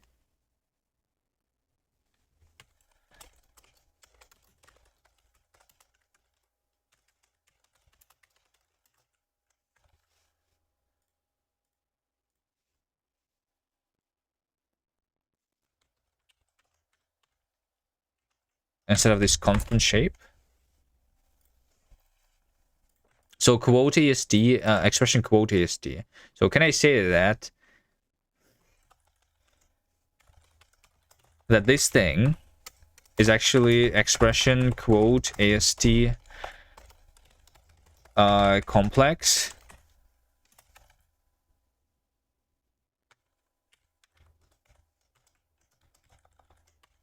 And this one is going to be complex of expression quote AST complex, or simple of expression quote AST simple. And expression quote AST simple is, so instead of having the rule and the root, we are just quoting the simple, like,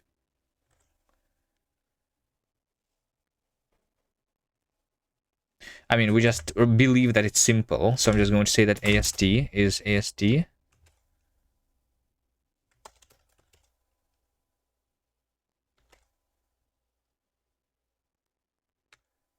But we still want the definition site here to be compiler scope option. Similarly. All right. Well. So when I'm quoting the AST, right? This is expression quote AST. We're going to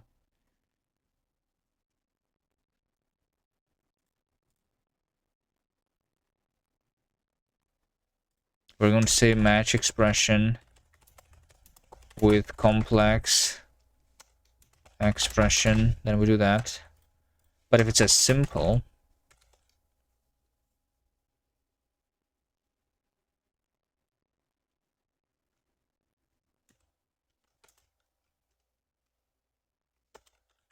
expression.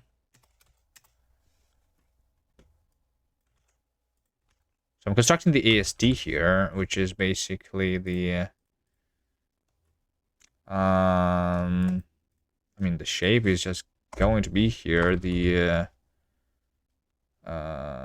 expression AST shape.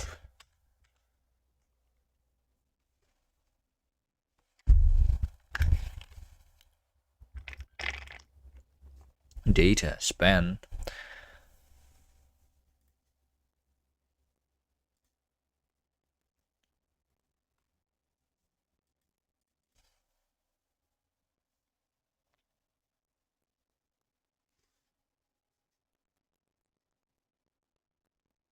Isn't the span incorrect?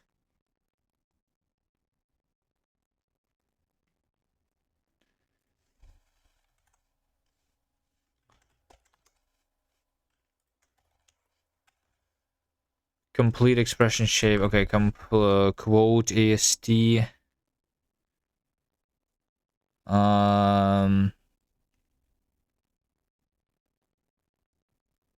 Expression complete expression. Quote AST expression.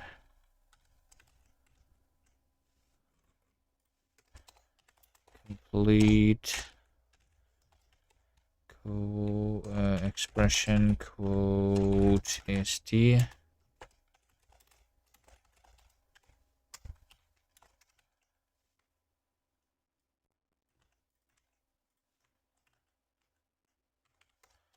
Match expression with complex. Simple.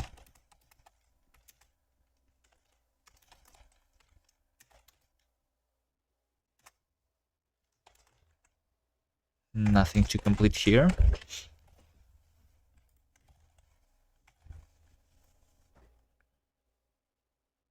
So we have simple AST and definition site.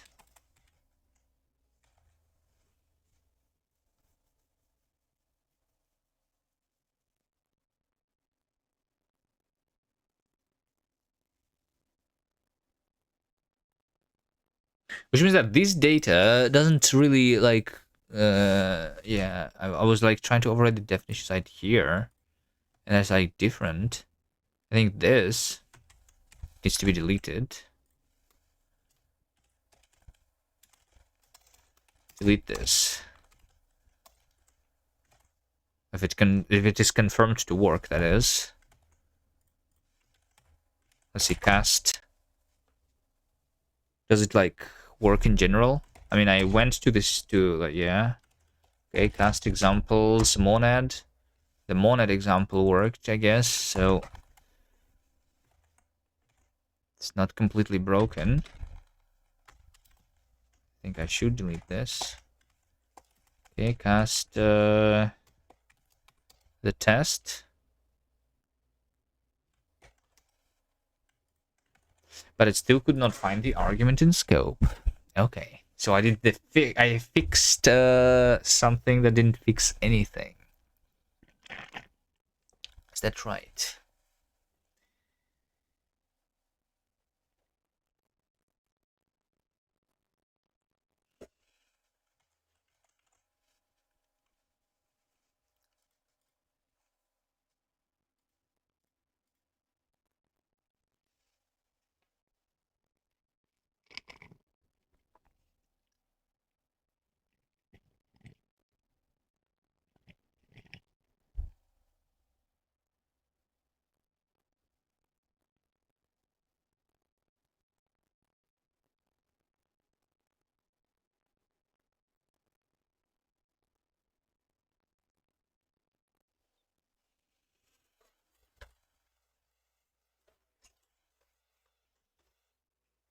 Mm-hmm.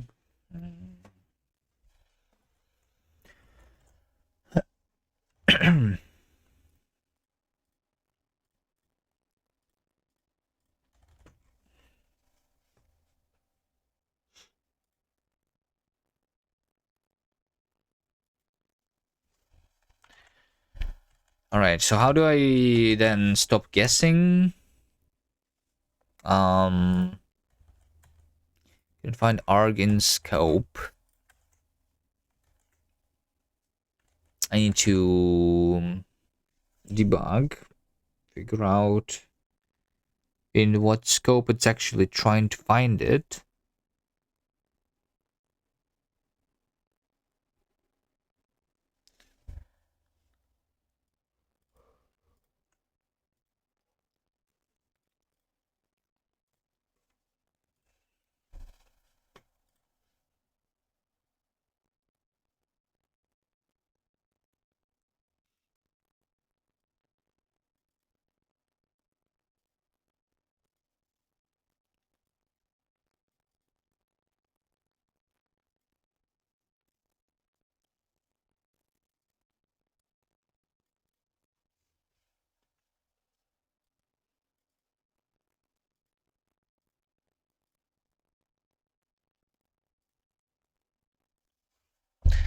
The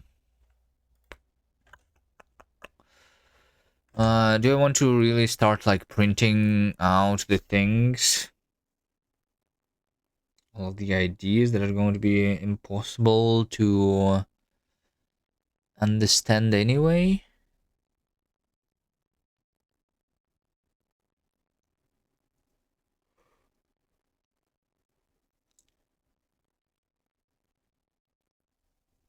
Maybe I can make this example even simpler though, right? Because we can just have a custom syntax, right? Syntax test. I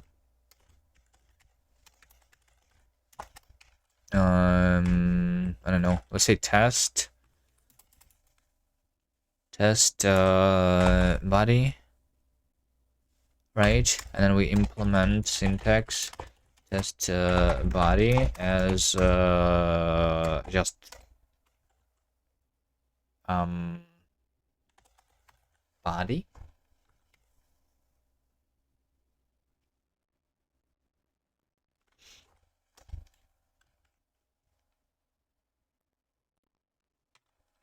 I want to also like have a variable here, I guess. Test var body, right? I want to say something like let var be 0 and then body.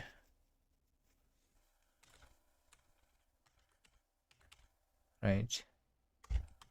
So can I just replace all of this with test x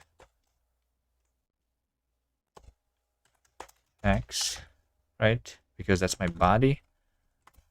And this is supposed to say that x is not found because this is like the same thing, basically. Okay. I can probably also do this without a function. So we can just say that we can just say we can just include AST directly, right? And the error is still the same, even although this is supposed to work. If I say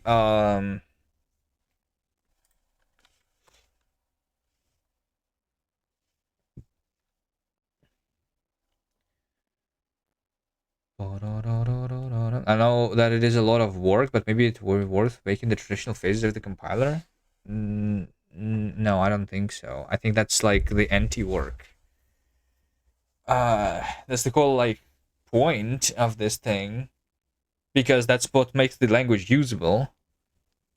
Like, if you split these stages, that I mean, so this thing is more difficult to implement, but for the user of the language, it is a lot easier if like you can just do these things, I think.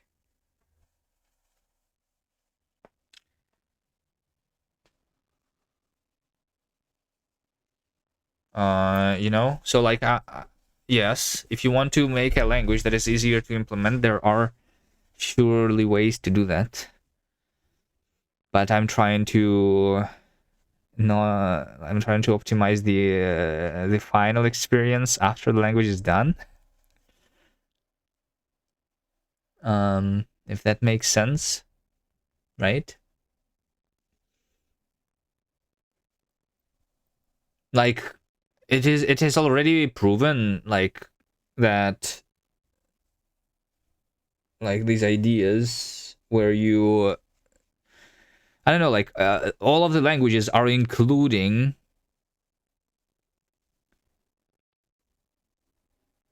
sometimes I find it easier to optimize a functional implementation. I mean, yeah, like we already have some implementation. I already like can do things in the language without doing what I did, right? Because we can generate code as a string already, right?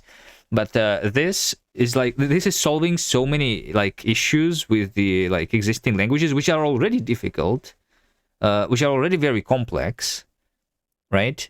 So like, even if you do it in the traditional way, it is still complicated, I think. But I don't know. I don't think I'm like spending too much time on this yet. So you know, the way these macros are, I don't know. Like, I don't know how to explain it. It's just so good if it will work at some point.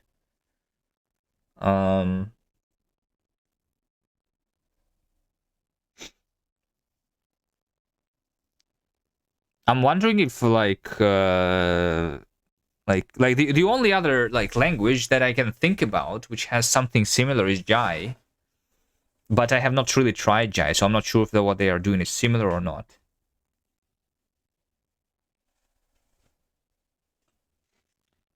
Bum bum bum bum bum.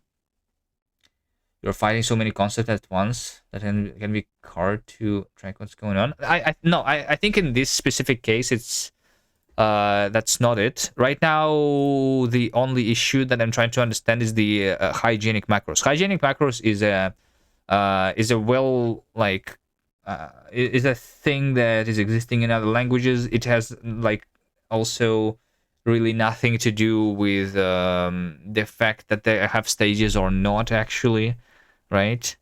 I just have the incorrect implementation of the hygiene here, I think. So that's just a single concept, and hygienic macros is just like one of the harder things that I have been implementing. So one thing to do is to look up how other languages implement the hygienic macros, for example. But I try to not look things up too much. I don't know, because then I will be stuck in the looking up hell forever. I don't know. Like most of the work is relatively straightforward, I would say.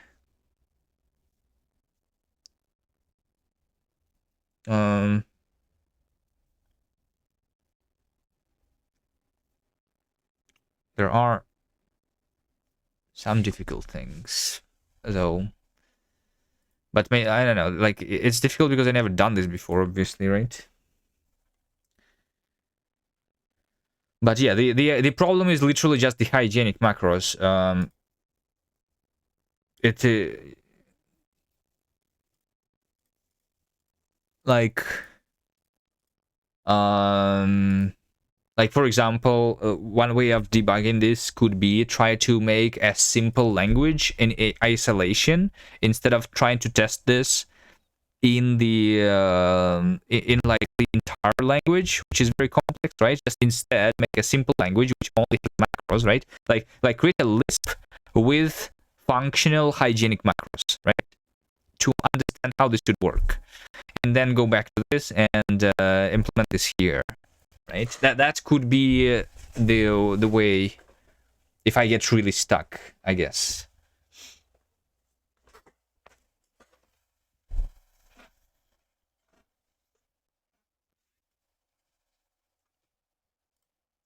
Because this has nothing to do with types, nothing to do with stages, nothing to do with anything, really, other than the hygiene itself.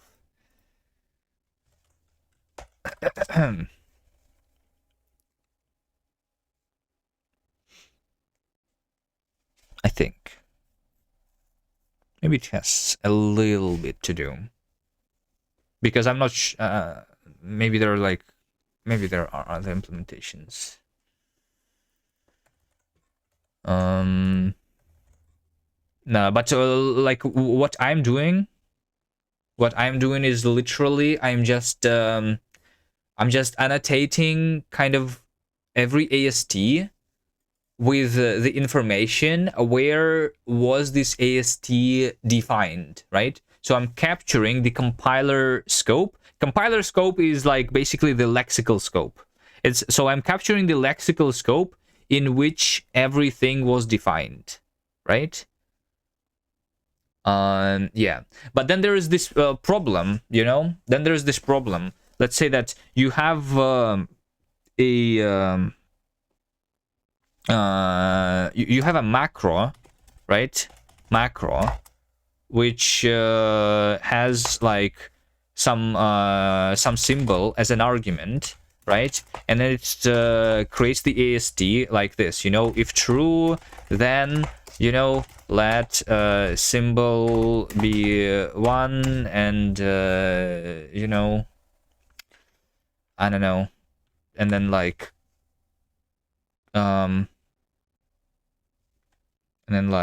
I don't know, just debug print the symbol here, right? So what's the issue here? The issue is that when I invoke this macro, like some identifier x, right?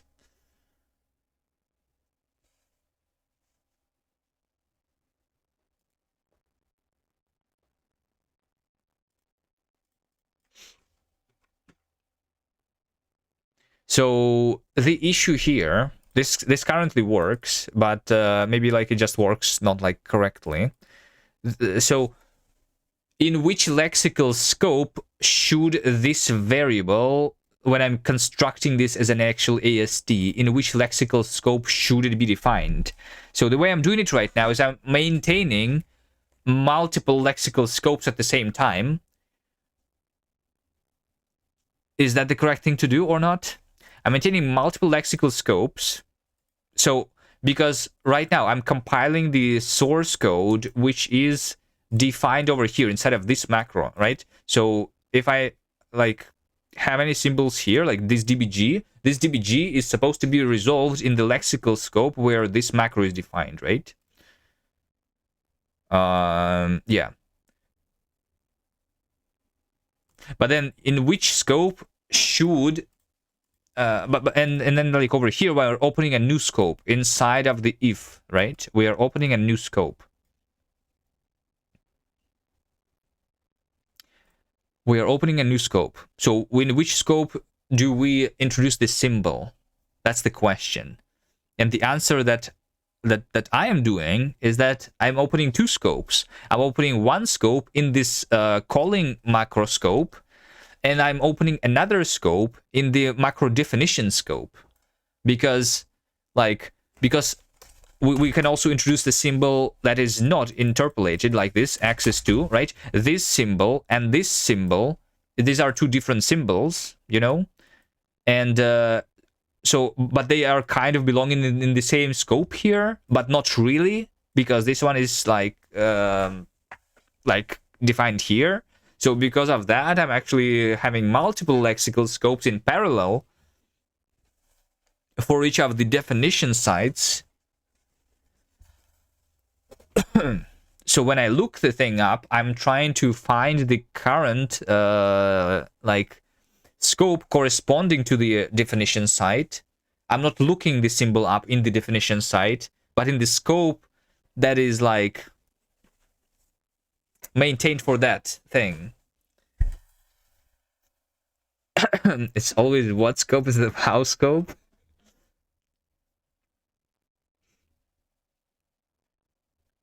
Maintaining multiple is not incorrect as long as you can track them and recognize when there is nesting.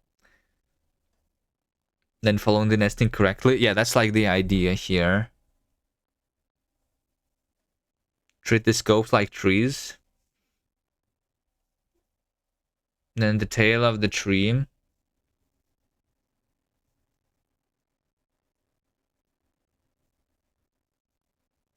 At the symbol. Well, I mean, scopes are like trees, yes.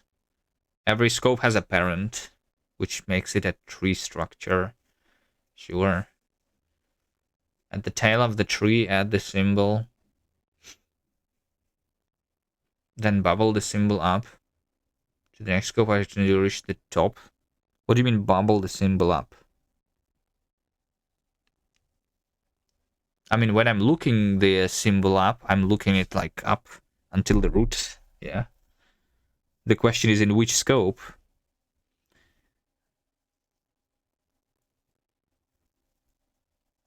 Kind of like a postfix traversal of a tree. I'm not sure what you mean there.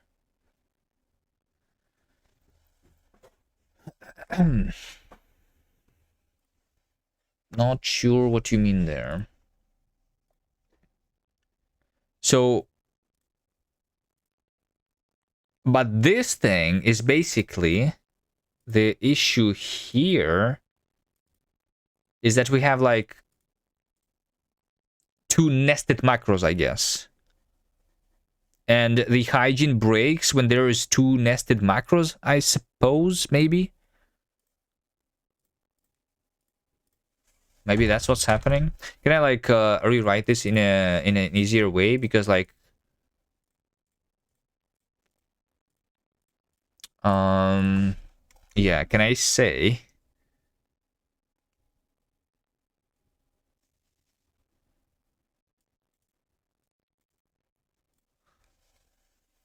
nah, that's weird. You're familiar with prefix, infix, and postfix traversals of a tree? Yeah, sure. Why do I need to traverse a tree?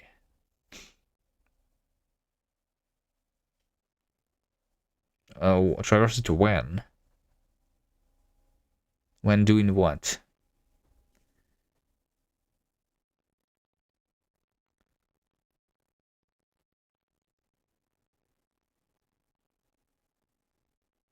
The lexical scope is basically for me right now. I can show, I guess. Compiler scope. Compiler scope is a simple thing. It can have a parent, right, which makes it a tree structure. So whenever I enter this, I mean, yeah. And then the locals is just a string map. So it's mapped from the string, right, which is the symbol, to the actual like thing that it refers to, which is either a constant or a binding to a runtime variable. But yeah, it's yeah.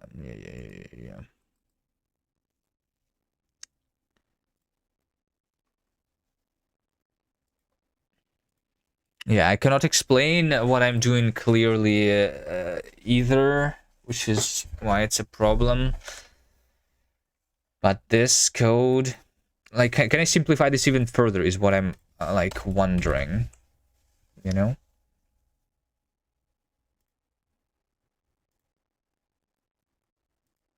Does this thing and this thing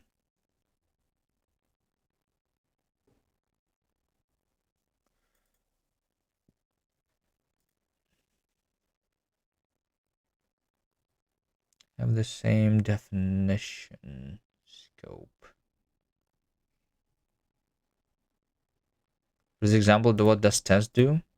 Well, it's written over here, right? It's just rewriting this into that. So like it's rewriting code into this code where it says just let x be 0, and then it's just this, right? Because the var is x and the body is this second thing. So we just substitute here. So if I write this code as is without invoking the macro, then it works. The problem is the macro, because this thing is like changing the stuffs, you know?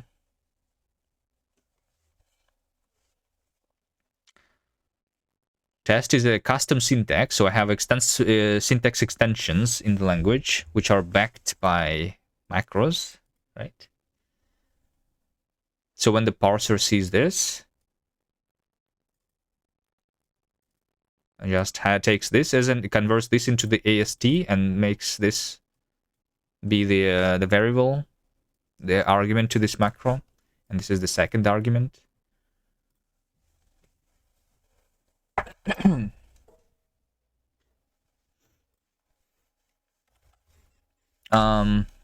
I do it without the syntax extension, then it might be a little bit weird, but let's try. Test AST.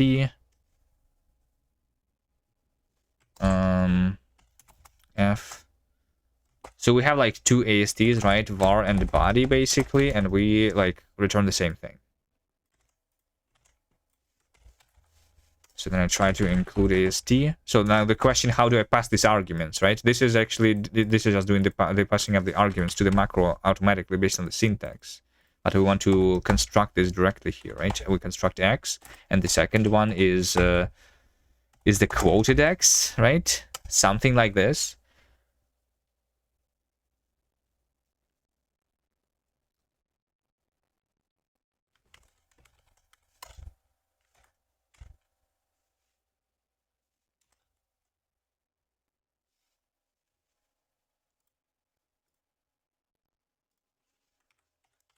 And call the function f. Wait, does this work? There's no way this works. And this doesn't. This is the same thing. Okay, hold on. Maybe I don't have a bug. I just have the bug in the like way I'm doing like the syntax argument substitution. Why does this work? I thought it would not.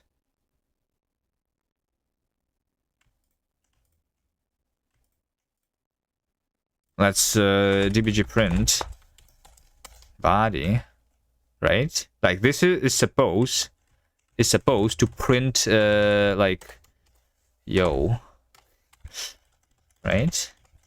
That's what it's supposed to do. But it's not. It's printing X. So the reason why it's printing X is because this is a runtime variable. So because I'm like capturing the compile time scope here, this variable is the like at compile time the runtime variables are having like the special value. So I'm just like so that's why I am printing X here. Right? Because I'm capturing the compile time scope, not the runtime scope, so this works. But you can see that we have printed this variable, which is this. So this, like whatever I printed here, the body, which is like this AST, was evaluated to this variable, to this runtime variable, basically, which was introduced over here, right? Okay, so I think if this works, then the only issue is the way I'm doing the conversion of the children of the custom syntax into the ASTs, right? That's the only issue. So the over here I'm overwriting the definition scope when I'm quoting explicitly like that.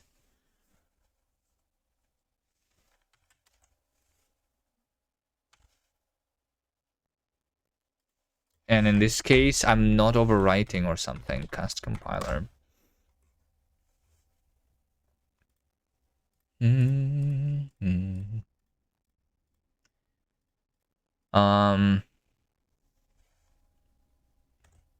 This, by the way, I don't know if you are familiar with that terminology also.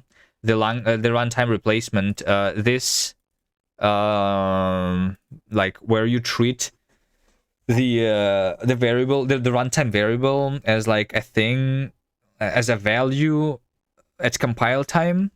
I believe this is done in the languages with dependent types usually, and this is called a free variable then. So like a variable that doesn't have a value yet, it's like, you know, it's a reference to a runtime variable. But we are not at runtime yet, right? Not sure if you are familiar with that. You're more versed in strongly typed languages. Dependent types is like stronger than strong, you know?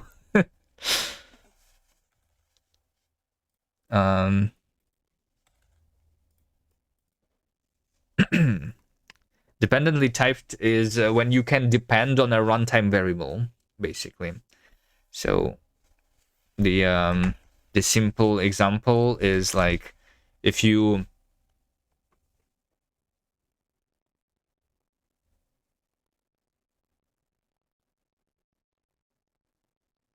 I'm not like very well like experienced with that, but let me try to explain something. Like if you have like the n, right, which is, I don't know, which is like something that is being like parsed based on the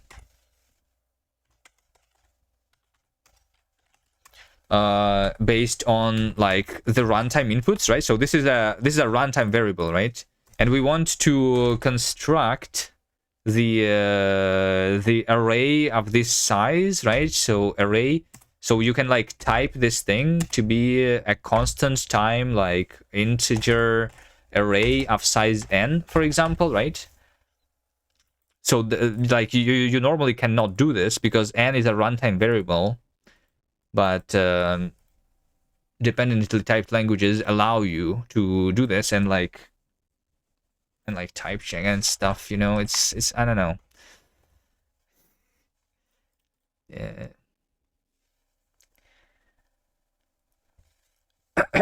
I was told by the old neckbeards to never trust the runtime environment.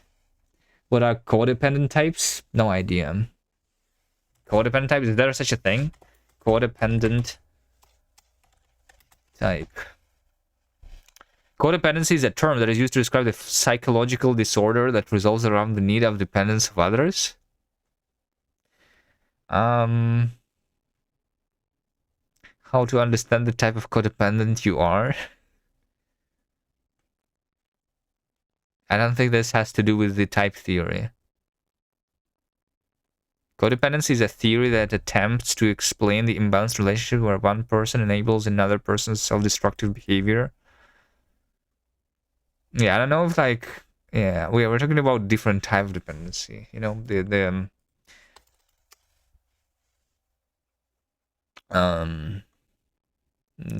dependent types.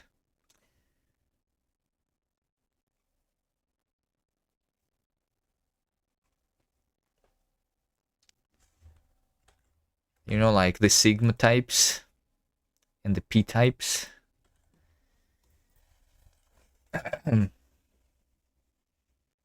If it is anything to you, I'm learning new things, and I have been in the industry for 20 years or so. So background in computer science, specifically computation and mathematics. Yeah.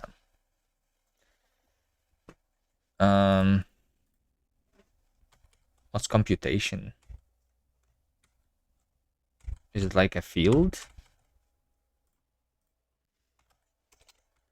Like, what does computation mean? Like the action of calculation, but like I never heard that it's a field.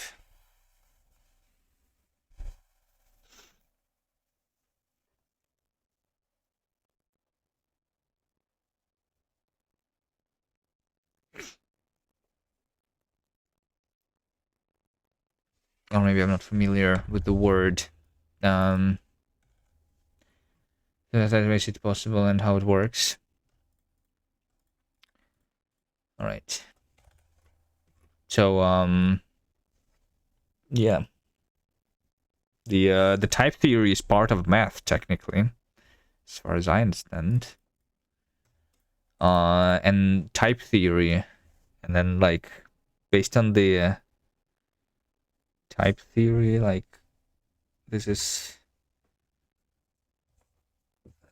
I don't know what I'm trying to say. I know nothing about these things. I'm not a theorist. I know a little bit of the things, very like on the surface level. I mean not exactly on the surface level anymore, since I like making language with almost dependent types already, but you know, I'm just not a theory guy. I'm just doing it without really understanding it properly, I guess. Before we had computers, it was all based on math. That was theoretical, but could not be proven until digital computers were invented. So dealing with logic domains and stuff. Yeah. Well, I mean, so these days you use these like languages that allow you to write proofs, right? Are you familiar with those? Right, like Agda and stuff, or I don't know, like the cock, the rock, the things, two-level type theories and stuff. I am not familiar, but I don't know. So as far as I understand, in languages like this, you're writing the proofs, if you are familiar with that. As far as I understand, it is very similar. Like, it's basically using dependent types already. Maybe just not calling it that. But when you have basically you have the concept where you have like propositions as types, and that is basically using the dependent types. So like prop, right? Prop is just the proposition, just similar to this set or something.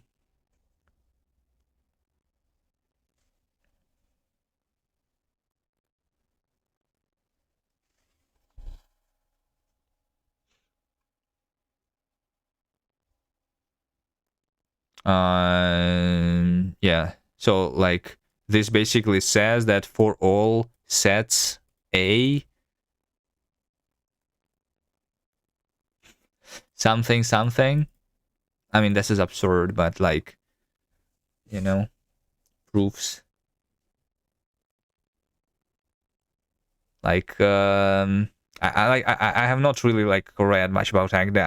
I don't know anything about this, but from like what makes this a dependent type is that the type of the result, like this is basically a function, and the result of the function is the type, which is the argument to the function, right? So the argument is a runtime variable, and the type of the result is that runtime variable itself, which makes this a dependent type. So this is like a dependent function which you use to write for all propositions, and for the existing propositions you use like that. You use that sigma type instead, which allows to create the exists proposition instead. I could recommend a book to help you with that if you like. No, I don't like books. I don't like books. I was trying to read the homotopy type theory, and then yeah. Like I don't know, like all of the math stuff that I tried reading is just like it just depends on like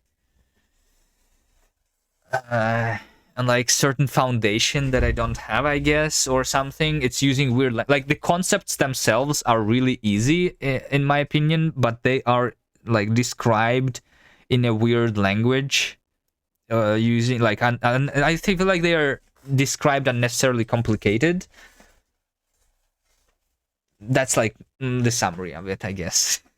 So basically, even though I already understand the concept, in order to understand what the book says, I need to read 10 books, 10 other books first, you know? Something like that.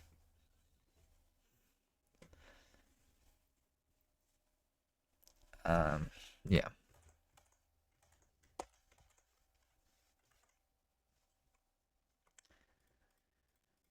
How else will we justify our jobs? I think it's just a lot of stuff out there, and of course you're not exposed to most of it. Well, I mean, it's like it's because I like because I don't know. It's because I'm not a mathematician. I'm a programmer, you know. So like I don't know. Like it's like a different world, even although it's a connected world, you know. All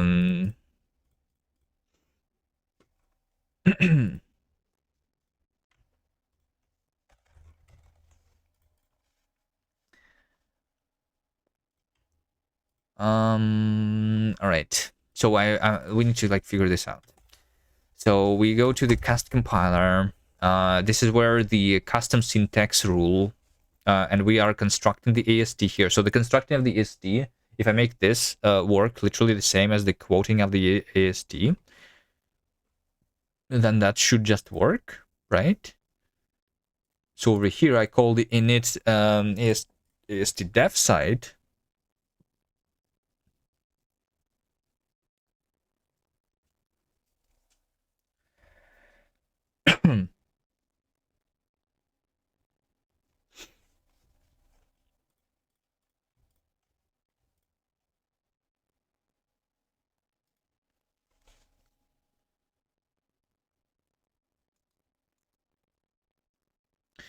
But the thing is, like, I have the AST here already constructed, so like, I guess the issue is that I'm doing the OR here. So it's only initializing it is not if it's not like constructed already. The concept are simple because we're good at deduction, but in order to prove it, we have to build on a lot of things that are proven. I still need to read a lot of other books to explain the simple concepts. It's mostly about like just the language, you know, the like I don't know. I mean, sure. Let's open the homotopy type theory.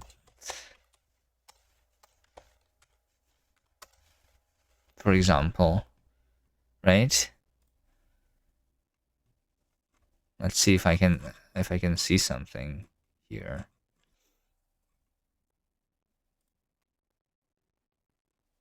I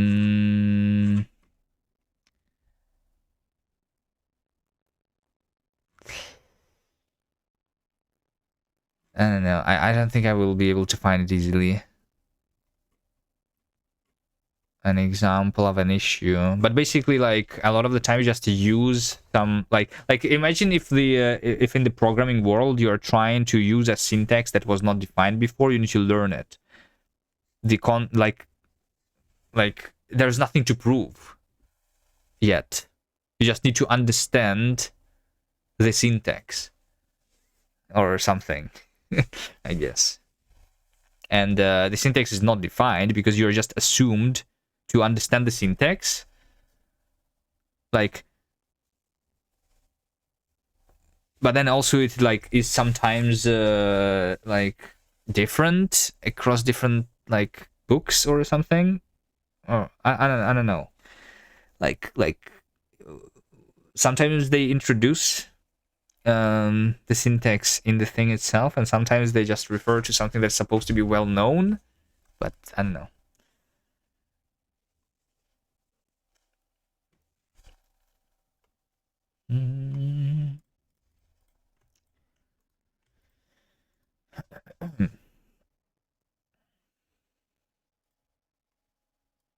And like finding the book that I need to read to understand that book is also not always like the easy task, because there are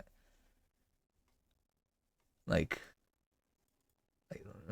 am I supposed to just read everything that is referenced, or like if I just try to understand the syntax, where is it defined?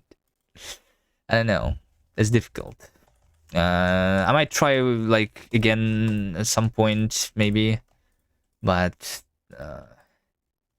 I don't know. I feel like I'm doing the progress without the books. Books are overrated.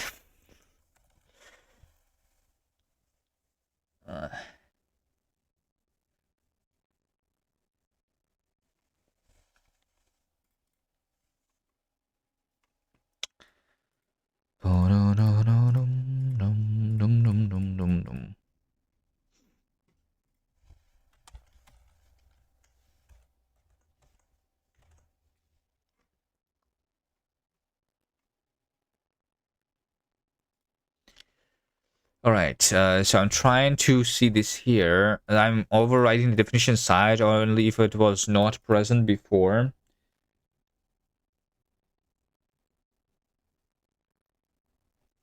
And so that thing is wrong, I guess.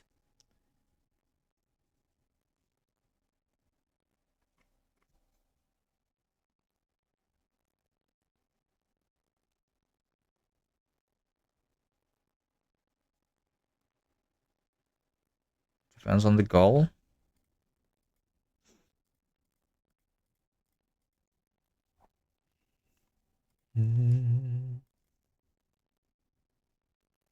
But I also feel that sometimes things are overcomplicated.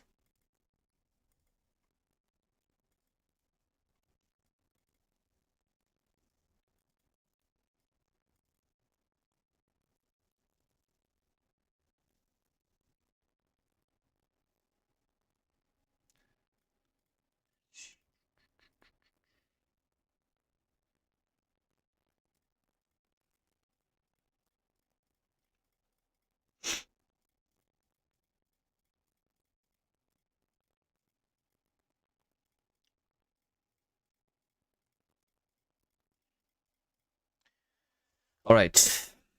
What do I need to do here? So we have the AST as the argument to this.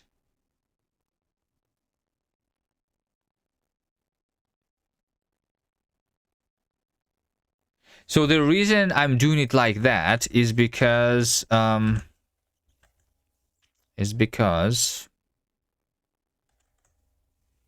reason I'm doing it like this is because I can have like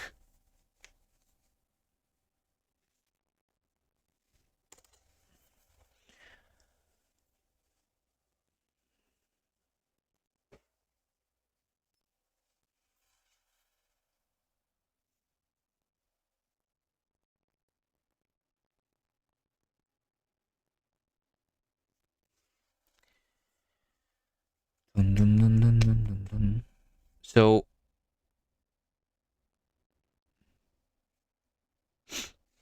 on one hand, why?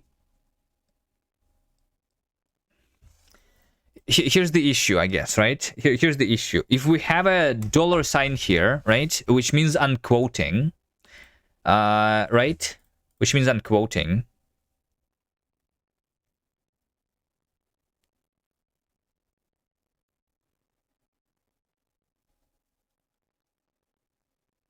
But like, what if this was actually the ASD that injected here before I tried to compile this, right? Because this over here itself is inside of like the macro, right? Because this is inside of a macro, so over here we like create this ASD, which is and we're injecting this thing here. So because there is a double quote, we need to double unquote this to work properly. But it means that we have some ASD coming from the outside, right? We put that ASD here. I don't do the double unquoting right now. I did it in the previous rewrite, but yeah, because I never needed it yet. But yeah, because this is the ASD that came from the outside, it means that when I quote this, I should not override the fact that this came from this place, right?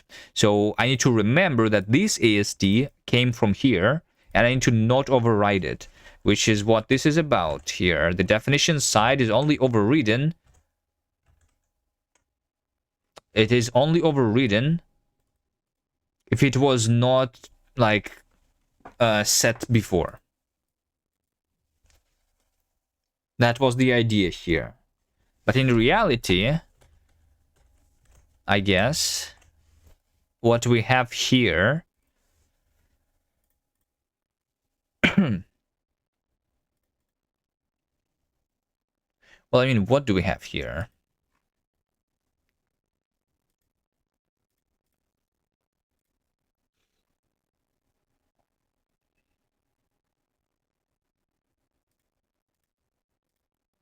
So, yeah, like, why does this not work again?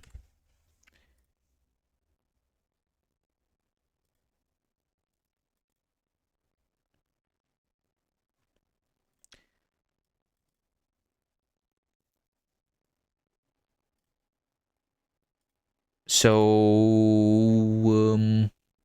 because, like, this is top-level code, right? I think there is no macros here involved. I should probably make my LSP show if something is a macro and like show so we can go to the definition of the macro and like see what this code is supposed to be expanded into. So if I like click on a for loop, I see what the for loop is the syntax sugar for. That would be nice.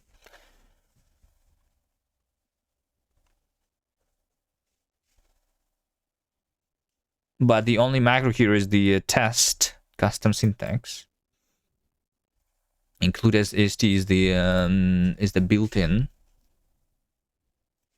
and then there is the parentheses, which is also built in. So yeah, I think there is nothing here, which means that this piece of code is not annotated with the... Wait. So this thing is not annotated with the definition side.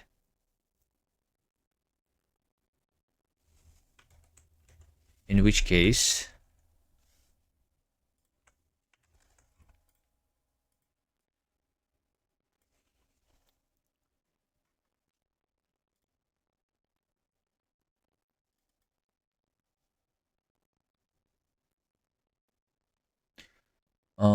so I'm trying to enter the definition site of the AST, and if the definition site is none,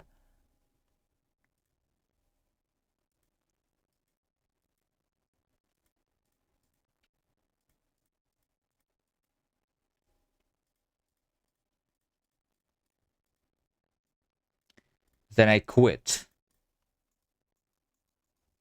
But wait, no. No, so like, hold on, no.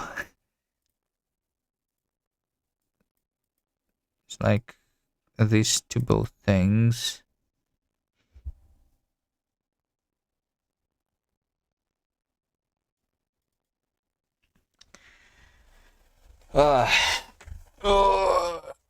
Once again, I am in the hygienic macro stuff. I mean, I've not spent too much time on it. Basically, just 2 days, I guess, or maybe like 3 days in total. So I wouldn't say that it's a long time. I'm not really stuck yet.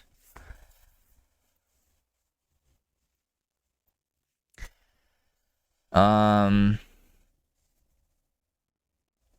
3 days. That is it. I mean, on the hygienic macro specifically, yes. I introduced it in 1 day, then like one more day of debugging, and then today I came back to them. That's all. I mean, I had them. This is not the first version of the language, though, right?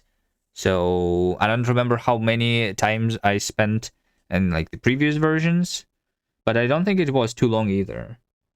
But in the previous version, I know that the implementation was different and it was not correct for sure. So in this version, I did do some like improvements, but it seems like it is still not correct. So I need to figure this out still, right? What is not correct here?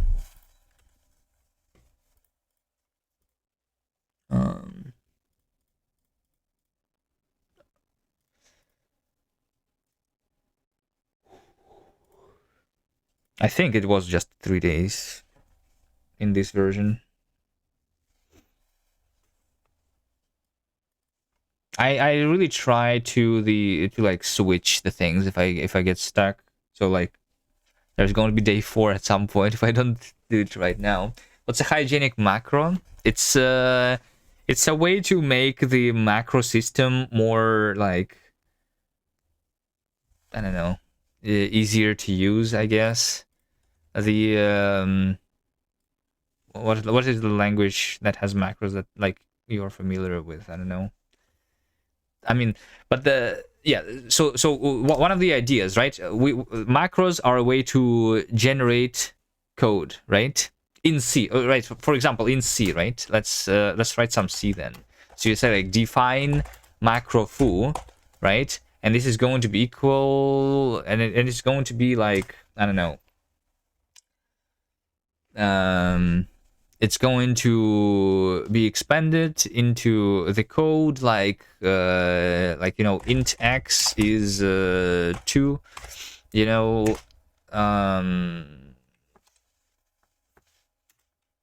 x plus x, or like I don't know what did it printf %d /n x, right? Like this. So when you call this like macro here,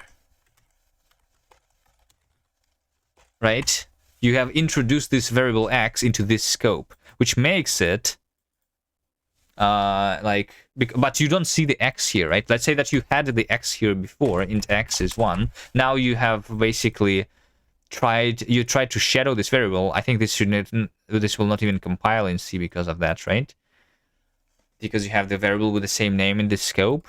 But like you don't see it in the code, so it is kind of surprising. You need to constantly keep in mind what the macro is, like what are all the variables that macro is potentially generating here. So in order to fix this name collision, this is solved by the hygienic macros, basically, where the way the symbols are resolved are based on the lexical scope in which the symbols are defined, are written, not based on like the substitution as a string, I guess. In short, which makes the usage of the macros a lot more predictable, like a lot like easier to use without as many food guns, right? I mean, and in string, in C the macros are just like string based. It's not even ASD based, so you also like need to like surround them with parentheses sometimes for like reasons, but that's a different thing, I guess.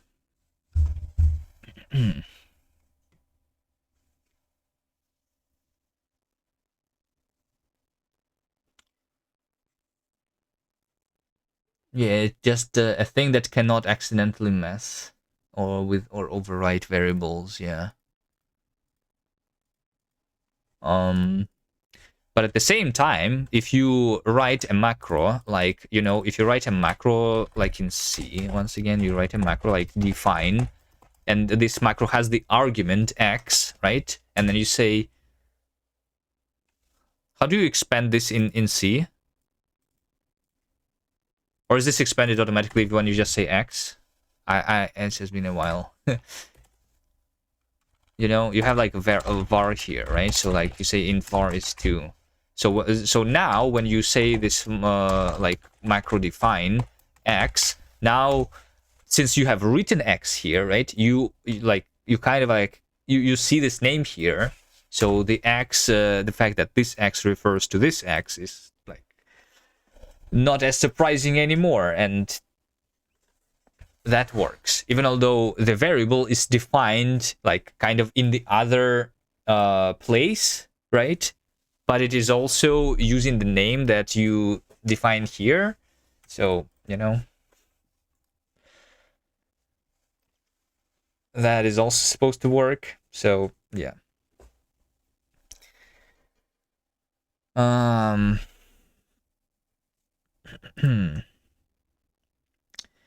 Could not find X in scope.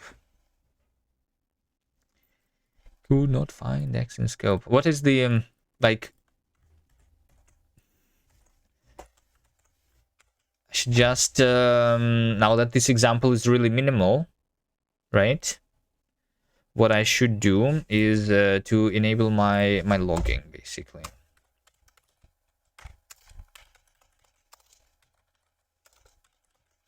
Maybe like when I include the AST. Test var body.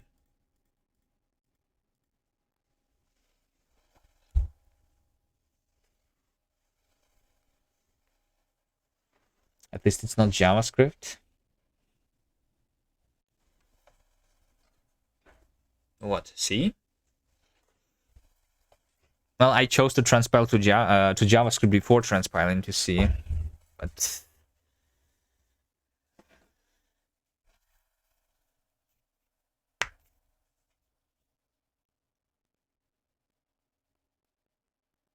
so C. So because JavaScript is better in a certain way.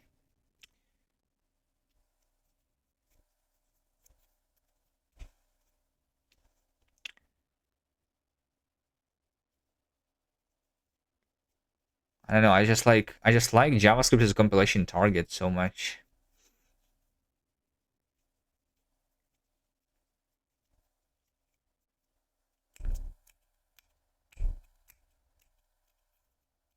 I should try to do the C transpiler sometime soon to see how much more difficult it is. But I expect it to be a lot more difficult. I mean, it's not difficult, just more work.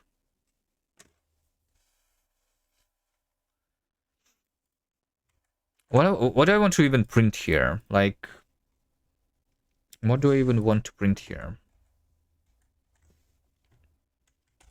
Compiler state.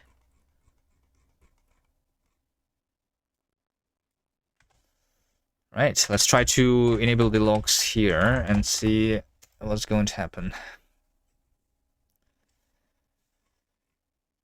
Okay, so I'm trying to find the X in the definition side 129001. 129001.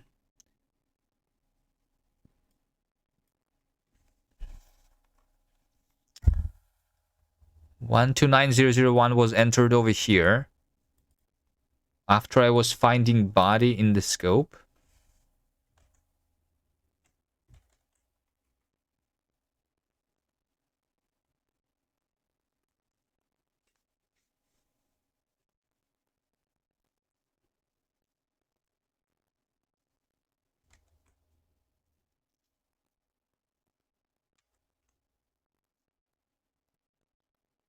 So that's the definition side of this AST, basically.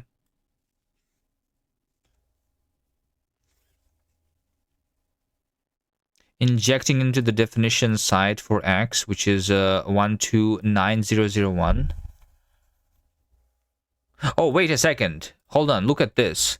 Injecting into the definition site for x, which is 129001, which means that, so like the variable x should be available in scope, in this scope, 129001, right? And then I'm trying to find x in 129001, and I cannot find it.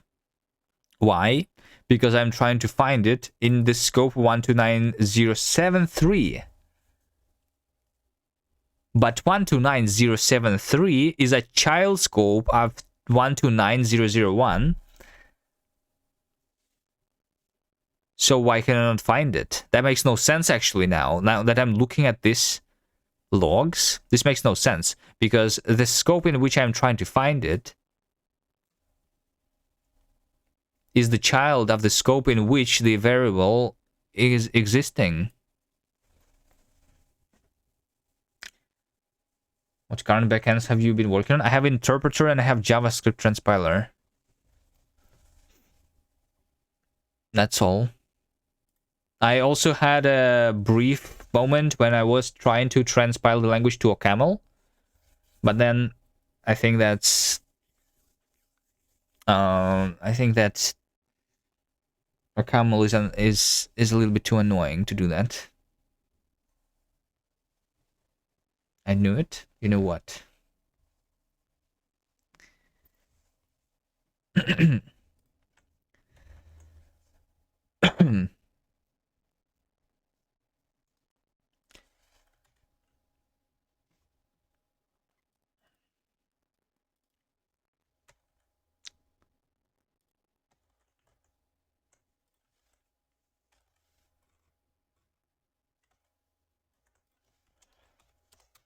Could not find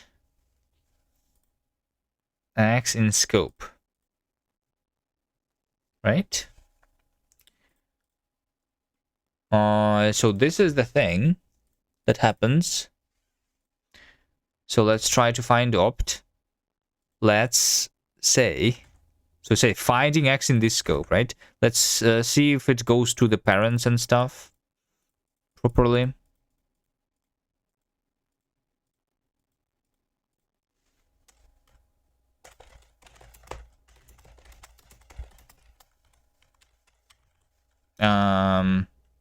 Looking for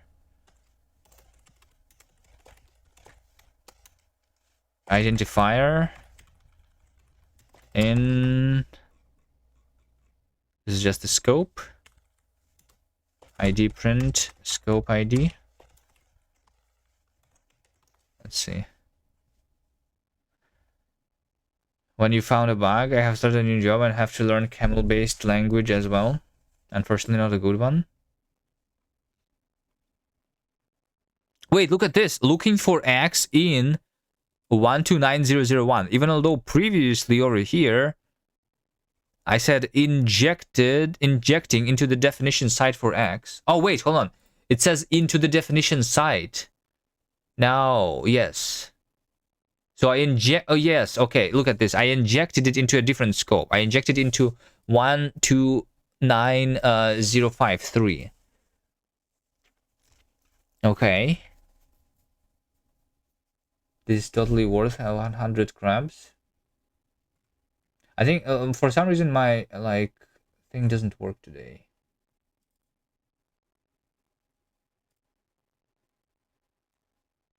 Okay, let me try one thing. Oh wait, but I think I know why it broke actually. Oh, you see the loading thing over here.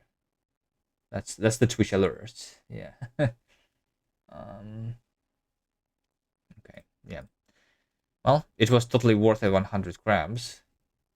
Just not going to be seen, I guess. So was this like spinning circle on the stream all the time? In the middle of the screen? Okay, I guess we can keep it.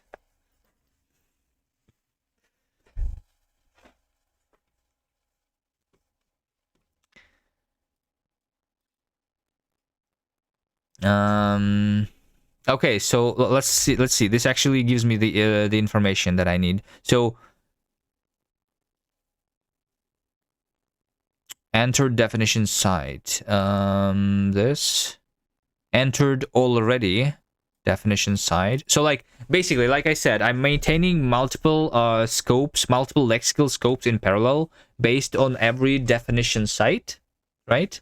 So if I already have a scope for a specific definition site, then I'm just using this. Otherwise, I'm creating a new scope with the parent being the original definition site, and that is what's being tracked for the definition site, right? So when I enter the one that was already created, then we see this, right?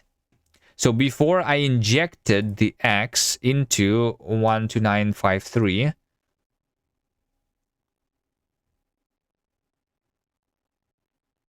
one to 953.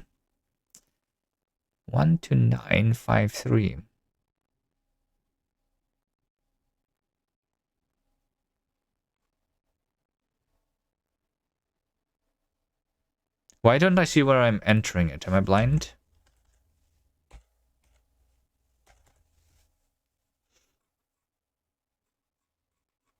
I never entered the scope.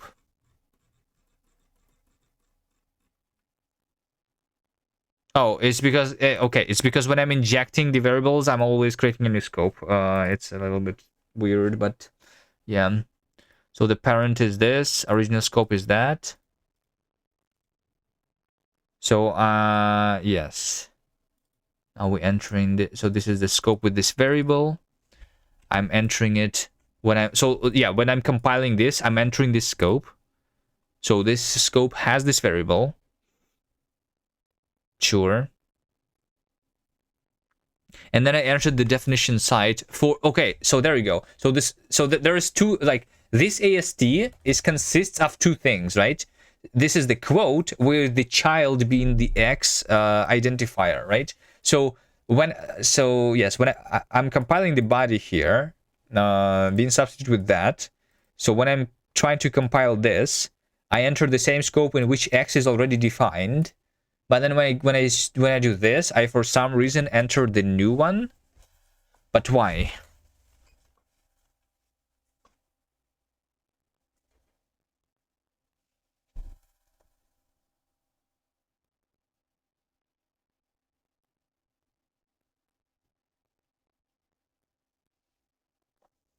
But why? That makes absolutely no sense to me.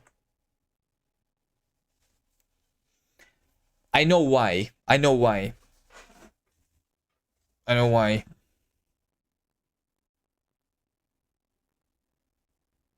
Because that one was yeah, because I'm not like compiling this thing here yet, right? Because this is me, because I'm including the AST. Hold on a second. Hold on. No, this is all including the AST. Hold on a second. No,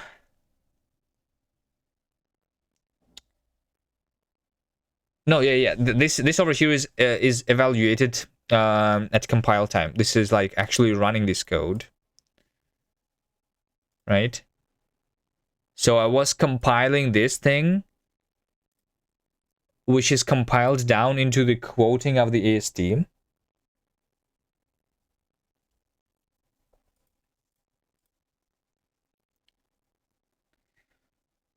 And the definition site at this point, because I entered this thing, right? So that the definition site is now this one with the X variable in scope.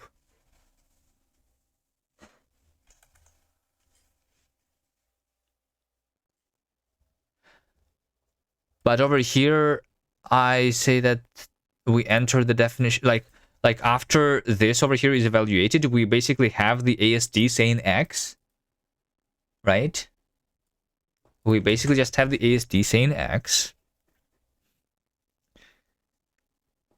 And that AST has the has captured, I think maybe it's capturing their own scope.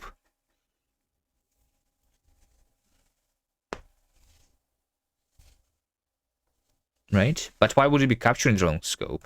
Let's how about this? How about this? When I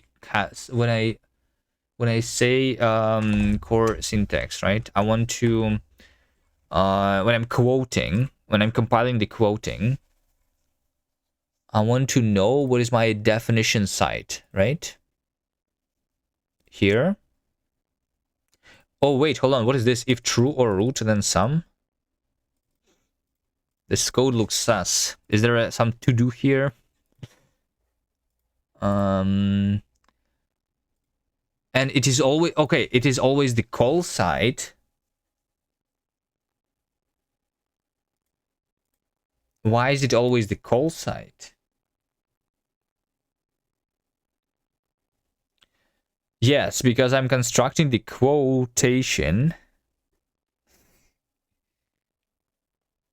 inside of a macro.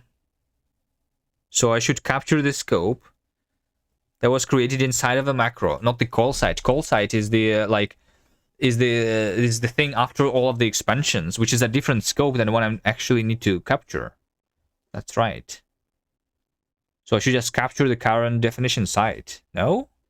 Like why is it like this? Shouldn't this be? Hold on, let's just try. Let's just guess. So def site is just going to be some.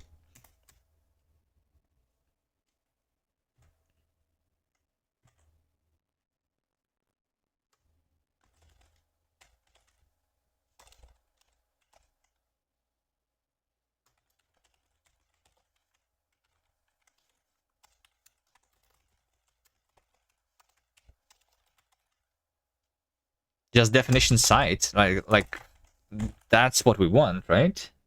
Why I'm saying that definition site is call site makes no sense. It's going to work first try.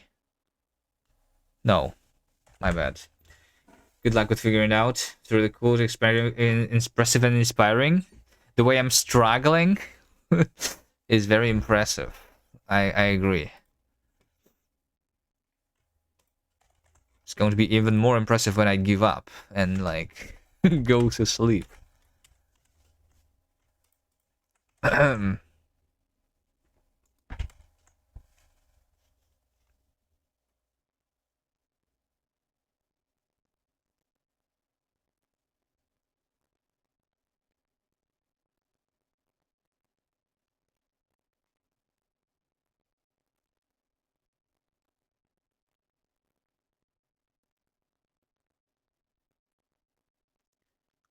Boom, boom.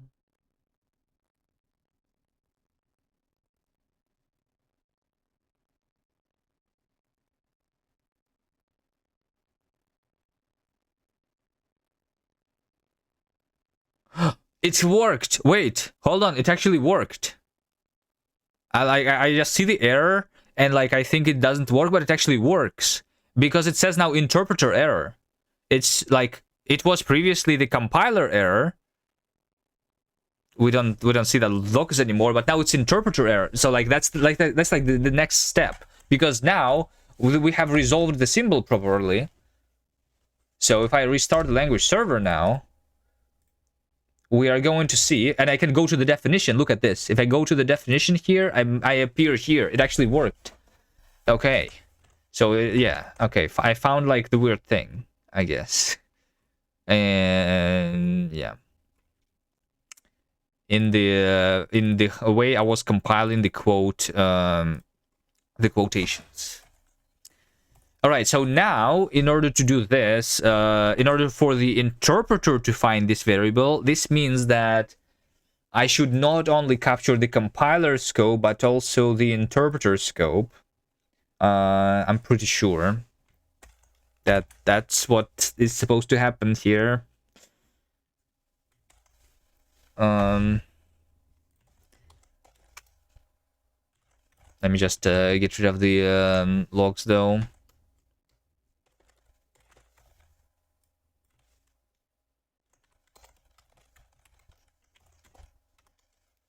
Let's try. Let's make sure that I did not break anything by like testing the Advent of Code solutions again.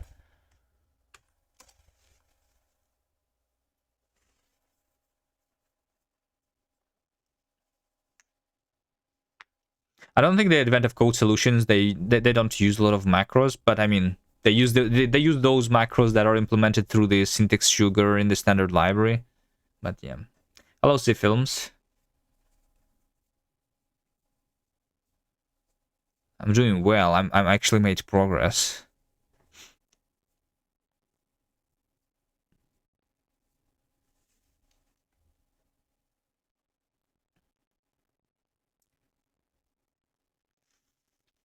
We're trying to make sure that it's possible to like generate code. For like the goal is to automatically generate the bindings to the libraries that we're going to use. Let's also test it on the JavaScript transpiler too. What are coding macros? It's just generating code. Code generation. Macros is just a way to generate the code at compile time.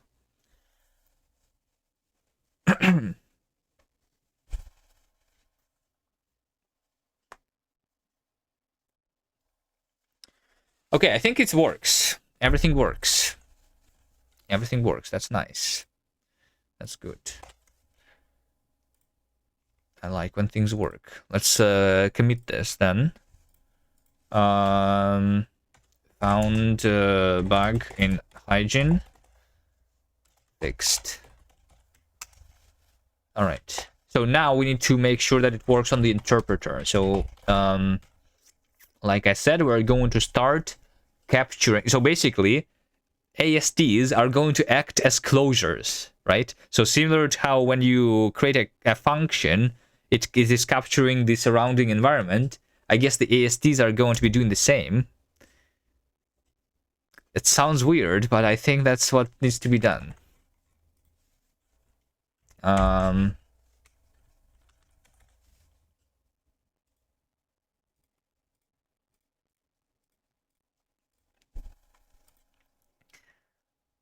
Right? Because, I mean, yeah. Because it's not really like capturing the runtime environment, because that runtime is happening at compile time. So, yeah.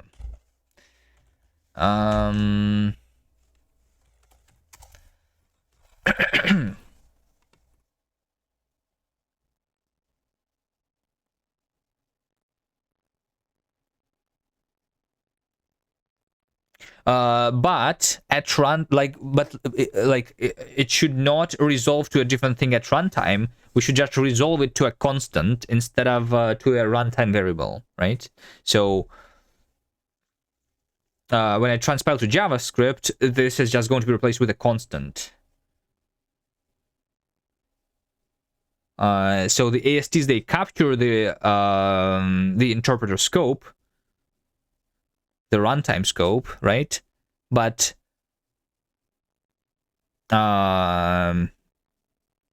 when we compile that AST and we compile the symbol, so we compile the symbol. Let me show you here. So we have the Kast compiler here, right? When I'm trying to compile a simple token over here, and if this token, and if we're trying to compile a place expression, then we are trying to find the this identifier. If this is like the simple identifier token, we're trying to find it in the current scopes based on the hygiene and all of that stuff, right? So we are trying to find the local, and this local might actually refer to the runtime variable as it does right now, but that runtime variable might exist in the like the runtime scope of the compiler. So it exists in the interpreter that that is running at compile time, is right. So the scope local, so it is resolved to a reference to a runtime variable. The scope local is a thing, which is either a constant or a binding. Binding is a reference to the runtime variable. But if this exists in the scope that was captured, then then it is still a constant, basically, right? So based on a lexical scope, it is a runtime variable, but in reality, it is still a constant because the runtime scope is the compile time scope. Something like that, I think.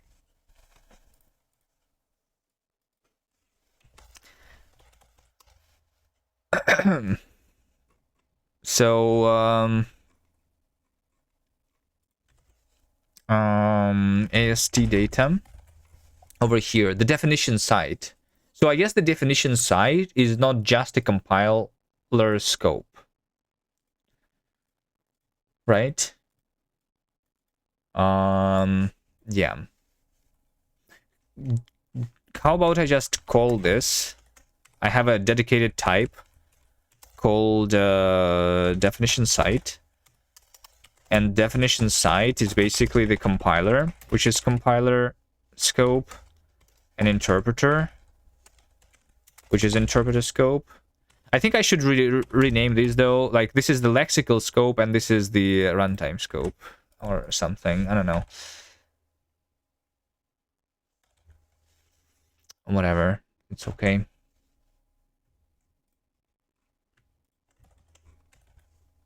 So when I quote the AST, right, this over here, quotation of the AST, so is actually happening at runtime, right? So we have the interpreter state here, and we can capture the current scope, just like when we are creating a function. So we're going to say that, so but the compiler scope is captured. So the compiler scope is captured when I was compiling the quotation, and the interpreter scope is when I'm evaluating it. So like we can evaluate it multiple times, resulting in like different captured things. That makes sense actually. So we say that compiler is this, and interpreter is state scope.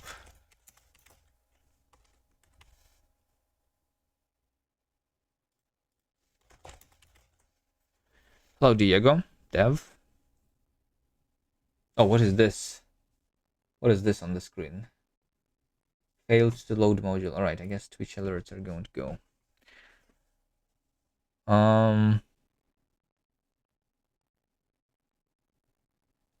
So expression definition site.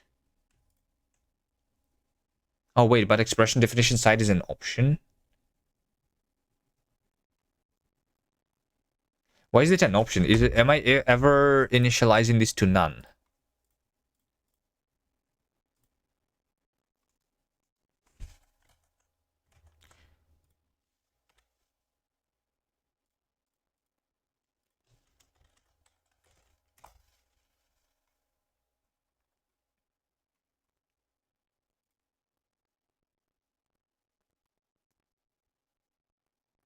I am in this place.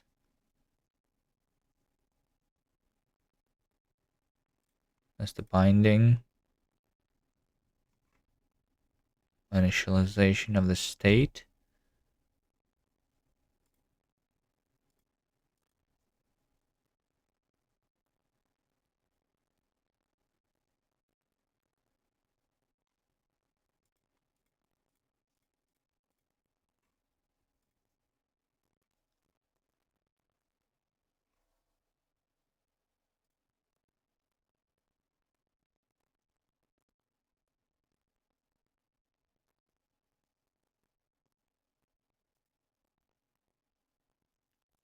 Scopes.dev site.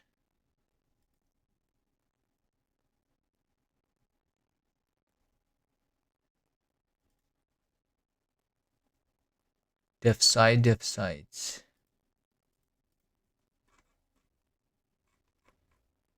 Boom, boom, boom, boom, boom. Like that thing is like never none. Unless like it's some error or interpreter.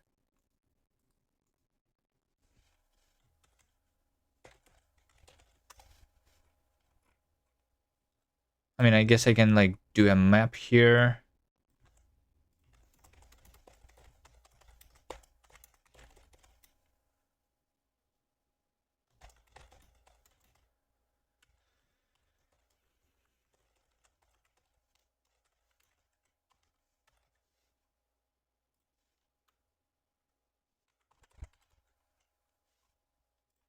Oh, the inference here is weird.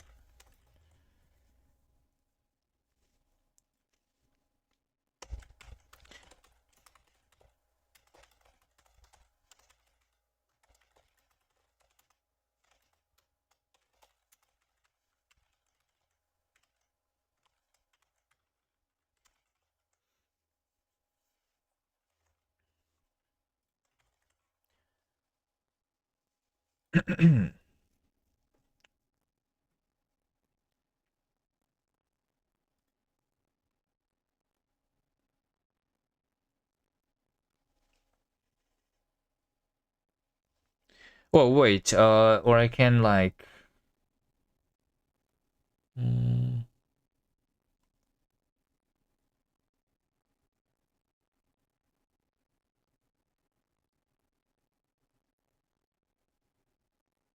Maybe they should not be grouped.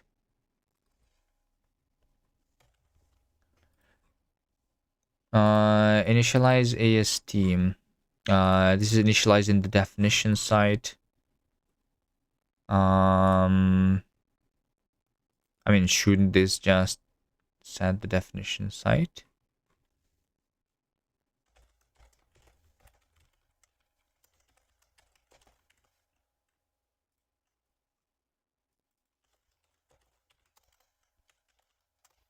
Instead of the compiler scope now, right? So we say or context or definition site like this. So when I quote AST definition site, let's calculate this once. It's the same in the both things.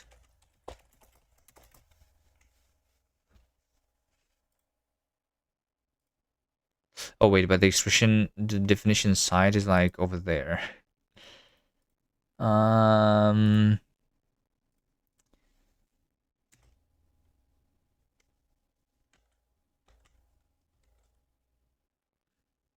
Def site is this. Def site expression, definition site. Maybe I should like...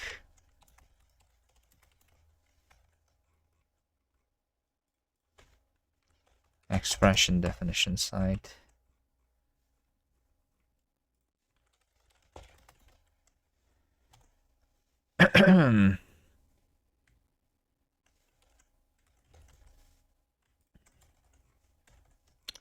Enter AST definition site. So this is only based on the compiler scope. So this should be definition site dot compiler.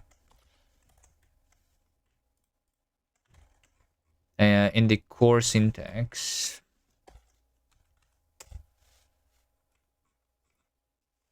are you running on Linux and is it good operating system for game development? Yeah, I think it's good system for everything. Well, maybe not for everything. Maybe I wouldn't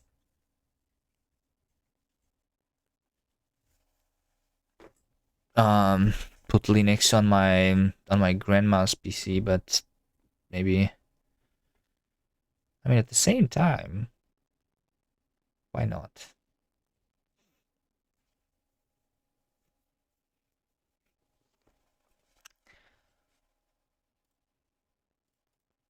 I don't know. What would make an operating system be good for game development?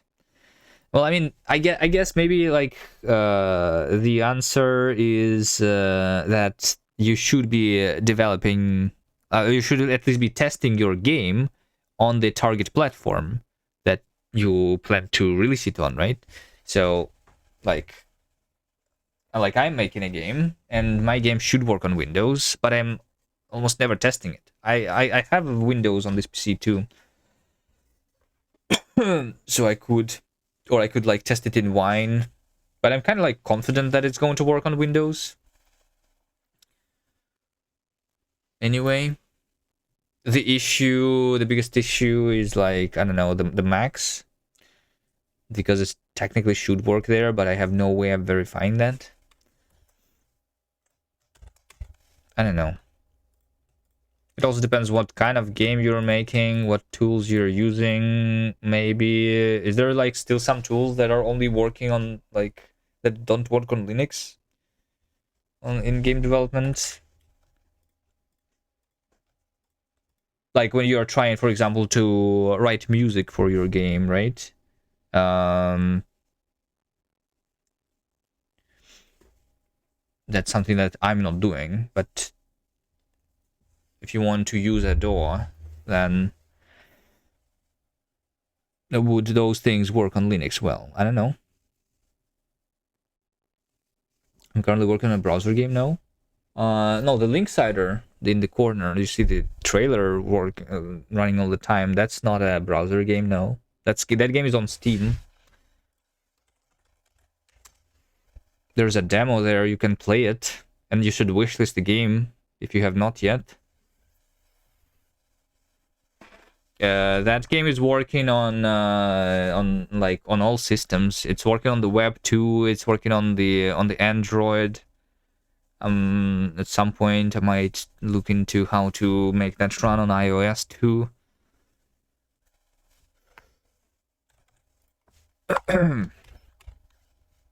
The game in the browser, that's the game that I'm making with my language. But that game is written in Rust. The Linksider is written in Rust.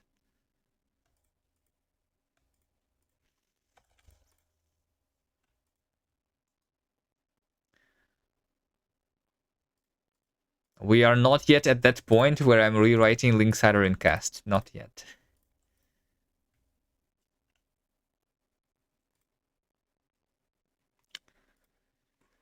Alright, what is this? So, this, I have a tuple field. Definition site is... This is when I'm compiling the pattern for the inline tuple field.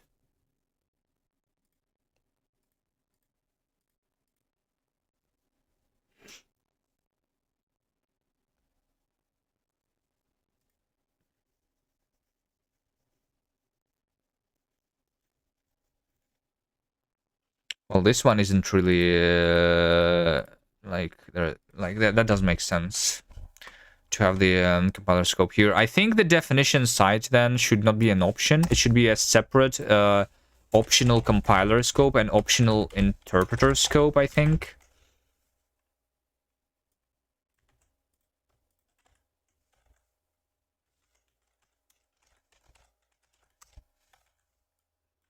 Maybe that makes more sense.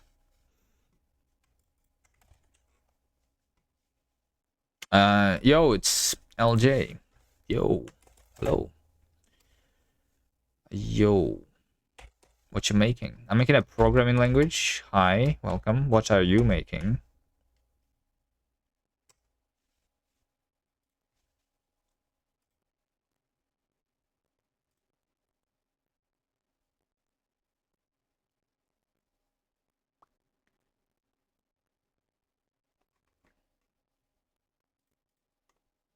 Currently, I'm working on a programming language. I have currently two main projects, which is the programming language and the game, Linksider, that you see in the corner. But I have not worked on that in a while. We should switch back soon. A Unity game in C#, much less cool. Well, you know, my goal is to be making games too. I should not be making a programming language. That's not the smart thing to do when you're trying to make a, when you're trying to be a game developer, you know? But, so you're doing it right. You know, you should not be making your own game engine. You should not be making your own language.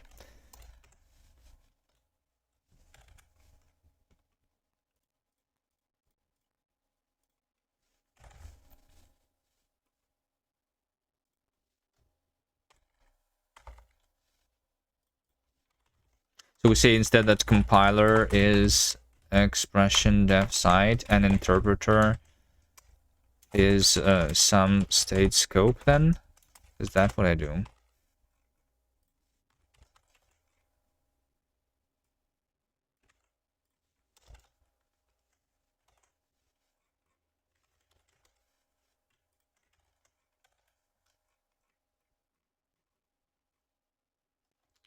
CS background, I'm guessing. Computer science background.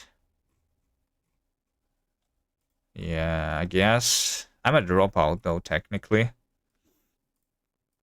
And but I don't know. It's a hobby. I would say that most of the things that I learned, I'm a self-taught programmer.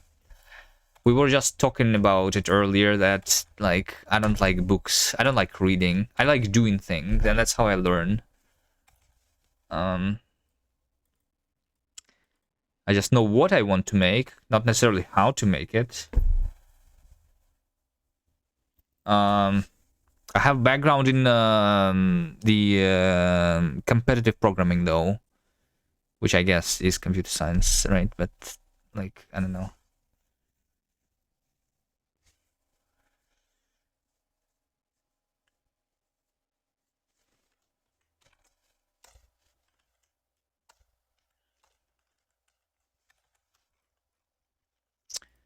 Definition site, none.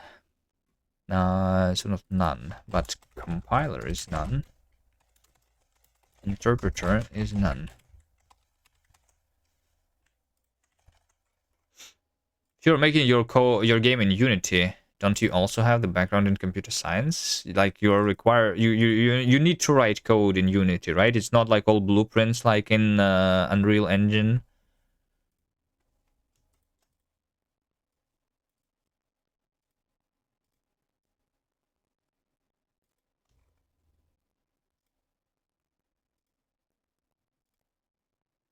Or do they have something similar where you like don't write any code? Imagine all the new cool features that could be added to Bevy while you were working on Kast.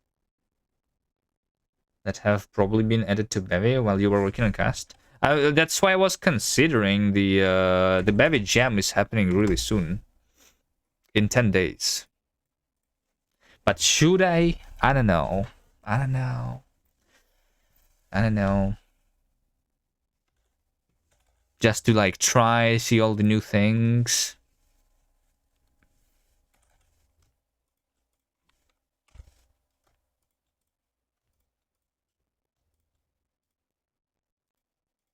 Probably not though. Game art and design degree, halfway through I figured out. We're making games pretty. I want to make games, and that's code. So I started teaching myself. Nice. So you're just learning right now?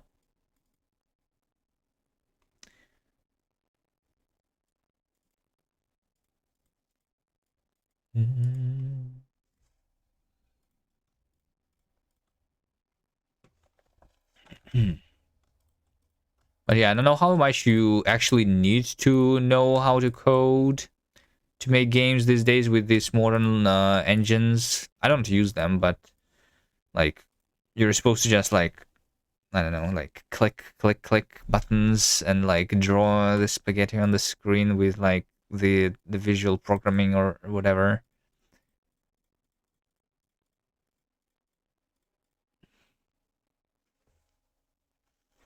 Seven years in at this point. Oh, nice. Well, 7 years in, that's deep. That's deep. I guess. That's deep.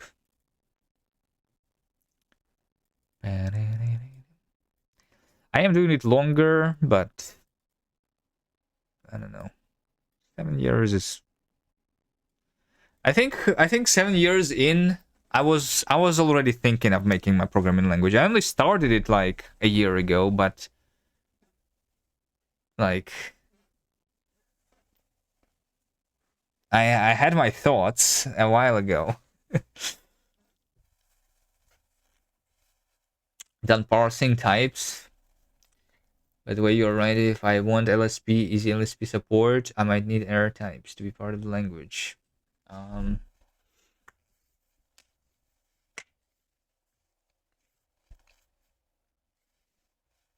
Yeah, for sure. I think.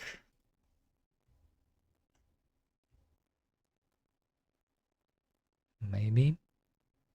I mean,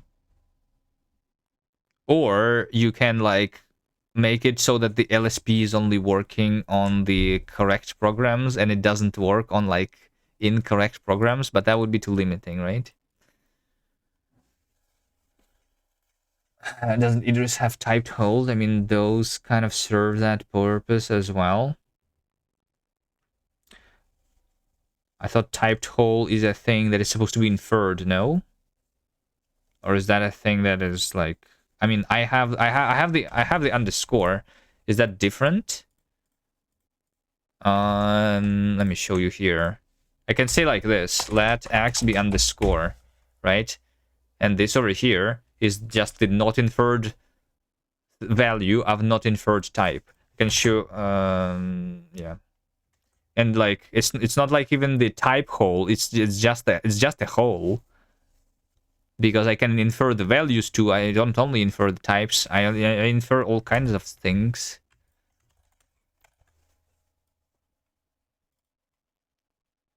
What's your programming language will be used for? And what is its name? It's called Kast. I'm planning to use it for game development myself, but...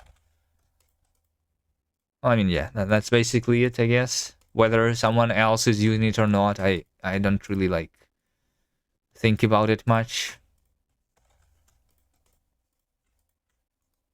I'm just making it for myself.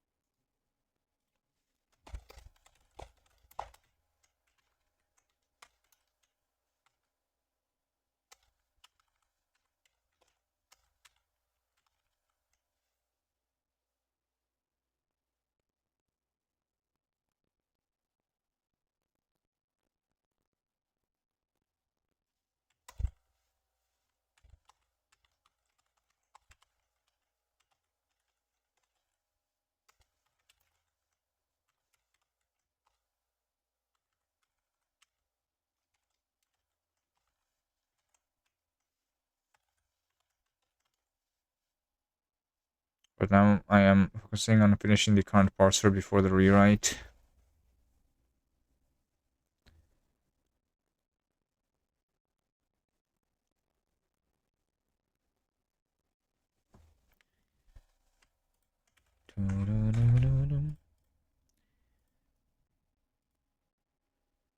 Enter AST definition site. Match AST definition site. Compiler.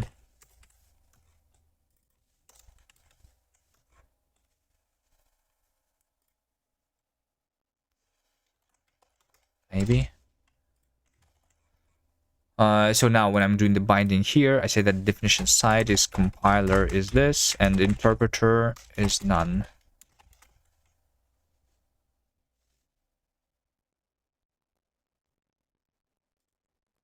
Oh wait, bindings. Wait, no, bindings is label AST definition site compiler.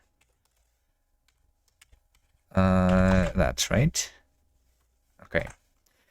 All right. If it compiles, it's going to work, right? I'm not really like sure that I'm doing the right thing currently, but like, if it compiles, it works, right? Init AST definition site.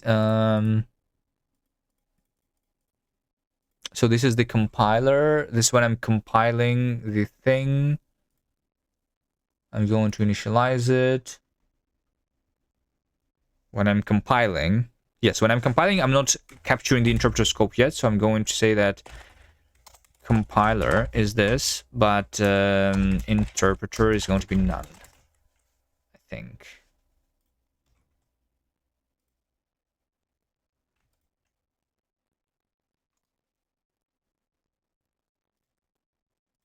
This should be what? Some this. How are you so good at this? Good at what? Hello, tired beaver.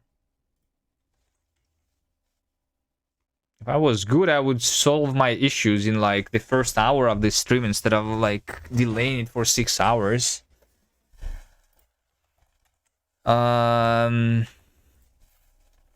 Okay, let's see if it works. First try, easy.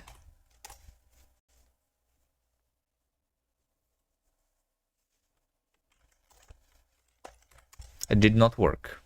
Access still not found here. Oh wait, that makes sense why it's not found, because it's actually not present in the runtime, right? So now we need to like add this thing. Now we need to add this thing. Now that I have the information, I think, if it's passed correctly, then when I'm looking this symbol up, right? When I'm looking up the symbols,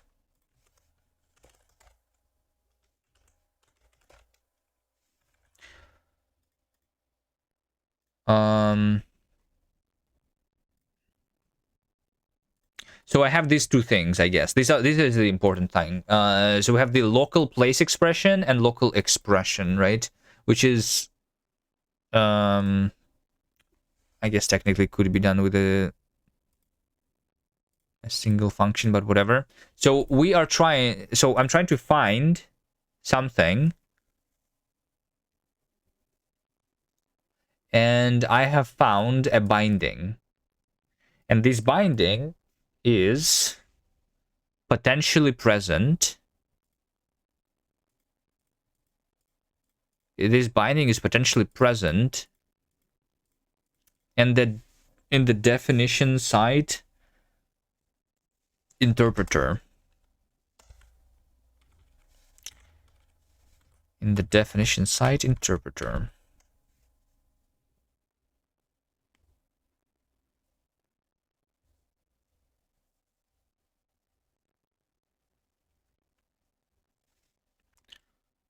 Can I make it like so that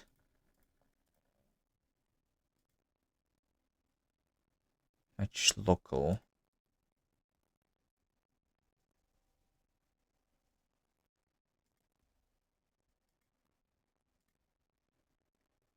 I think I can have this thing called like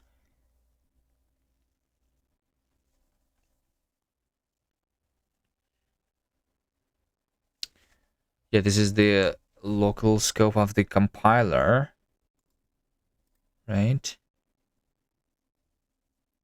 Yeah. Local look up or something. I don't know. Local state scope local. If this is just a constant, then that one would not have a binding, right? Yeah. So I think we need to have a type, you know, looked up local is either a constant. What are you doing at the moment? I'm making a programming language. Making a powerful macro system. Trying to make a powerful macro system. So better than Rust? Yes, better than Rust. Rust's macro system is pretty bad, I would say.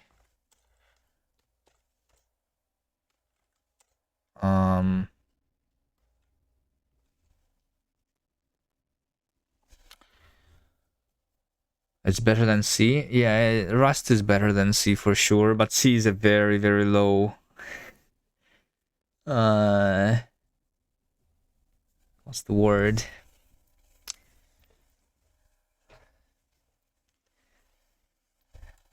It's not difficult to make something that's better than C, I guess. In terms of macros.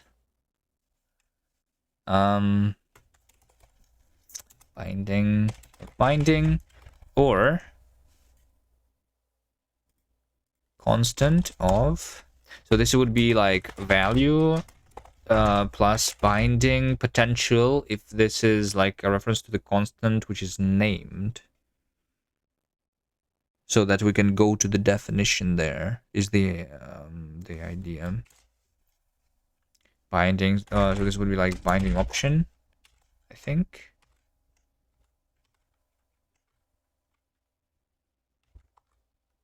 So when I do the lookup, this should return the looked up local. So we're going to match local with, and I need to have span and state here. So it's a const place binding. So these constants, they have places. Why do they have places instead of values inside? Isn't that weird? That's a little weird, but let's keep it like that. So this is where I am like reading the place.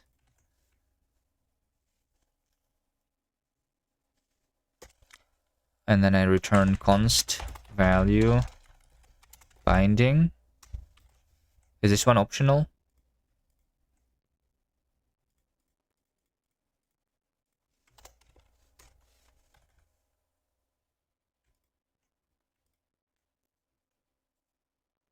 It is not optional. Do you have thoughts on Zig's comp time then? Yeah, I think Zig's comp time is pretty cool. I'm doing the same in my language, yes.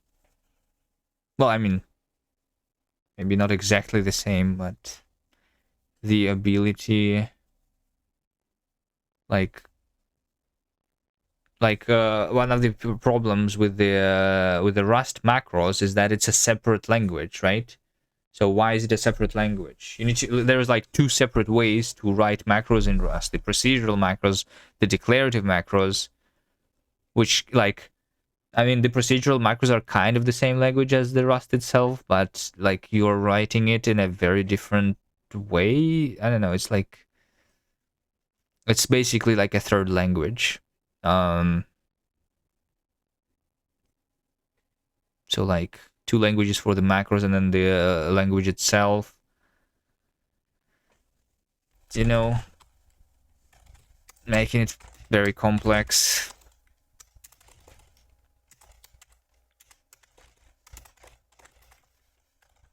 Let's start with this.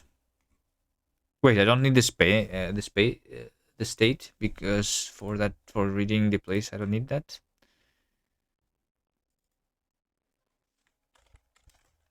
Sure. So how about I match local lookup local then.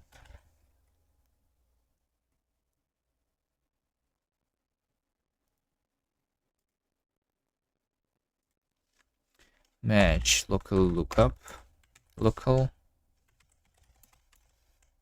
So this one is now having the value and not the place, and we just do this.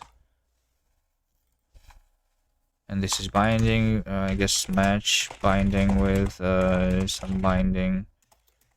Then we do that. We don't do anything. Okay, so over here, the local lookup. When I'm looking up the thing at the compile time, and it refers to binding. Binding is a reference to the runtime variable. But if this variable is present in the capture definition site by the current AST, then we want to still turn it into a constant.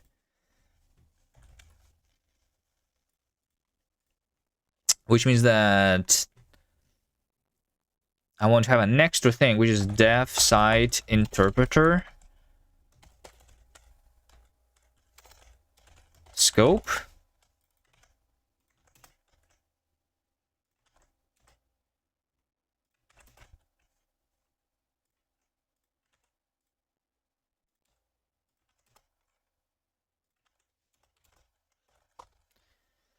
Whatever this is. Is it possible to take the kernel of Windows 11 and every GUI out? DirectX 12 should be. And make a Windows distro with reverse engineering? No idea. I don't think anyone has ever done a... Like, I mean, what is a Windows distro, even?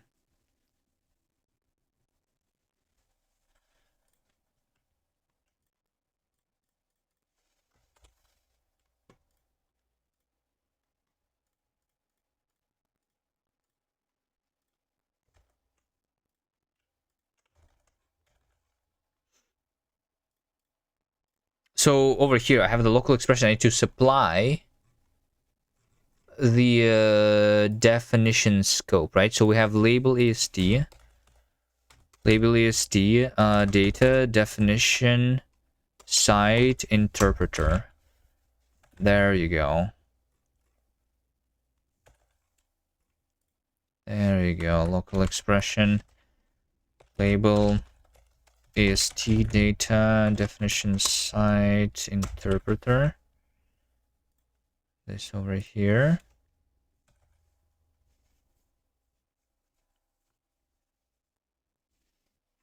What is that? That is me having the dot syntax. I'm trying to find something in the compiler scope.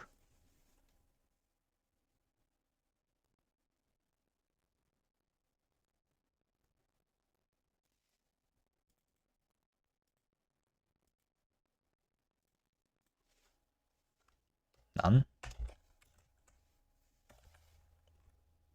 This is a hack. Maybe.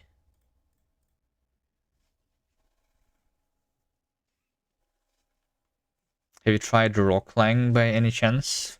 No. I did not. And I heard about it, but I did not try much. I did not even read much about it. I mean, I think build fast and run fast. Functional. What's special about it? Command line interfaces, embedding. There was only like one thing that I heard about Rocklang, which like it has some like notion of platforms or whatever.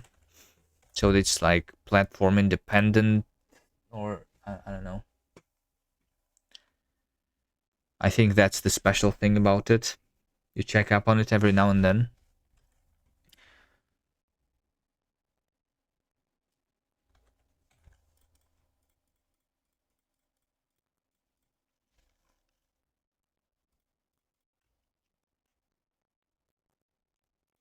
Local basic creation. So this over here, this is when I'm actually doing the looking up the identifier, right?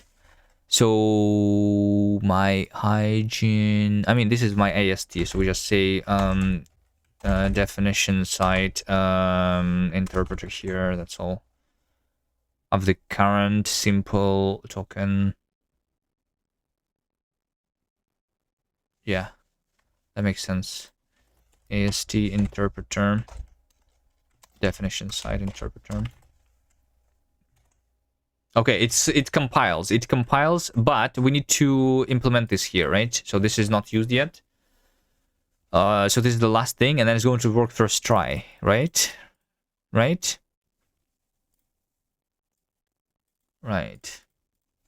So I'm going to basically try to find it here, and if it's not found here, then it is actually a runtime variable.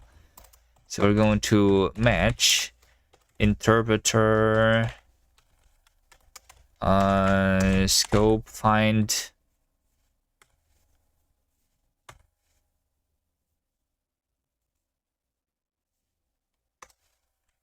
what's an interpreter local place in type field. I see. Find I need to find this symbol, which is binding name in the def site interpreter scope.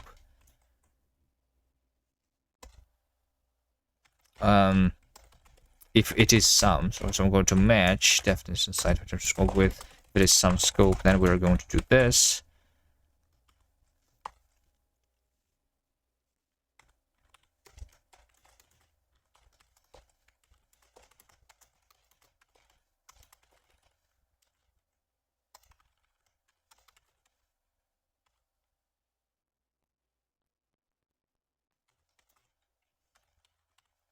So if I actually found it in the interpreter scope, in this case, we are going to actually have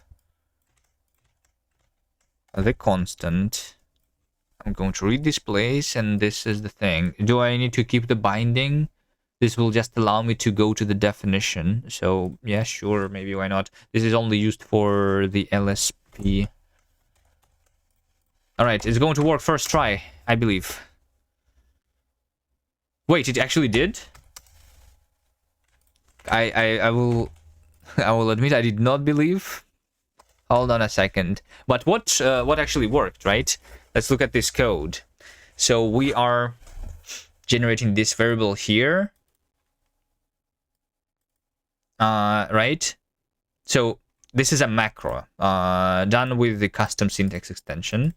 So this test x, quoted x, the var being replaced with x, the body is being replaced with quoted x, which means that over here we introduce a variable and then return the AST, which is referencing this local variable, and then we are compiling that AST into the code of this thing, and it worked,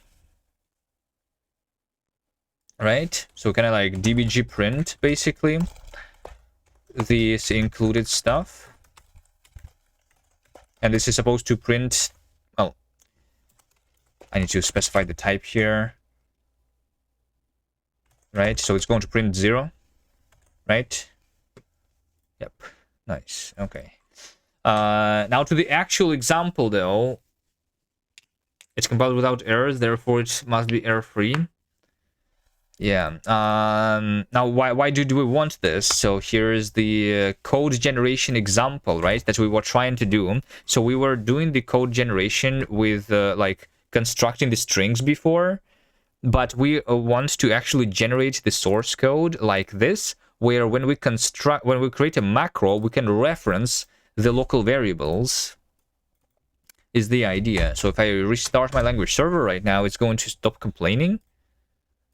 Well, it stopped complaining about this one, actually, but not about this one. What?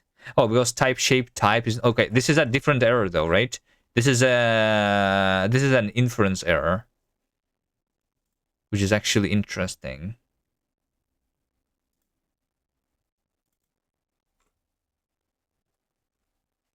What's actually happening there? I think that's different.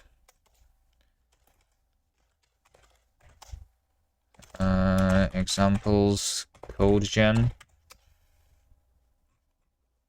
T cannot escape the scope. There's no T here though. While evaluating the constant, because this is a constant. What to generate? This doesn't even have the T's inside. Okay, well, we have a new bug though. That's a different bug. Is there any T? Anyone sees any T's? I don't see any T's. There's no T's here. Type is not T. T is type. It's almost like the only T that is present here is because like this list T, this has the generic argument called T.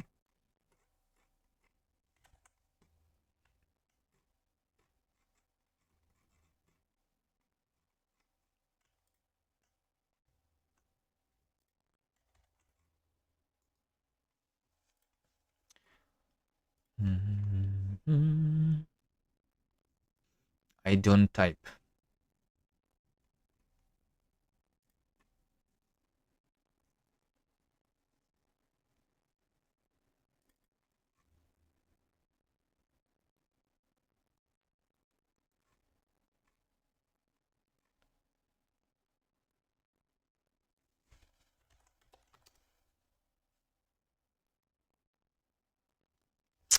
While I'm compiling this, I need to evaluate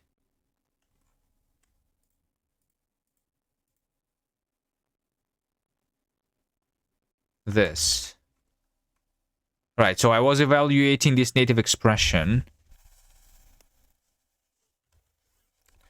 And doing that, I needed to evaluate that constant. And then we had the t inside of that constant. Oh, wait. I know. No, I don't know.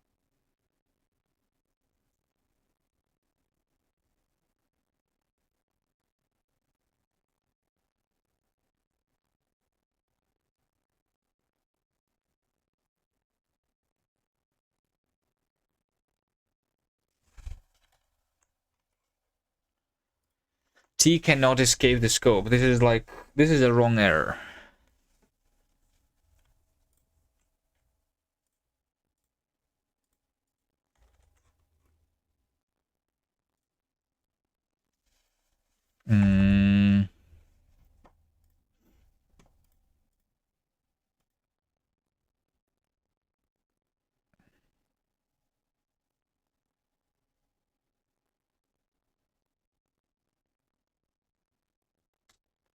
So it said I cannot escape scope.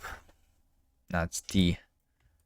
Oh wait, I know what this T is. I can click this thing. It's this T, right? This is a list T. Right, list create T, yes. Where am I creating the list? I'm only creating the list over here, right?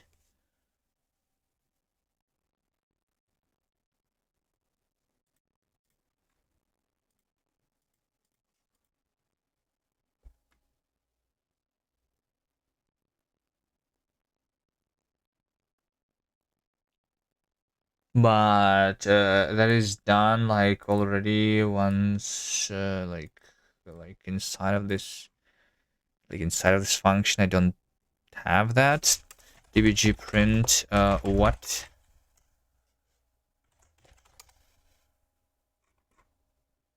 So this is what we're trying to like generate.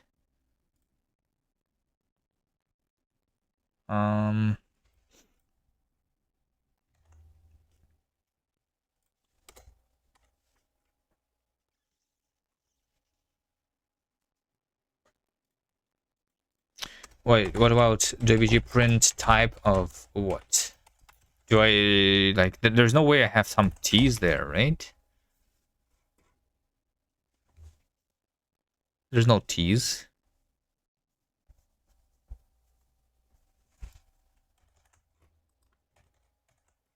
So this happens when I am compiling the include AST. In order to compile include AST, I need to compile this const, right? So this is the thing that we have generated. So I'm trying to compile that.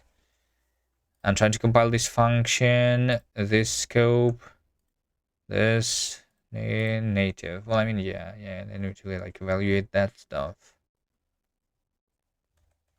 That makes sense.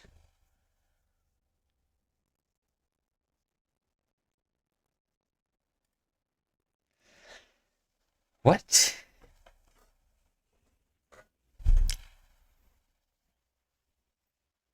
Can I say over here eval dbg print what? Oh, there you go. Look at this. It says T cannot escape the scope here now. Okay. All right. So I cannot print this because I need to evaluate this before printing, right? This is a constant. But so the way it works is when I evaluated the constants they might be like generic constants, I guess. So we need to replace any generic variables with the actual values of those. So that's why it's complaining it cannot escape the scope. There is, for some reason, the variable there still, or I don't know, somewhere, something.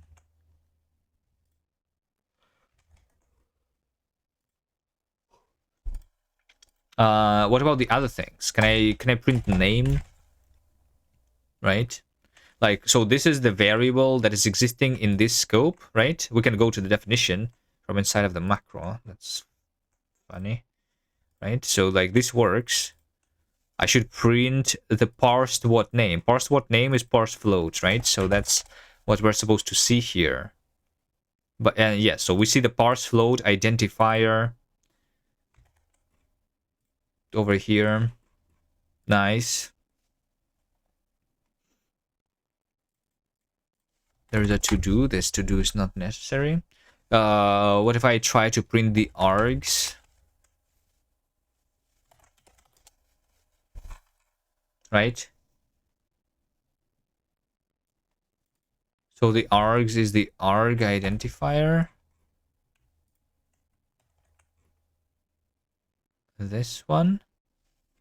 Oh, this is the ASD, so we don't know that yet, right?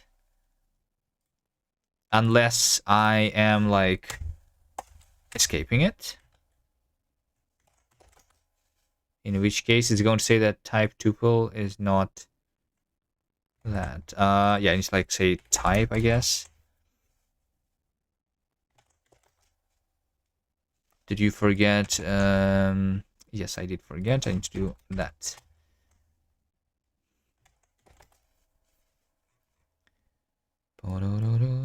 Type unit and string.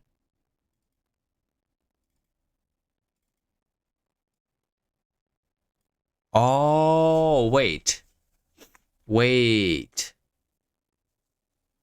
I feel like this is the. Is this the error? No, that's not the error. But like, okay. So over here, I'm saying that args is the empty ASD, right? And then I'm like combining this empty ASD with this thing, but the empty ASD is like, there's still the empty ASD node still exists, and which is like evaluated to a unit, basically. I don't need the parentheses to have a unit. I just need something that's empty. Parentheses is just like doing the parentheses things.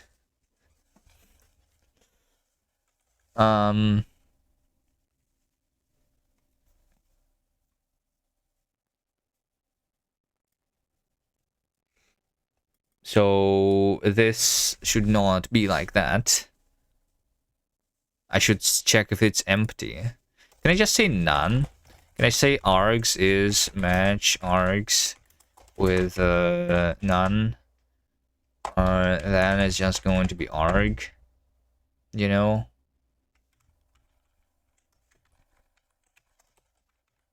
But if it is nah, but if it is some args, then we're going to do this.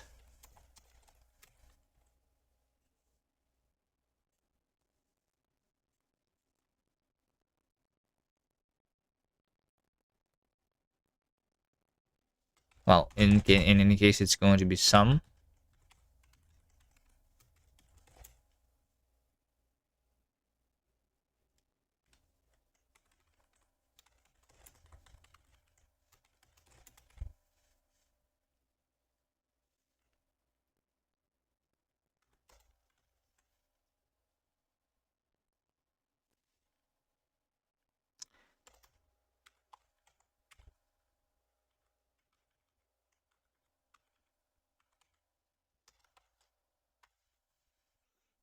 Like this.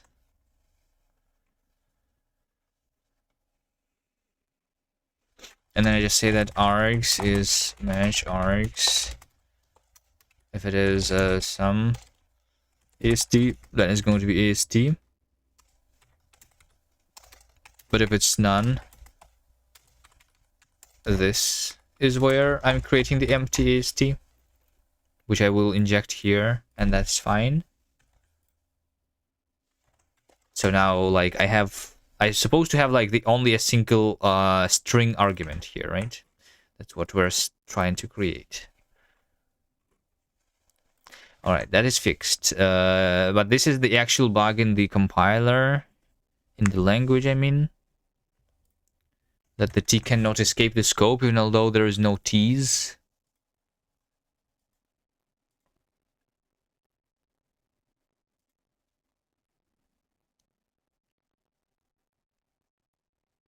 Well, I mean, let's make sure that it's not there. This is when I'm evaluating the constant expression. So we're going to the interpreter core. Const, right? Let's make this 2 to be in first. So I guess like monomorphized value, this over here, this thing doesn't work. Right? Let's see. Yes, so we have before sub, we have this thing, and it does not have any t's inside, right? It does not have any t's inside. So why does it say that t cannot escape the scope? This happens when I'm doing the substitution of the blocked value binding. If I find in the current state scope the binding name,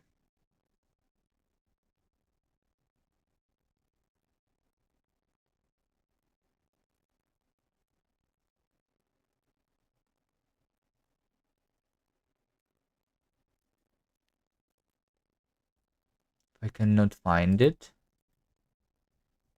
then it cannot.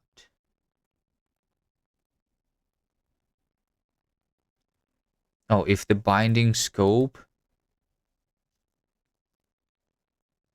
doesn't contain the result scope. Oh, yes. This is like completely different thing from what I was working on.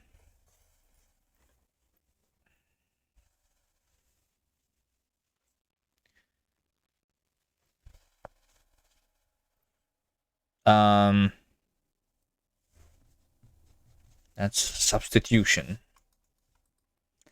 of generic things.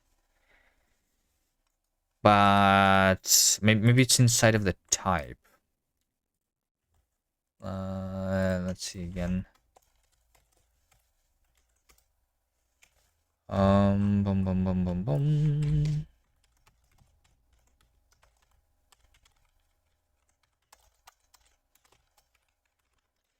Type print value type of value.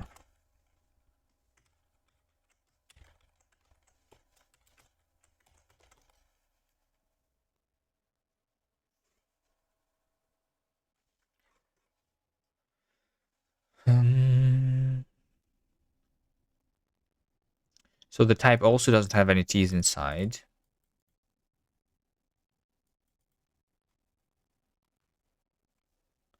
So there is literally nothing.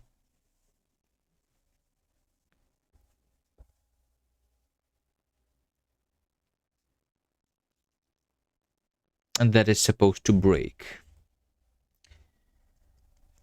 But it still breaks.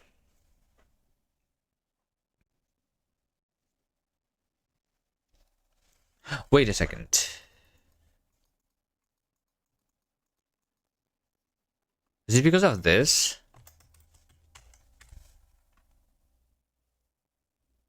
No, there's no way. It's not the args that break, right? Yeah, that's the same.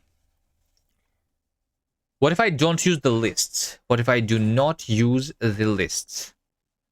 Let's just not have the arguments in this thing at all, right? Which means that I do not have any lists, and we are going to remove this. So this is just going to work then? Or is it not? Or is it going to like complain about something else? It's saying that inference type shape unit is not string. Yes, because that's what I did. I did a unit, right? So we want instead to say over here that args is some string. This is supposed to be done by like this iteration because we are supposed to get the data from like this list. No native. Okay, wait, hold on. So this works, by the way. Right? this actually works. Like the what returns works, what like all of this stuff works. But I just have this weird bug with the scope escaping. Which is supposed to not happen. I think it's like because some I don't even know. I don't even know.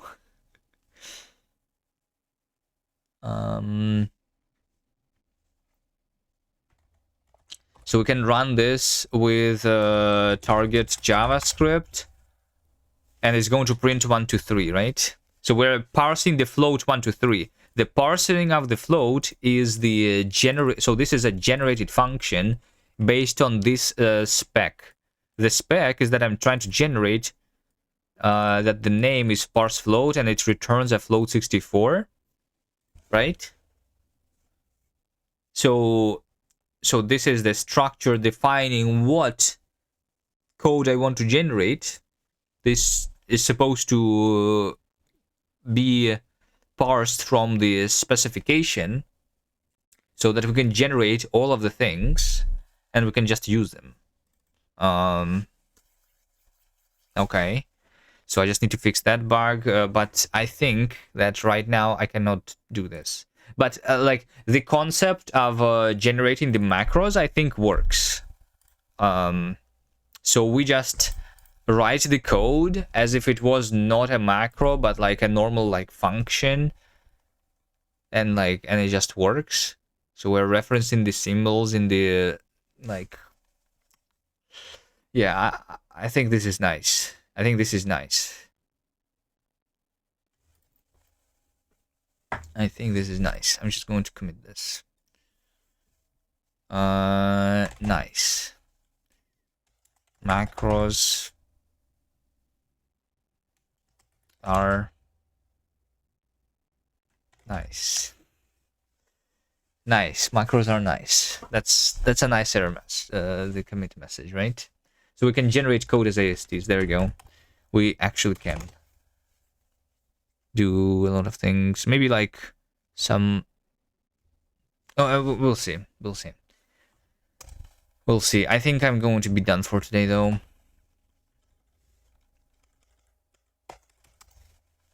I'm going to look into that bug with the scope escaping another time or off stream. Hopefully that one doesn't take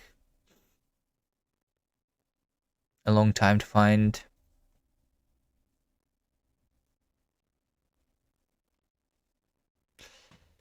Boom, boom, boom, boom, boom.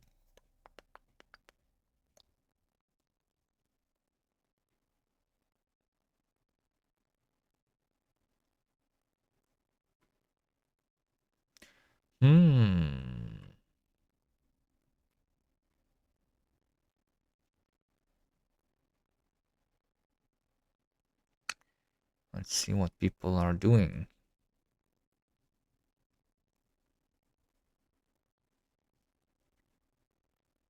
There are no new people making programming languages.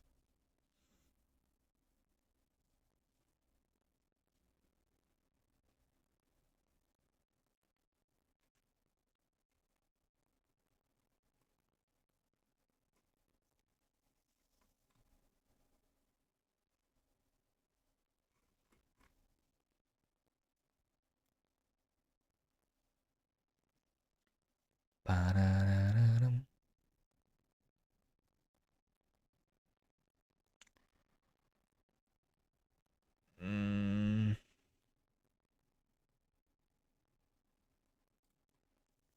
don't know. Let's just go to the column queue. And the eventual goal would be maybe to use this stuff to build All right. enough of See you guys next time. that we can compile this, and then we Thank you for watching. we can go around and Bye. around, right? This is the plan. If you want to see this is github.com elko